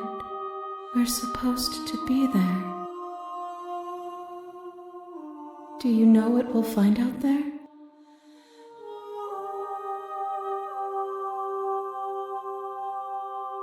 There is a warmth and sadness in me at the thought of people. Fresh tears on a winter's day. They are not like us. They do not last.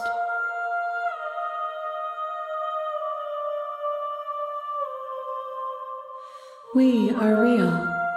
Nothing is an idea that dwells in the absence of something, but nothing cannot exist on its own, and because of that, nothing can't exist.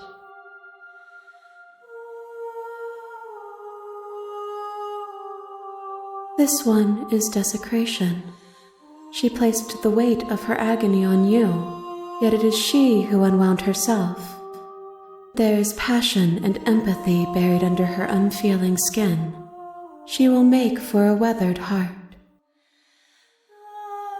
Do not mourn her. She has finally found peace.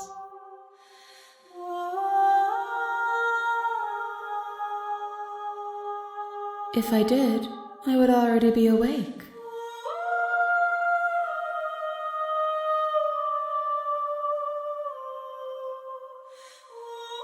No, their thoughts are quiet. Do you think your narrator lives in the spaces beyond?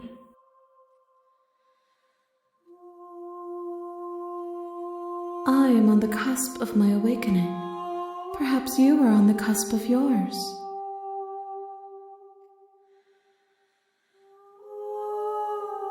One, whatever you bring me next will be enough, and then gravity will pull the others back to me. I will be singular, a final multitude.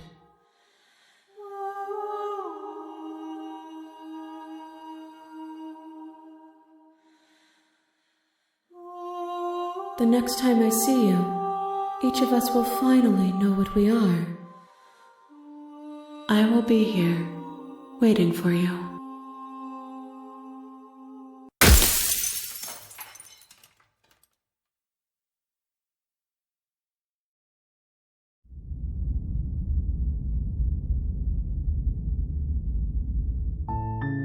You're on a path in the woods, and at the end of that path is a cabin.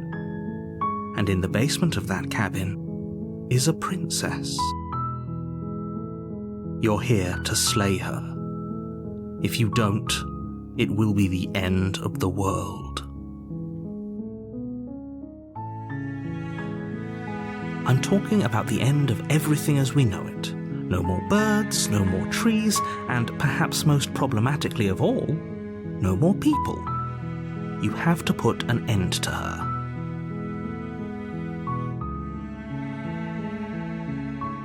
Don't linger on the specifics. You have a job to do here. Just get in there and do what needs to be done. We're all counting on you.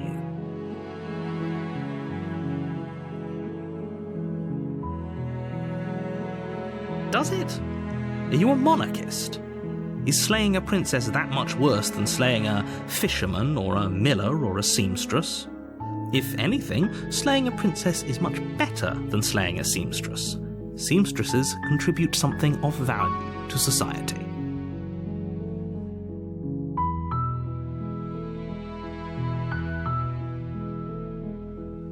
Of course I haven't. Why would I even consider that? Nobody wants the world to end. I mean, maybe some people do, like nihilists, or very, very evil people, but surely you're not one of those, right?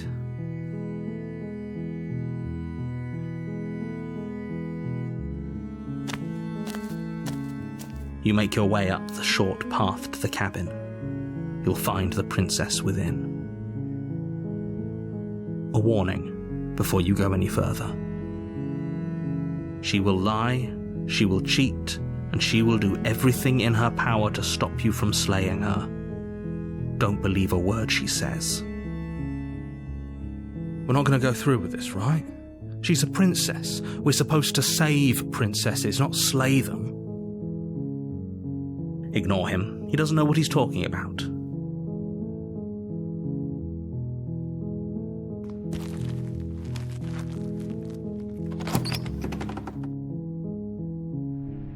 The interior of the cabin is almost entirely bare. The air is stale and musty, and the floor and walls are painted in a fine layer of dust. The only furniture of note is a plain wooden table. Perched on that table is a pristine blade. The blade is your implement. You'll need it if you want to do this right. You take the blade from the table. It'd be rather difficult to slay the princess and save the world without it.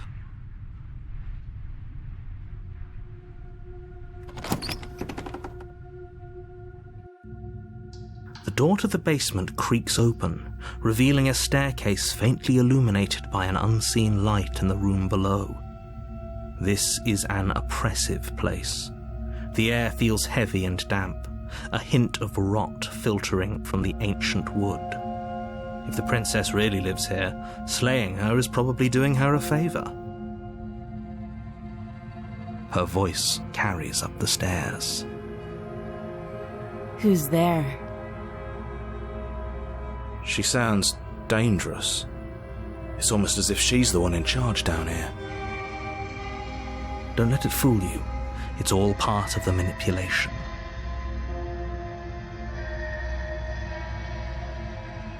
Oh, it's been so long since anyone's come down here. I was starting to think they'd forgotten about me.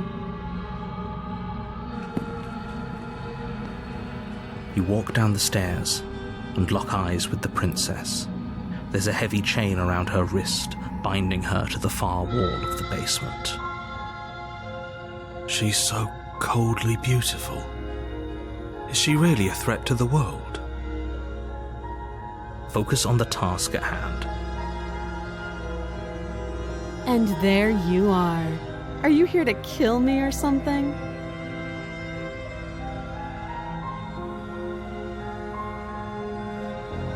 That giant knife you're holding kind of gives it away, doesn't it? The blade. Of course she doesn't want to talk. Who'd want to have a conversation at knife point? We should drop it. Don't you dare. It's fine. We can decide what we want to do after we talk to her. Maybe she really is a monster, but killing someone in cold blood isn't very becoming of us.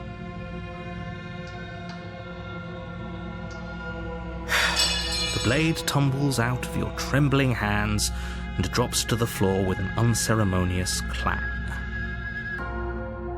Thank you. Maybe now we can just talk. Against your better judgment, you step forward to speak with the princess face to face, unarmed. We'll be fine. I don't know what you're hoping to accomplish here, but I can assure you there's no reasoning with her. Just make sure you don't forget about the blade on the floor. You're going to need it. So here we are. What an awkward start to a relationship.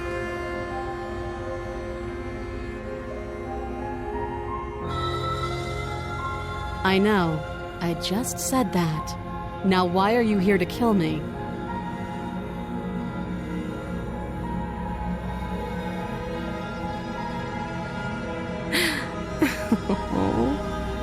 That laugh. I think I'm in love. Stop it. I have no idea. To be honest, I don't even know why I'm down here, or how I got here. I was kind of hoping you might be able to shed some light on the whole situation.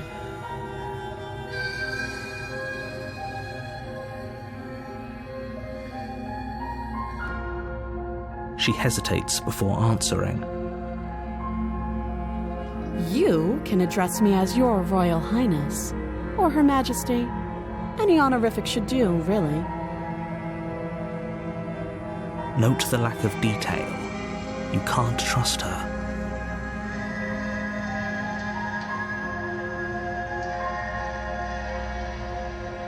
Too long. Again, she offers no specifics. No matter how hard you try, you'll never get a straight answer out of her.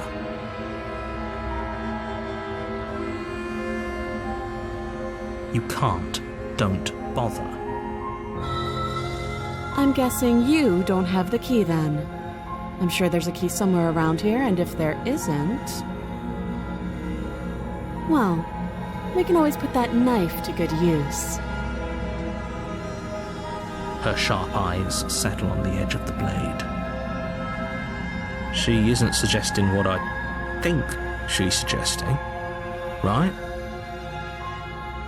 She is. I'm sure of it.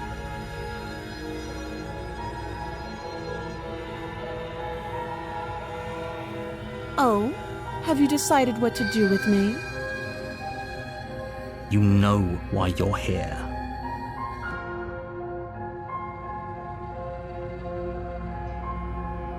Oh, you have to be kidding me. You walk up to the chains binding the princess to the wall and give them a tug. They're large and heavy, far too solid for you to even imagine trying to break them apart. If you don't have the key, maybe you should go looking for it. I'm sure it's somewhere upstairs. Doubtful. Whoever locked the princess away down here intended for her to never see the light of day. They wouldn't have just left the key to her chains somewhere in the cabin.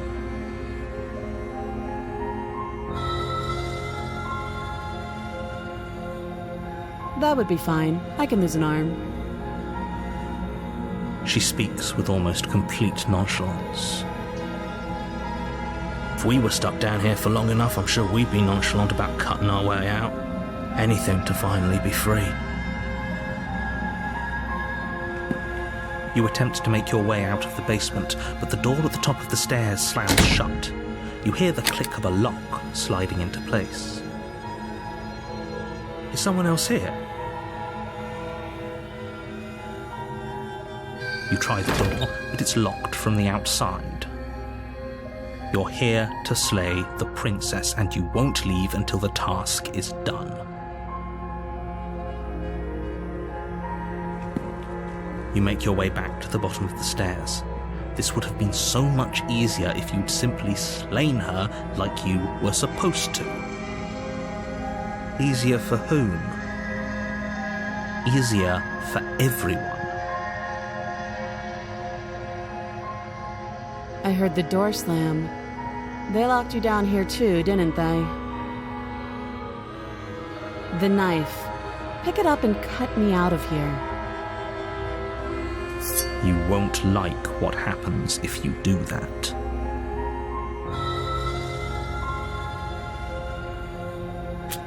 Against your better judgment, you place the blade against the princess's arm, just above the massive, unyielding chain. You cut into her flesh. The blade is sharp and you make quick work of it. Before long you're able to crack through bone, and she pulls the bleeding stub of her arm through the iron gauntlet. She didn't so much as utter a sound. Free from her bindings, the princess turns to face you, her fierce gaze meeting your eye. How is she so composed after losing an arm? It's like she isn't even bothered by it. Thank you. Now let's get out of here.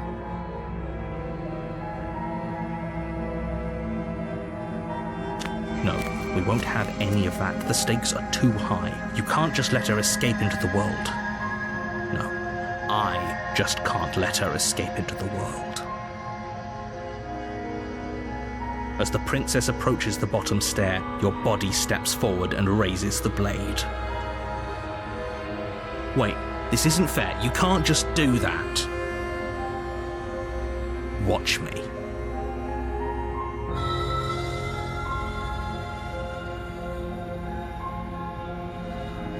Stop that.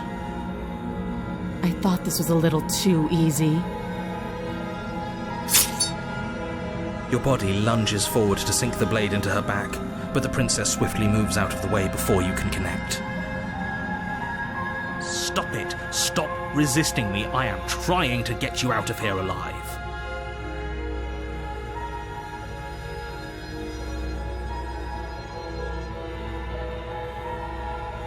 The blade! Move the blade! You're doing your best to help me, aren't you? I can see the conflict in your eyes. I'll make this quick. She steps forward and pries the blade from your rigid hands. Maybe I'll see you in another life.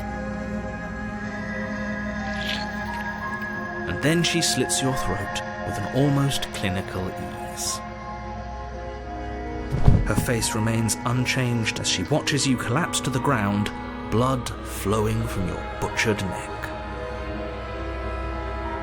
This is the end, isn't it? I'm afraid it is. Everything goes dark, and you die. I hope it was worth it.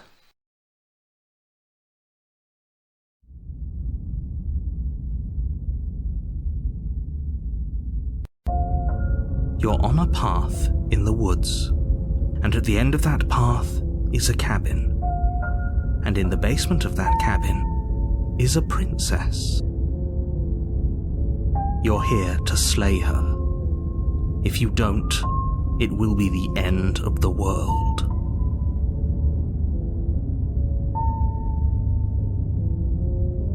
I can assure you that you're not dead. And to answer your second question, you're here to slay the princess. I literally told you that a second ago. Don't forget what he did to us the last time around. I wouldn't trust a word out of his mouth. There's got to be a way out of here, for us and for the princess. We just have to keep trying. I'm inclined to agree. If he doesn't remember what happened last time, maybe it's best to keep it that way. You know I can hear you two, right? It's going to be a lot harder than you think to keep secrets from me.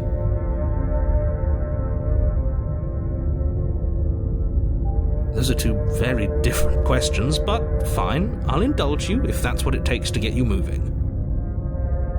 Let's say for a moment that this really is the second time you've met me, or at least a version of me.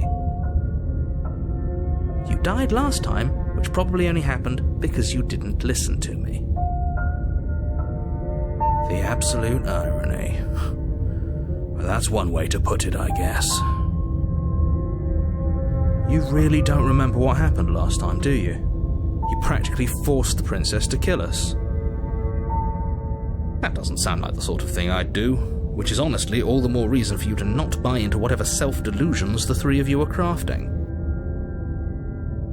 But this is a thought experiment, so I suppose I'll continue to give you the benefit of the doubt.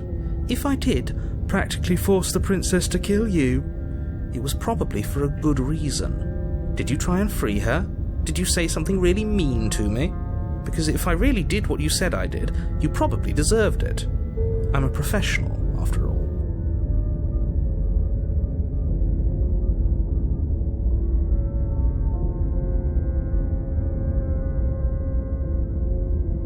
Sure you are. Anyway, I believe your second question was, what's the point of doing anything? If you're asking that, it sounds to me like you're making the rather dangerous assumption that your actions last time around didn't have any consequences. What do you mean? Of course there weren't any consequences. You forced the princess to kill us and now everyone's right back where they started. That sounds pretty consequence-free to me. Yes, but in this purely hypothetical scenario, that begs the question of how you got back here. Did time simply rewind itself, or were you instead transported to a different world entirely? If it's the latter, what do you think happened after you died? Do you think the people there lived happily ever after? Or do you think that the princess, left unhindered, brought about the end to everyone and everything, just like I told you she would? What a conveniently ambiguous group of things for her to ruin. For all we know, the princess left the cabin and never saw another soul. Oh, how I wish that were the case, but if the princess weren't a certain, inevitable threat to the world, the four of us wouldn't be here. And yet, here we are. You're talking in circles. No, I'm talking in facts. Just be quick about it.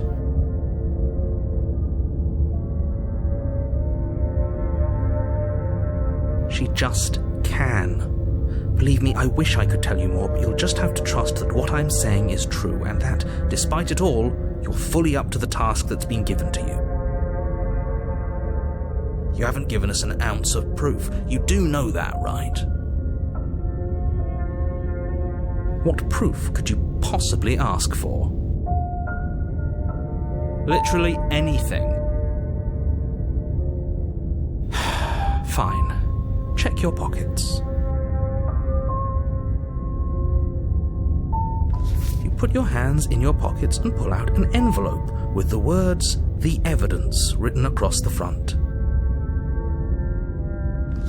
Within, you find a note in your handwriting. It reads, "The princess will end the world if you don't stop her. This is an immutable truth." That doesn't prove anything. How do we know you didn't just forge our handwriting? I wish I could tell you more, but there are some rules I have to follow for all our sakes. Please just trust that these rules are in place for a reason. I'm on your side. You mean you're on our side as long as we do what you tell us to? Exactly. Because you not doing what I tell you to do means you're putting the world at risk. I think we've got everything out of him we're gonna get.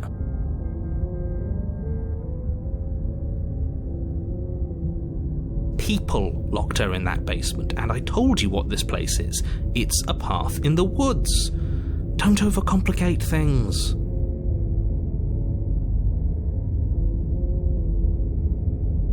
Look, I'm not supposed to say this, but it's because you're special. You're the only person capable of doing this. Call it a prophecy, if that helps, but it's just the way things are. Oh, I didn't know we were special. Of course you're special. Why else would you be here? Yes, right. We're here because we're special. Look, you're annoyed that you're here. I get it. I'm also annoyed that I'm here. But we're all in this together, and we're dealing with a bit of a ticking clock right now, so please just get to the cabin.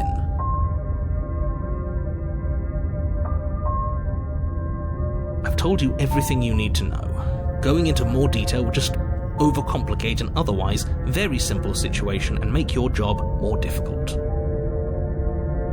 Not to sound like a broken record, but the less you know about her, the better things will go for all of us. I know it sounds like I'm hiding something, but you're just going to have to trust me here. Great. Now, if you don't mind, the whole world is waiting with bated breath for you to save it from ruin.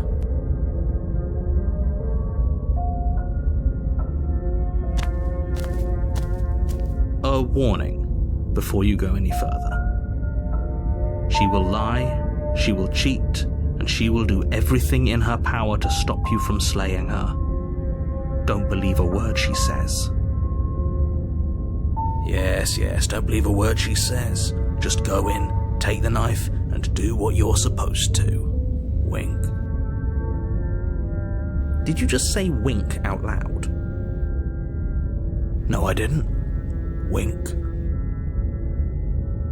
Just ignore this clown and focus on the princess.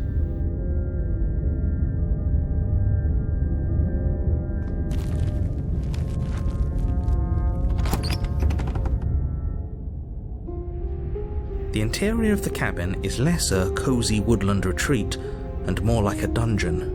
A few pathetic wisps of starlight attempt to illuminate the cold, uninviting stone walls, and thick, wrought iron bars barricade the windows, reminding anyone who enters that this is a prison. The only furniture of note is an iron table, bolted to the floor, a pristine blade perched on its edge. The blade is your implement. You'll need it if you want to do this right.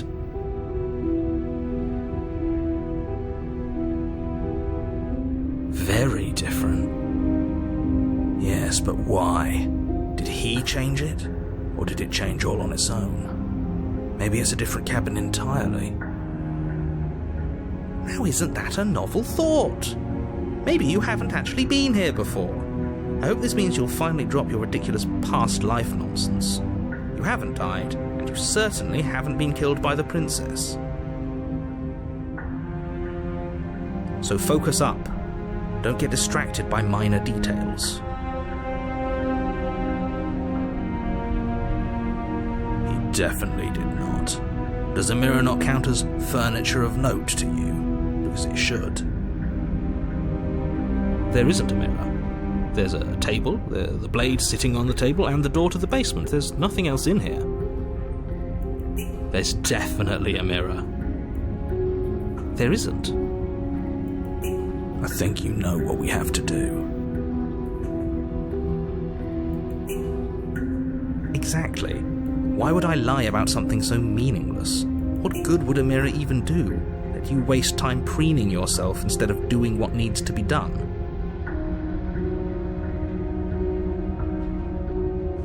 You walk up to the wall next to the basement door. It's a wall. There isn't much to see here. This really isn't funny. You reach forward and rub your hand against the cabin wall. I hope you know how ridiculous you look right now. But it was there a second ago. And now it's gone. If he doesn't want us to know about it, it must be important. We should keep our eyes peeled. Maybe it'll be back.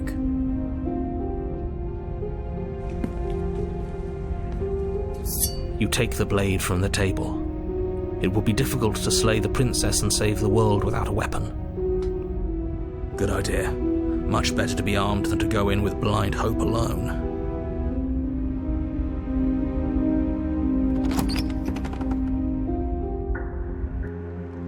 The door to the basement creaks open, revealing an old stone staircase.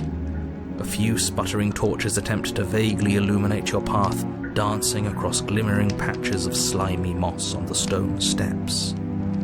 If the princess lives here, slaying her would probably be doing her a favor. Her voice, harsh but controlled, carries up the stairs. Is that a visitor I hear? Please, come downstairs. It's been a while since I've had company. Does she remember us? You walk down the stairs and lock eyes with the princess. She looks up at you, the heavy collar around her neck clanking loudly as she moves. The chains binding both her wrists to the far wall, joining the metallic chorus as she adjusts her hands in her lap. So much for cutting her out of here. Do you hear yourself right now? Cutting her out of here never should have been on the table. Have you noticed the empty chain on the wall? Odd that in a place where everything seems to serve a distinct purpose, there would be something so obviously useless.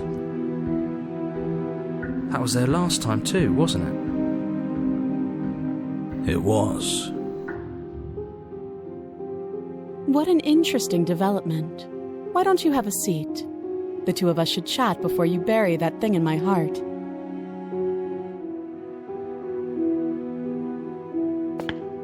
You step towards the princess, but she stops you before you get too close, holding up one shackled hand. There's fine. I'd prefer we keep some distance until we've sorted this out. That's reasonable. We do have a weapon. Might as well put her at ease.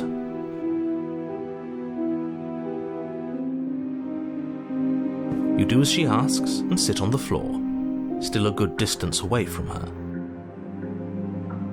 Thank you. Now, what are your intentions for me? Yes, your intentions. You have a knife. What are you going to do with it? Why are you here? There isn't a keyhole in these shackles, so I'm afraid my only way out is surgical removal. Is she forgetting about the shackle on her neck? Or does she think she'd survive a beheading? You're right. Maybe she's delusional. All the more reason not to trust her. Unless she really could survive. Though I suppose you could just be here to kill me. But I don't think that's in either of our best interests.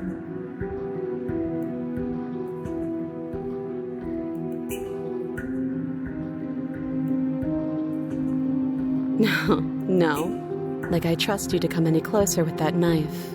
All you're going to do is hand it to me and watch me work. But she would have to cut her head off, right? She can't be suggesting that. She certainly seems confident. Maybe she knows something we don't.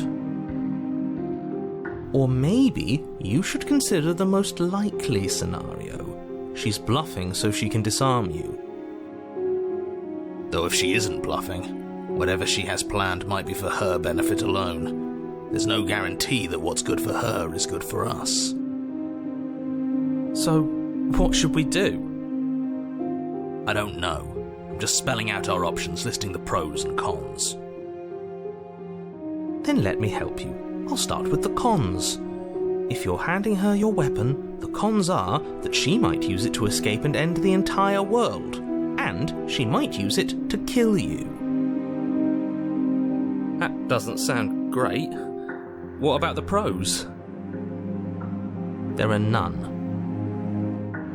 The pros are that we can't trust him, possibly even more than we can't trust her. And whatever she has planned could do something to mess with what he has planned.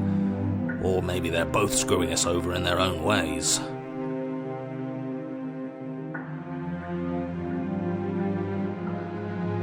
Oh, are we talking about that? I thought we weren't going to give away the game. But sure, I'll fill you in. Nothing happened. You died. I went upstairs. I couldn't leave. I found myself in a new place in chains again. More of them. And now you're back. Is that really all she knows? It's not like we have much of a clue about how things work. And she's probably even more in the dark than we are. You're looking at me like I might be hiding something. I'm not. I guess it's possible she really doesn't know anything. Maybe both of us are stuck in this loop without any idea why or how. I guess what you said back in the woods really was true. As much as I would like to remain in denial, it's no use. This has complicated things. It's complicated things how, exactly? Ideally, this was supposed to be one and done. You go to the cabin, you heroically slay the princess, and in the process you save the entire world from being damned to oblivion. The situation right now, where you're getting a second shot at things, is a contingency. A contingency for what? For you failing, obviously. And you being here means that things are going to be a lot harder than they were. I really shouldn't say anything else, I'm just going to make it worse. Just good luck. Now hold on, if you knew this could happen, why didn't you believe us back in the woods? Why lay out all those hypotheticals? We didn't have to talk in circles. I needed you to believe this was your first time here, even if that wasn't the truth. I hoped if I pushed back hard enough I could cram this seeping mess back into the bottle. And maybe I wanted to be the first version of me that you met. I didn't want to be confronted by the alternative. That's pathetic. I never said I wasn't. I get it. It would be pretty upsetting, wouldn't it? To know that you might not be the first version of yourself. At least we can remember what happened before. Seems like we should count ourselves lucky for that. Exactly, he gets it. You're lucky. So don't waste that luck by messing it up again. Alright? Moving on. Why is it important for us to be ignorant? How is it ever helpful to be in the dark? The more I say, the more your mind will swim into dangerous waters. Even saying that is too much. Your success hinges on you having imperfect information. For the sake of the entire world, you need to accept that. I won't. Just give it a rest, this isn't helping. Focus. This is a serious situation. You shouldn't be daydreaming.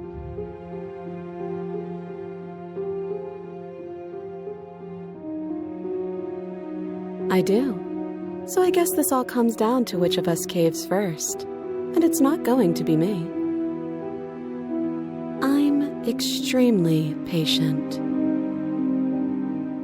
It's probably better if we take action anyway. No use trying to wait her out. That's playing to her strengths.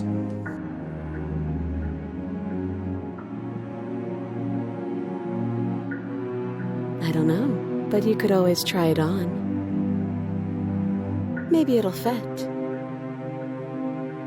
I hope I don't actually have to say this, but please don't lock yourself in chains. We need you ambulatory if you're going to save the world.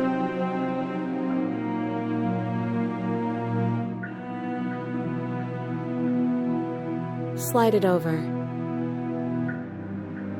No, absolutely not. I am not letting you hand your only weapon over to the world-ending princess. Until you come up with any other idea, like, say, I don't know, doing your job and slaying her, you remain rigidly in place.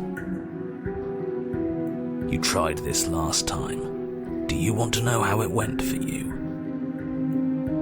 Oh, I remember. She killed us, which, by your estimation, ended the world, right? Oh, or it tried to take over, buddy. Exactly. If I were you, I wouldn't be too keen on repeating your mistake. Hell, we could even force your hand and do it ourselves. I'm not afraid of dying again. Are you? A little. I think you got your point across. Fine. You slide the blade across the floor. The princess maintains unsettling eye contact as she reaches down to pick it up.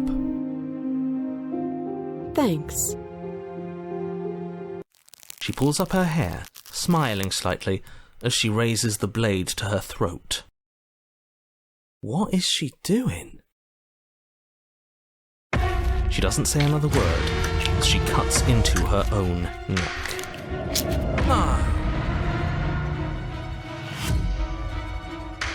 You close your eyes. That doesn't stop you from hearing every grisly detail. The splitting of skin, the wet mulching of severed veins, the grinding of metal against bone. I'll be damned. She's actually doing your job for you. How does she do that? Huh. So that's her play. Killing herself? We don't know that she's dead yet. We're not even watching it happen. She could just be faking those sounds.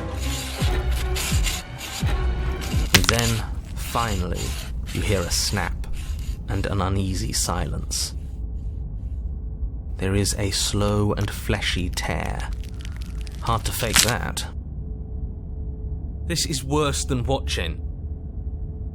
And yet our eyes are still closed. Finally, there's the soft thud of something roughly head-sized bouncing against the floor, and the clattering of chains as they drop along with it. I think you can open your eyes now. Oh no, oh no, oh no, what did we do? Can we put it back? Please tell me we can put it back. The princess's eyes stare up at you. Dead. Congratulations! You saved the world. Huh. So I guess that's it.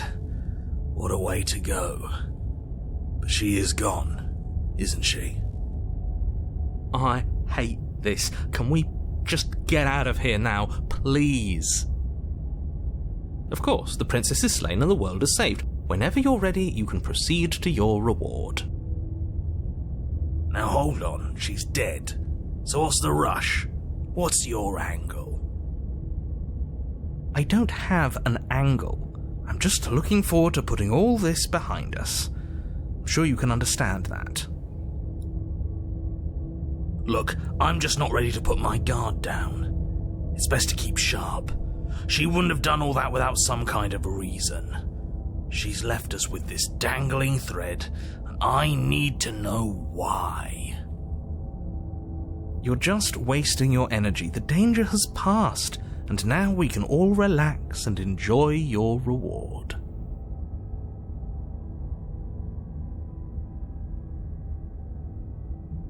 Fine, but if we're leaving, then we're taking the blade. I feel exposed without it. With your work done, you remove the blade from the princess's corpse and make your way back upstairs, closing the door to the basement behind you. You can think of it as sealing yourself off from an unpleasant chapter of your life. It's all uphill from here. The windows. Do you see that? We used to be able to see the outside world from up here, but now it's just empty. The door. Check the door.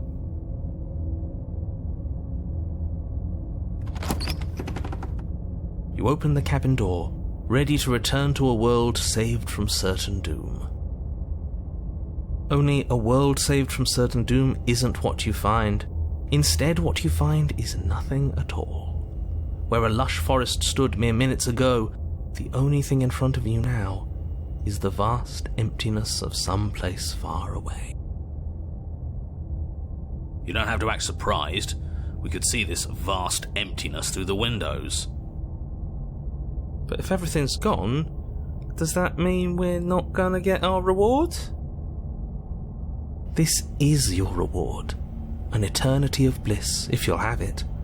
And I suggest that you have it. Okay.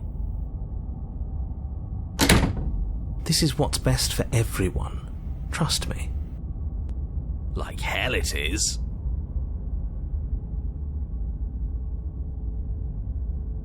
I'm so glad you're keeping an open mind. Time passes. You can't be sure if it's days or months or years or even decades. It's all a wonderful, boring blur. You've never been happier.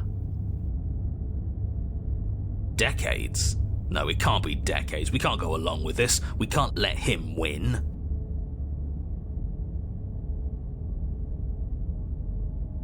But we're not happy. He's just telling us that we are. I can tell you for a fact that I'm extremely unhappy right now. Yeah, what he said. We still have a blade. Let's use it on ourselves and start over. He's suggesting you kill yourself. You shouldn't kill yourself when you have an eternity of bliss right in front of you.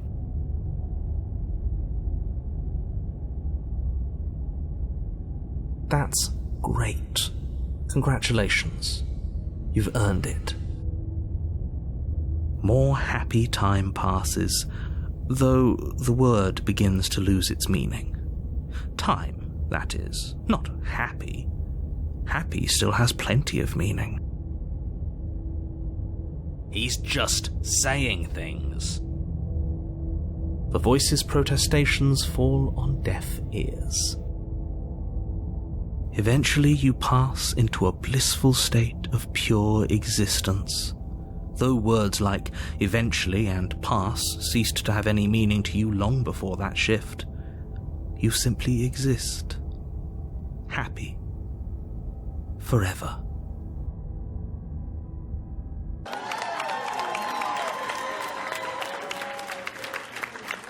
No, you stop that. Stop all this nonsense. You really don't want to be happy, do you? You know what you have to do.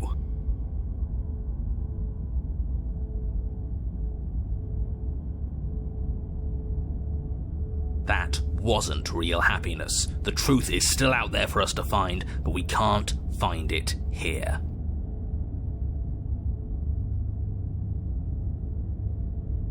If it makes it easier for you, I can do it. Let me have it. Don't apologise. I'm sorry. Wait, why are you sorry? Your body lurches as your heart suddenly stops beating. Are you killing us? You'll forgive me eventually. You goddamn spiteful bastard. Are you really going to turn down immortality itself just to make me lose? Why should it matter if we die at this point? Haven't you already gotten what you want? I don't have to answer that. That's all we needed to hear. It turns out that it doesn't take too long to die after your heart stops beating. You collapse to the floor, everything goes dark, and you die. You're a genocidal maniac, you know that, right? Yeah, we'll see about that.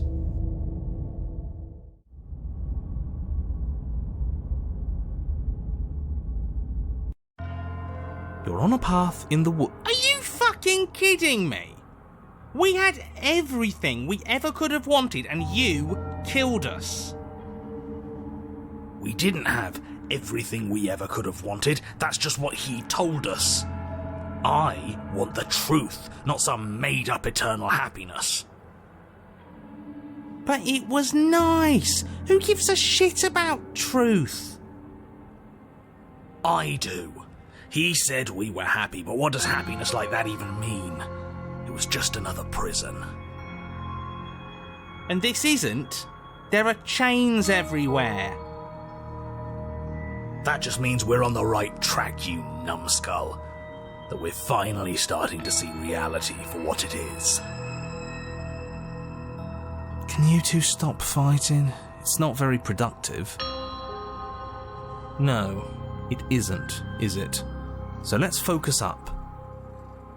You've clearly already been here before, and judging by how deranged you all are, you've already been here more than once. I'll spare you my full introduction, but I would like to remind you that the people in my world are living, breathing, suffering entities. Not pawns for you to sacrifice in pursuit of some vague truth.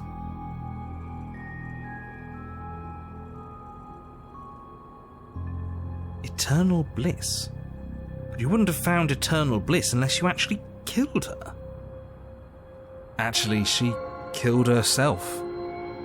Cut her own head off. It was awful. It was convenient. Too convenient. She... what? Why would she ever do that? She's not supposed to be suicidal. That doesn't make any sense whatsoever. More importantly, if she did cut her own head off, why are you here? You shouldn't have died. You should be enjoying your reward. I was fine with it, but that spiteful bastard gave us a heart attack and killed us for no reason. I had a great reason. We were stuck with no answers. And now we're not. You're welcome. And you don't think we're stuck now? We're still in a cage, it's just bigger. You know, if you think about it, isn't life just a really big cage? Oh, don't you start philosophizing. Just get to the cabin and settle this already.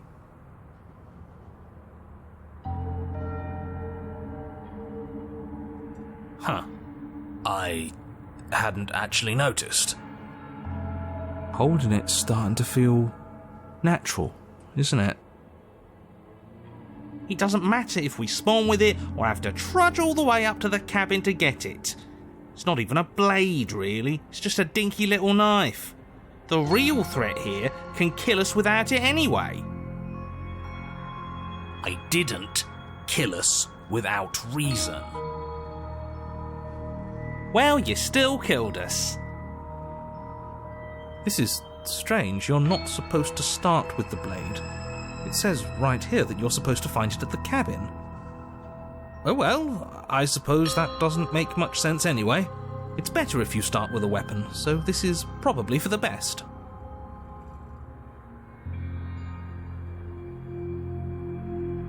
Are you serious?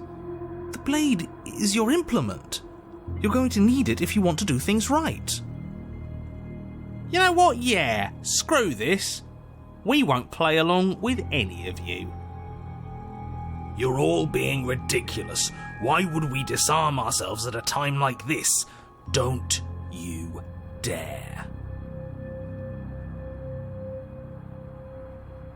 Are you even listening to me? Does my opinion count for nothing? We're never getting out of here if you don't listen. I'm intervening. We're not tossing the blade.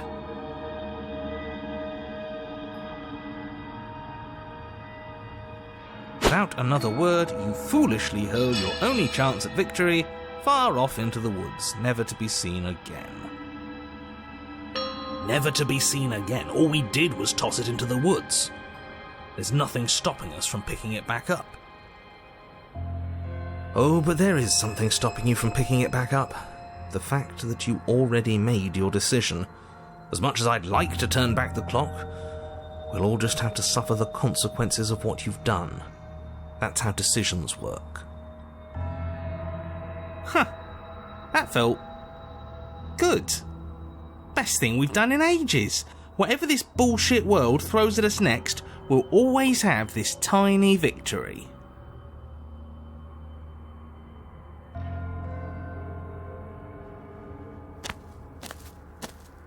You stand at the edge of a cliff. An abyss yawns beneath you, empty and endless. The only path forward, a rusted metal bridge. The cabin looms on its far side. I think you already know what waits for you within. Great, a creaky old bridge in a bottomless ravine. Because getting to the cabin was too easy last time. I wonder what other sick jokes are waiting for us. Maybe that ravine doesn't even go anywhere. It'd be par for the course if we slipped and wound up falling forever. There's nothing to find out here. Time to check in with the missus. I'm going to pretend you didn't just call her that.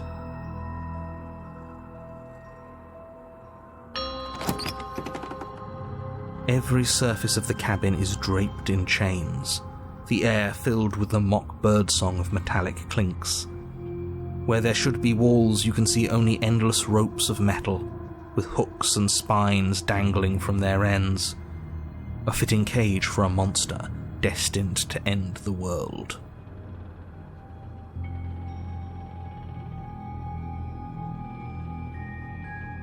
There's nothing for you to do but step forward into the basement. You already foolishly threw away your weapon, but still, your objective awaits. Oh, not the damn mirror again.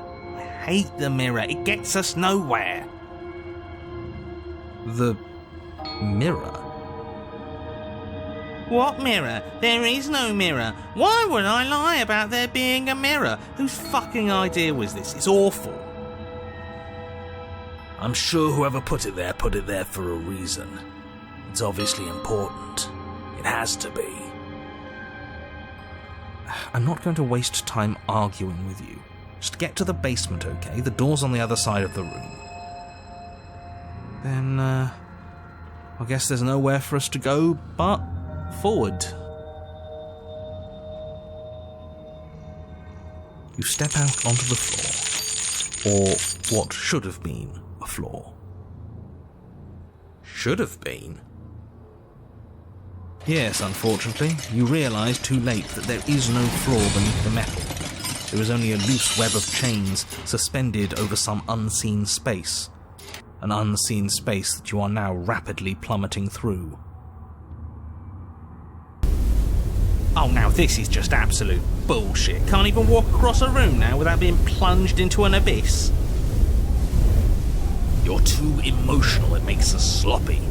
We have to focus on details right now, and we can't focus on details if you're raging about every little thing that happens.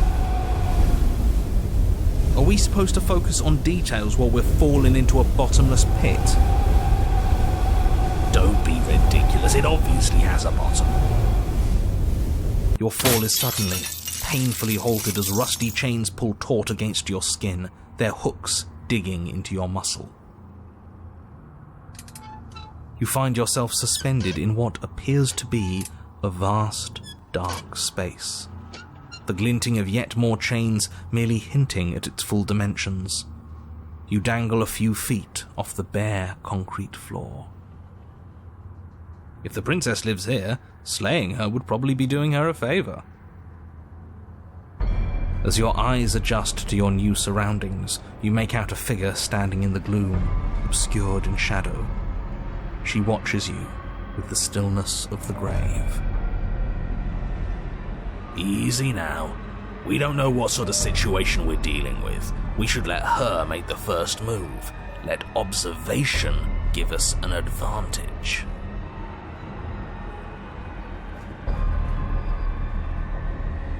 But you are met with only silence, save for the creaks and groans of metal as it sways in the stale air around you.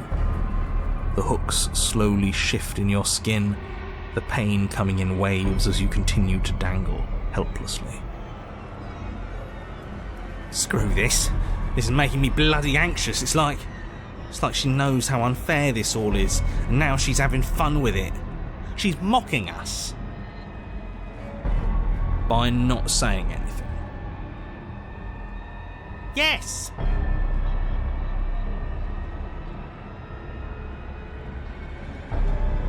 As you attempt to move, the princess takes a slow step forward. As she does so, the heavy chains shift, tightening and tearing at your flesh, your joints screaming in agony as the rusted hooks dig deeper. Stars dance in your eyes as the chain wrapped around your neck threatens to choke you.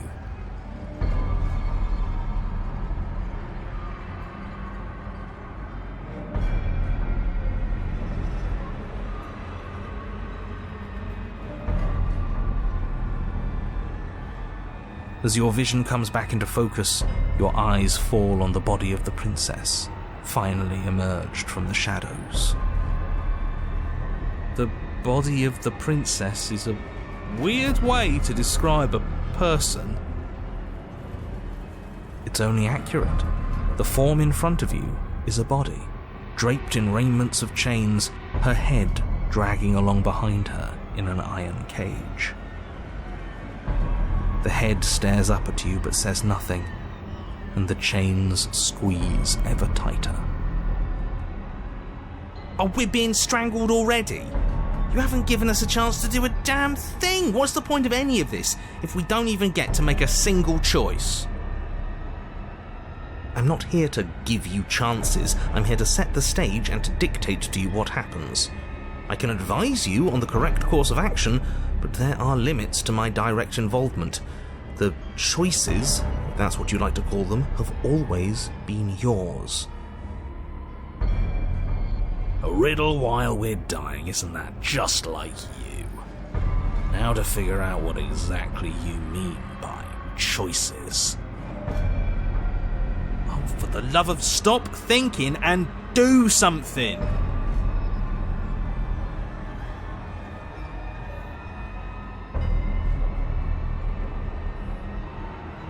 Nothing happened.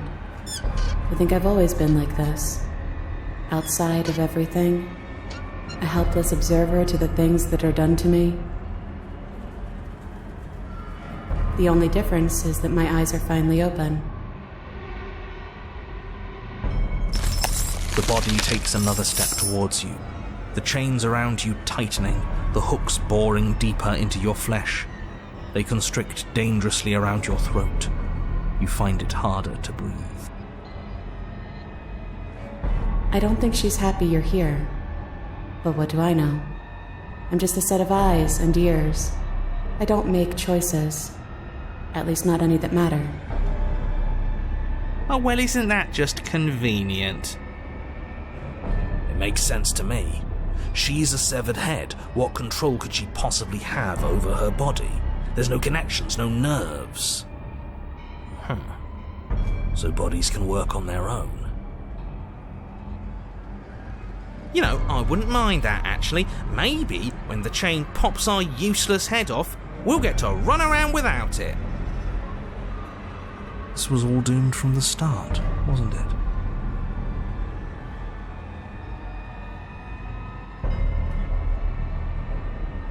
That's what I used to think. But time alone has taught me the truth. I'm not my body. I'm just the thing that watches it. There's so much pain that comes from tricking yourself into thinking you have a choice. But none of us have choices. And knowing that has made me feel so... free. Everything we witness is just another shade of the same endless cycle.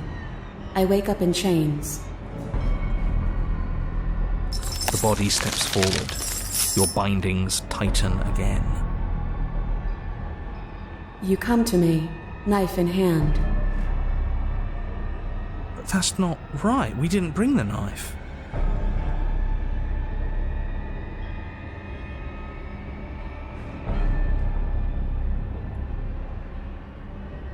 But that's not right.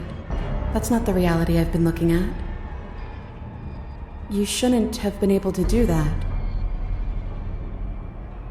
The body marching towards you comes to a lurching stop. Huh. She stopped. What is that supposed to mean?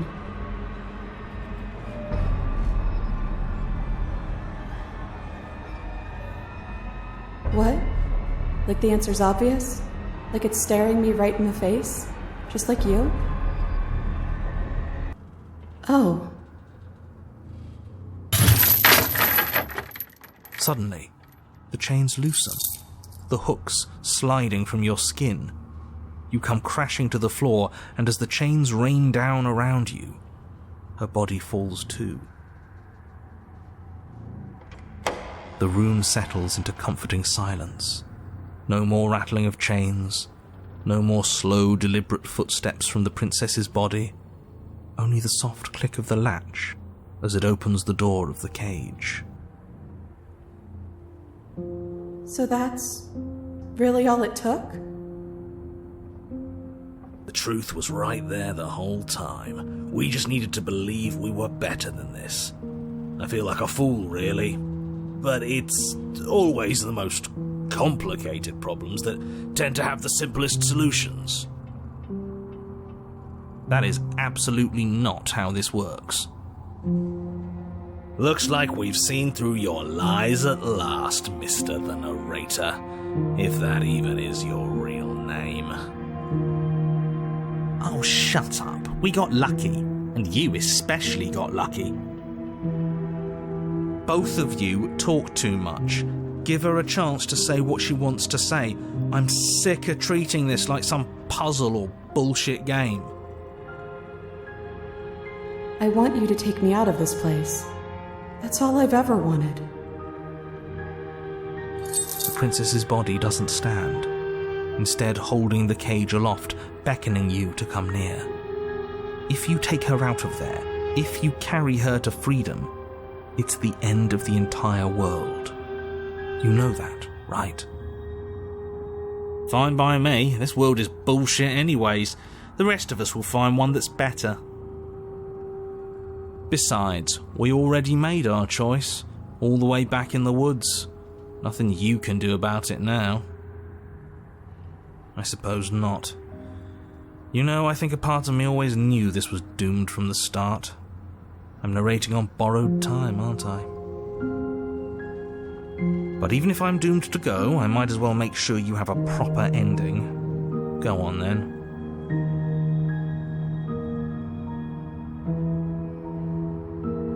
You cautiously approach the kneeling body and extend your hand, bruised and bleeding from the trials that brought you to this point.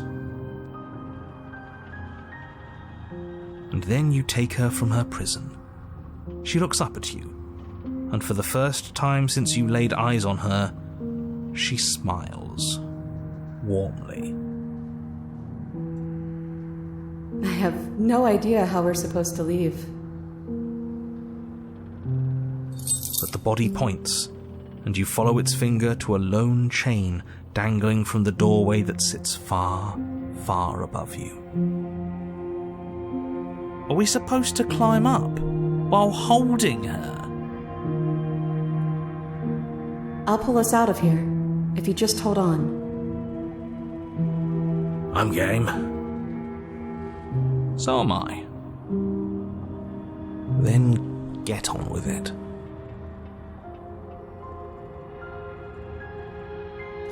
You wrap your hand in the chain, holding tight as it starts to move and holding the princess close to you. Together, you rise out of the pit. I'm sorry if I made this harder than it had to be. You glance back towards the princess's body, doing its part as it hoists you up. It grows smaller and smaller, slowly disappearing back into the shadows of the basement. No, that's not right. There shouldn't be an if. I'm sorry. I made this harder than it had to be. Maybe she has a point, in a way. Our bodies don't matter. We're almost there. You can smell the night air. That bit of light feels like it's mocking us. At any moment she could just drop the whole thing and send us crashing down. I don't think that's going to happen, mate. It'll be par for the course. And then the chain stops its ascent, depositing you safely in the cabin doorway. I guess you never closed it behind you. Well, there's only one thing left for you to do. Shall we?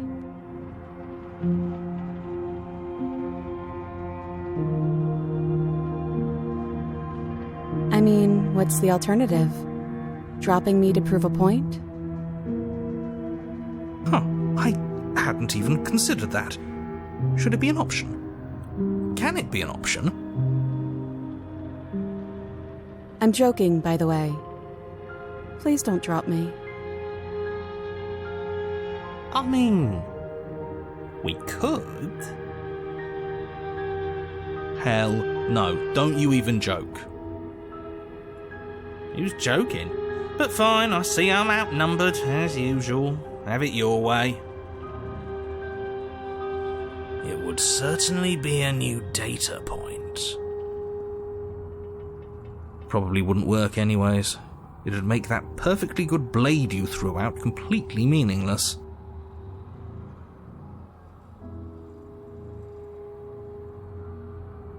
And so you step into a world ended by your hand. What a travesty. Goodbye. It's been awful? Is he still there? I think he's gone.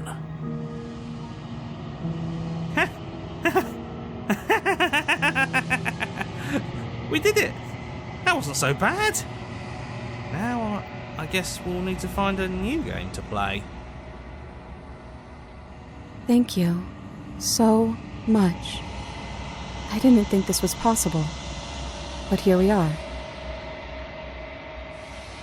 It's a little cold out here, isn't it?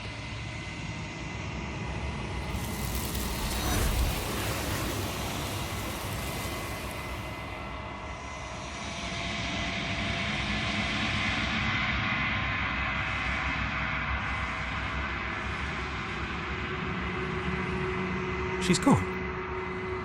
Where did she go? Should we try and find her? And there's that mirror again. Why is it here? Why now?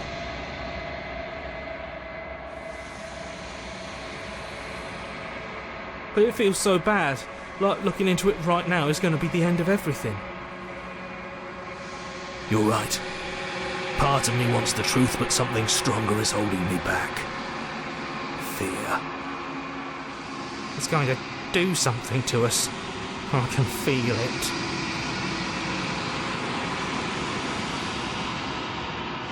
Okay. If you say so, we'll trust you.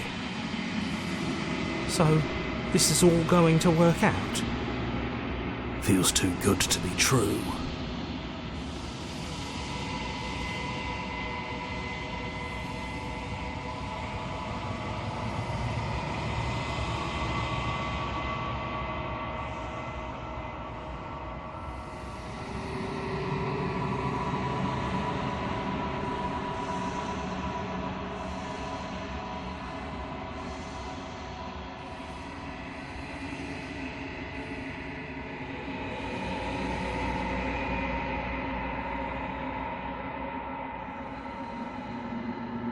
I think you know what I am.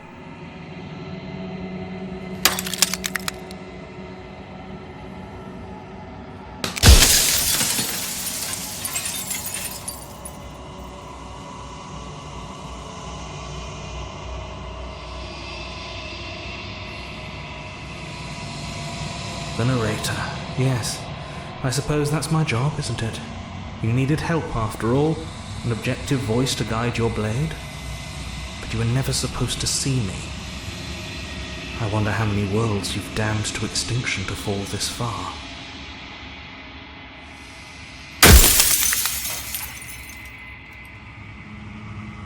Oh, I'm nothing like you. I am an echo, likely one of many. Somebody made you after all, and I'm what's left of him. Not that I'm the only one who can make that claim. I'm sure you've met many others like me.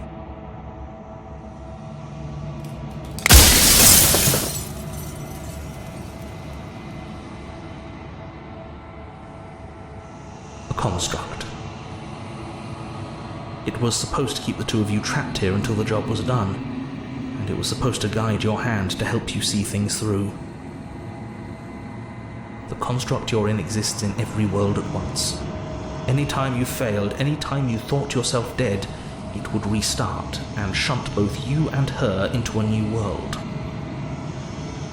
But you're waking up to your true nature now. It won't be able to work like that anymore.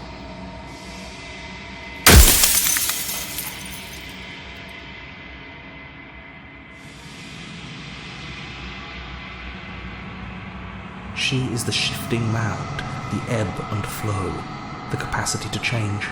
She is transformation, or most of it. Her nature is why I had to die, for she becomes that which others perceive her to be. But an echo can't perceive things, not in the way that people can. So I tucked a part of myself into the folds of this construct to guide you. This isn't the end just yet. You can still destroy her and save everyone. You were made to do this single task, and you will still have a chance to fulfill your purpose once I'm gone.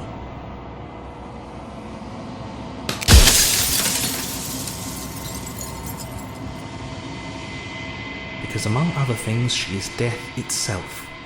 To rid the world of suffering, to save untold trillions from being lost forever to the cosmic wind, she must be destroyed.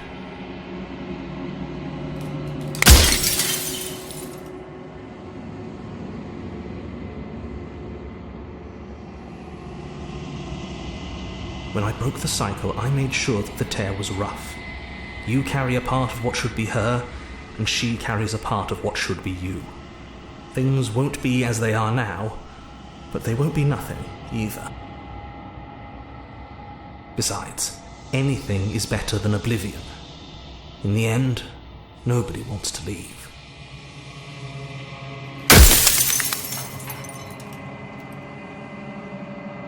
I'm only delusional if I'm wrong. And I'm not wrong. I can't be wrong.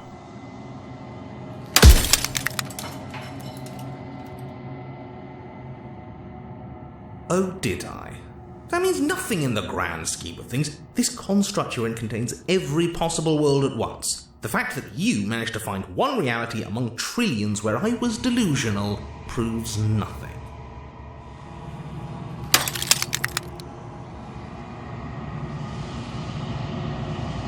Light, burdenless, an eternal pattern of forgetfulness leading into the joys of rediscovery. Everyone will be with the ones they love. No more fear, no more howling chaos, just life. Forever. There's a cruel irony to it all. The only way I could share my dream with the world was to never be able to see it for myself.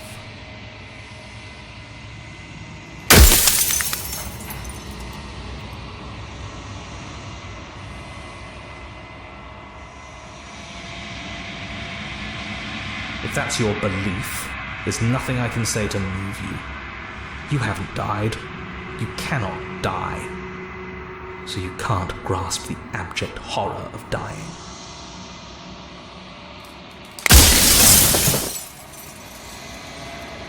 So I am. It's like I said, I'm just an echo. and echoes always fade away. You know what you have to do.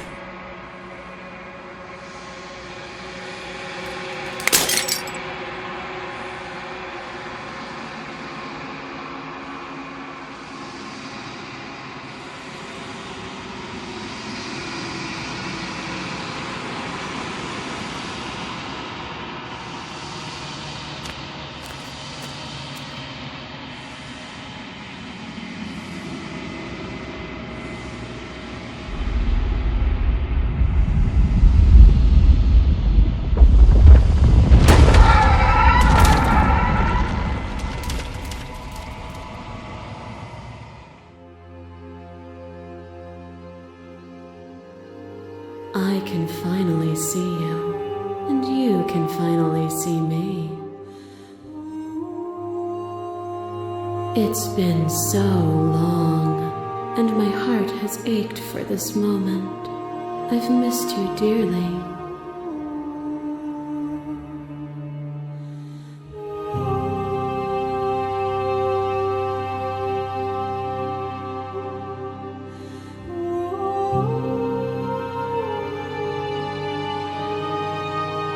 Names are their attempts to capture that which cannot be captured. They call me the shifting mound, a pale imitation of what I actually am.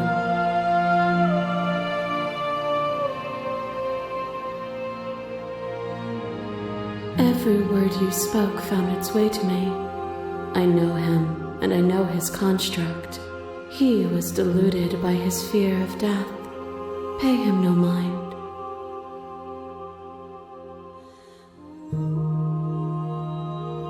Ever the passive player, always reacting and never acting. But it's woven into your nature, isn't it? When the echoes spun us from one into two, he gave you a choice and me a role to play. I am not death, but I contain it in my multitudes. So, will you attempt to destroy me and bring about a world devoid of death and the possibility of meaning? Or will you open the final doors to our liberation?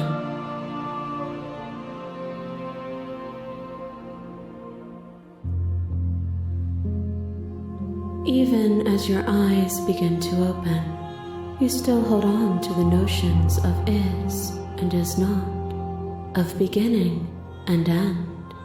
Pitch black islands in the blinding light of the infinite. There is nothing to resolve, nothing restraining us but us.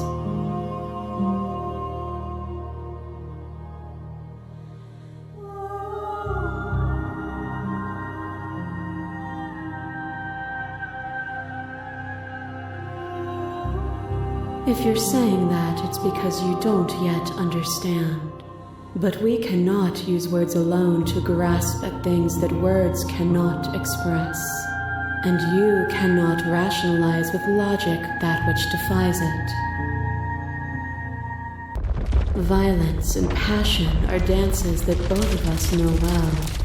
If this is what it takes to enlighten you, then so be it. Fear is a chain around the neck and a needle in the eye. It was fear that made our prison, and it was fear that told the lie that our spirits were not free to choose. But even bound, you saw a light, and you gave me the wisdom to speak my heart and shed my doubts. Without fear, suffering ceases to be. Without fear, death dissolves. Without fear, we are free to choose beauty. This construct is a machine of fear. It has no place in our divine hearts. Shatter it. Leave with me.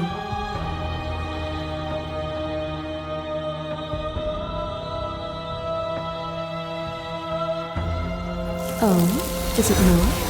Perhaps you can enlighten me.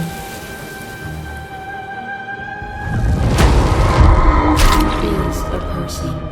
Is it their body? Is it all of their body? Pluck the eyes, peel the skin, strip the tendons, mince the meat, grind the bones. When it is all gone, do you still have who you started with? A person is not a body. Death is a transformation into something new. It is only bodies that feel it.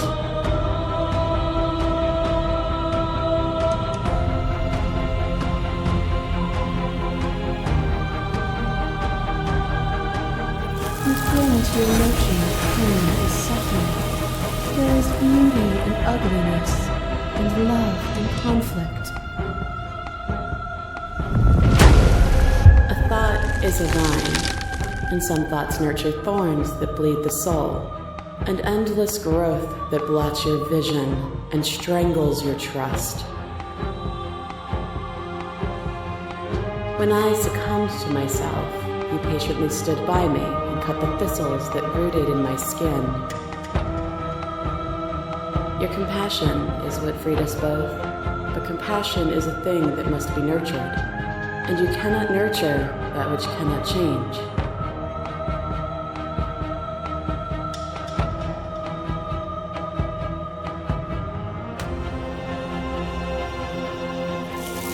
We are the whole of reality. A picture of a life, and a picture of a life, and a picture of a life. How deep must repetition still our movements, until even the air we breathe is still? You doused the flames of false devotion, and in my despair you lifted my chin, and the two of us danced beneath the stars. But the stars can't be seen unless the flames go out and the walls come crashing down. Can you not do for all things what you did for us?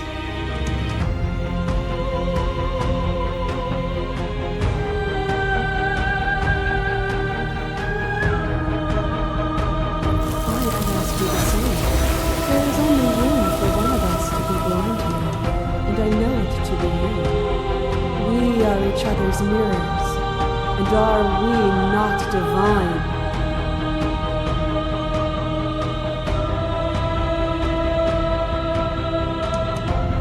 You are unmovable. Is it by the design of our conflict that I cannot win? Or are you just that fervent in how you cling to delusion? Nothing is immutable. Everything that is exists only in relation to everything it isn't. There is no constant. There is no center. Open your eyes and accept what we are. We can leave this prison together.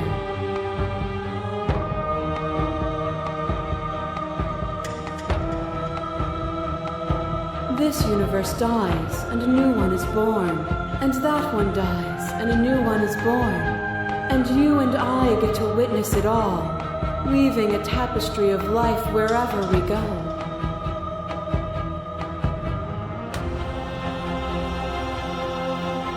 It is from my vantage point that I can see the totality of truth.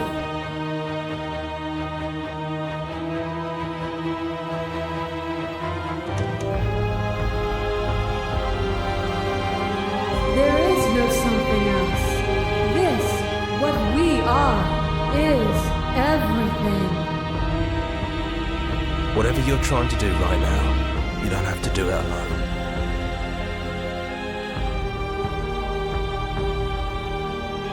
It's good to be here. Seems like you've been doing all right on your own, but she's too many things at once out here. If you want to get through to her, you need some way to get past all that divine confidence. There's still a piece of me nestled close to where it all began. I can take you there. I can take you to her heart. It's time to resume our dance. She's relentless, isn't she? Let's make this quick. Are you ready?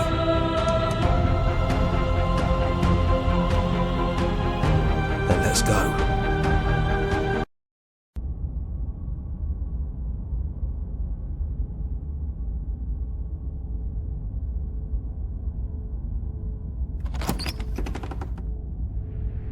And here we are. I'd say we were back where it all started, but I guess it's a little after that, isn't it? Do you need me to describe things? That'd be nice. A little comfort in an almost unfamiliar place. Oh, you made it here too? We never really got to talk to her, did we? This one, I mean.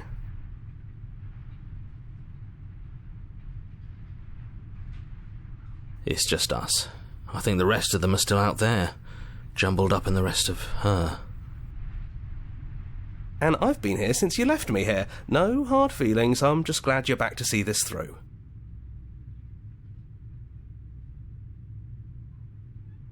Yeah, it's dead silent in here. Whatever it was that was left of him, I don't think it could handle you waking up to godhood. Pretty sure he got obliterated. Really goes to show how much you've grown up. Killing somebody across every iteration of reality just by existing. I don't even know what I would do if I were in the driver's seat with that kind of power.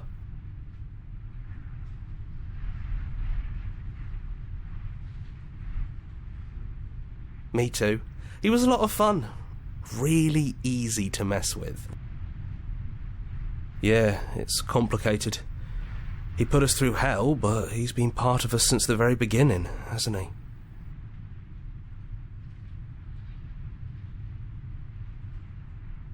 Yeah, of course. The interior of the cabin is, well, it's not really a cabin, is it? It's that terrifying blend of everything. Only it doesn't feel so terrifying anymore.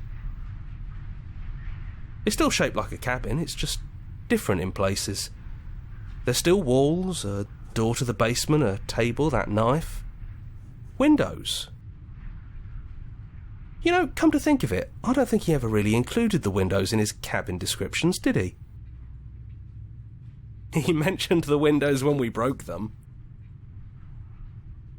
No mirror this time, either. I think it did whatever it needed to do. And I know you're still trying to find some middle ground, but if things go south, we're going to need that blade.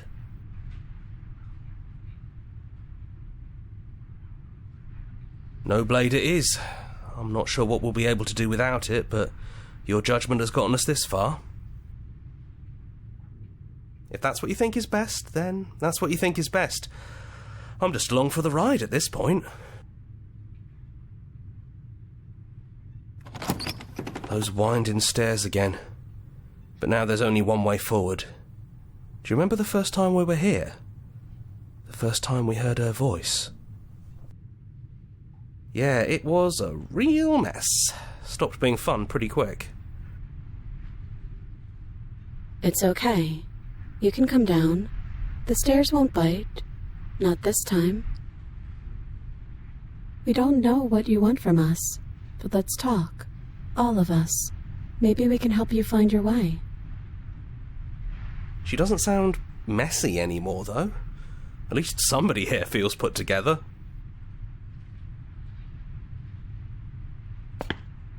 And forward we go. We shouldn't keep her waiting. That was easy compared to last time. Just stairs. No weird fuzzy stuff or nonsense trying to pull us apart. Yeah, that wasn't so bad. So you didn't bring the knife. After all the lives we've lived together, and all the lives we haven't, you somehow found a way to move outside of the script.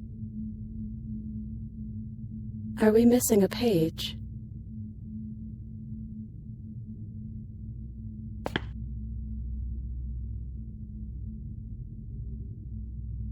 It is, for all of us. We've seen so many threads of stories told between us, but this moment is unexpected. Even when we've seen it all, you still managed to surprise us.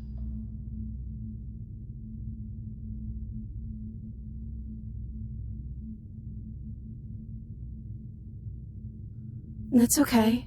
No hard feelings. In a way, you helped us become a version of her. But we weren't very good at it. A conversation with us then probably wouldn't have been very insightful. That's probably why we were taken away. That's all we had to offer you. It was time to change again. After all we did, she's just forgiving us. Just like that. You know, that means a lot.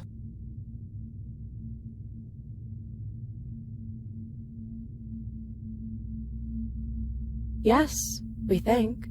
We're kind of like a shadow. Out there, every part of us is blended together into one huge idea. A big wave of unyielding change crashing against the world. But in here, we're fractured. Small. Still a little more separate than we'd like to be. Our instincts still trying to pull us in different directions. That's kind of like us, isn't it? Yeah, we really are the same.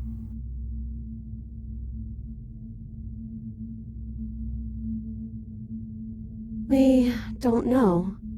We've seen through so many eyes, but all of them have been hers. We like you as you are. We like us as we are. Maybe we would have liked her version of us too, turning the wheel of a cosmic cycle together. But that's not the choice you made, even though she did everything in her power to convince you.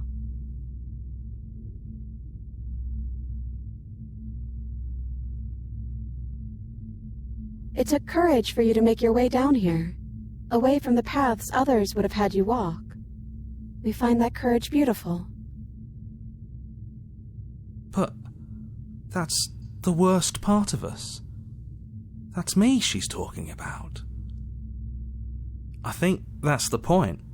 There is no worst part of us.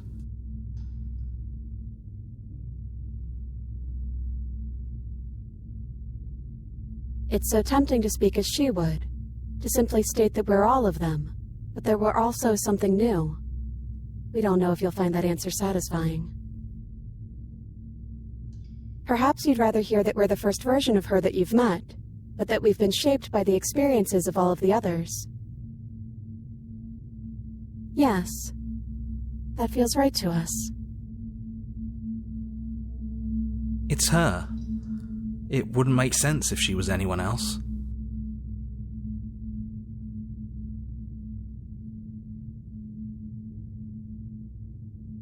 We're just a stranger. But that doesn't mean we have to be distant from you. It just means that we'll always be able to find new things to discover in each other. That's sweet. But it's also a little sad. I think it's only sad if we want it to be sad.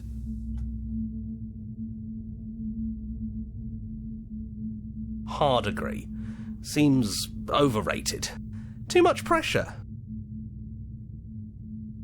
But that's what you've always been, even now. You can't put aside such an important part of who you are, and neither can we. So, you might as well embrace it.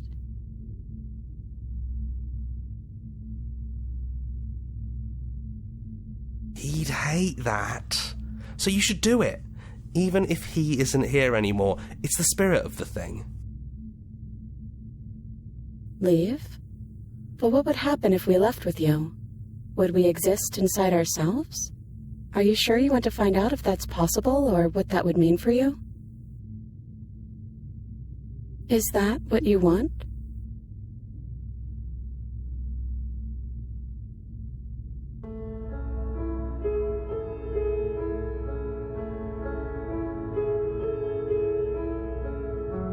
After so many iterations, so many different versions of us clashing and coming together and clashing again, leaving with you feels like all we ever really wanted. I think I'm gonna stay right here. Whatever you're doing right now, wherever you're going, it feels like it's for just the two of you. Yeah, I think we've done our job. We're not alone. We have each other. And I'm sure we'll find the others.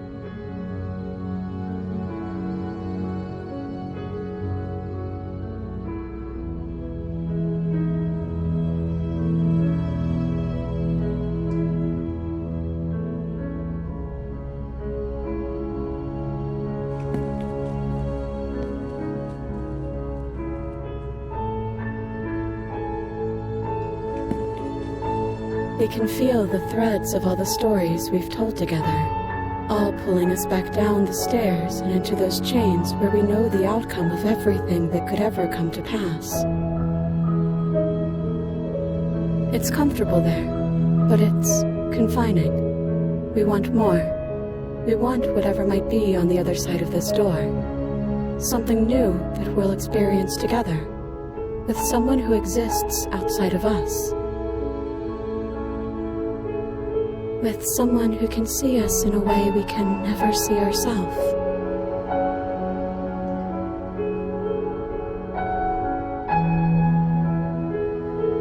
And we love you too.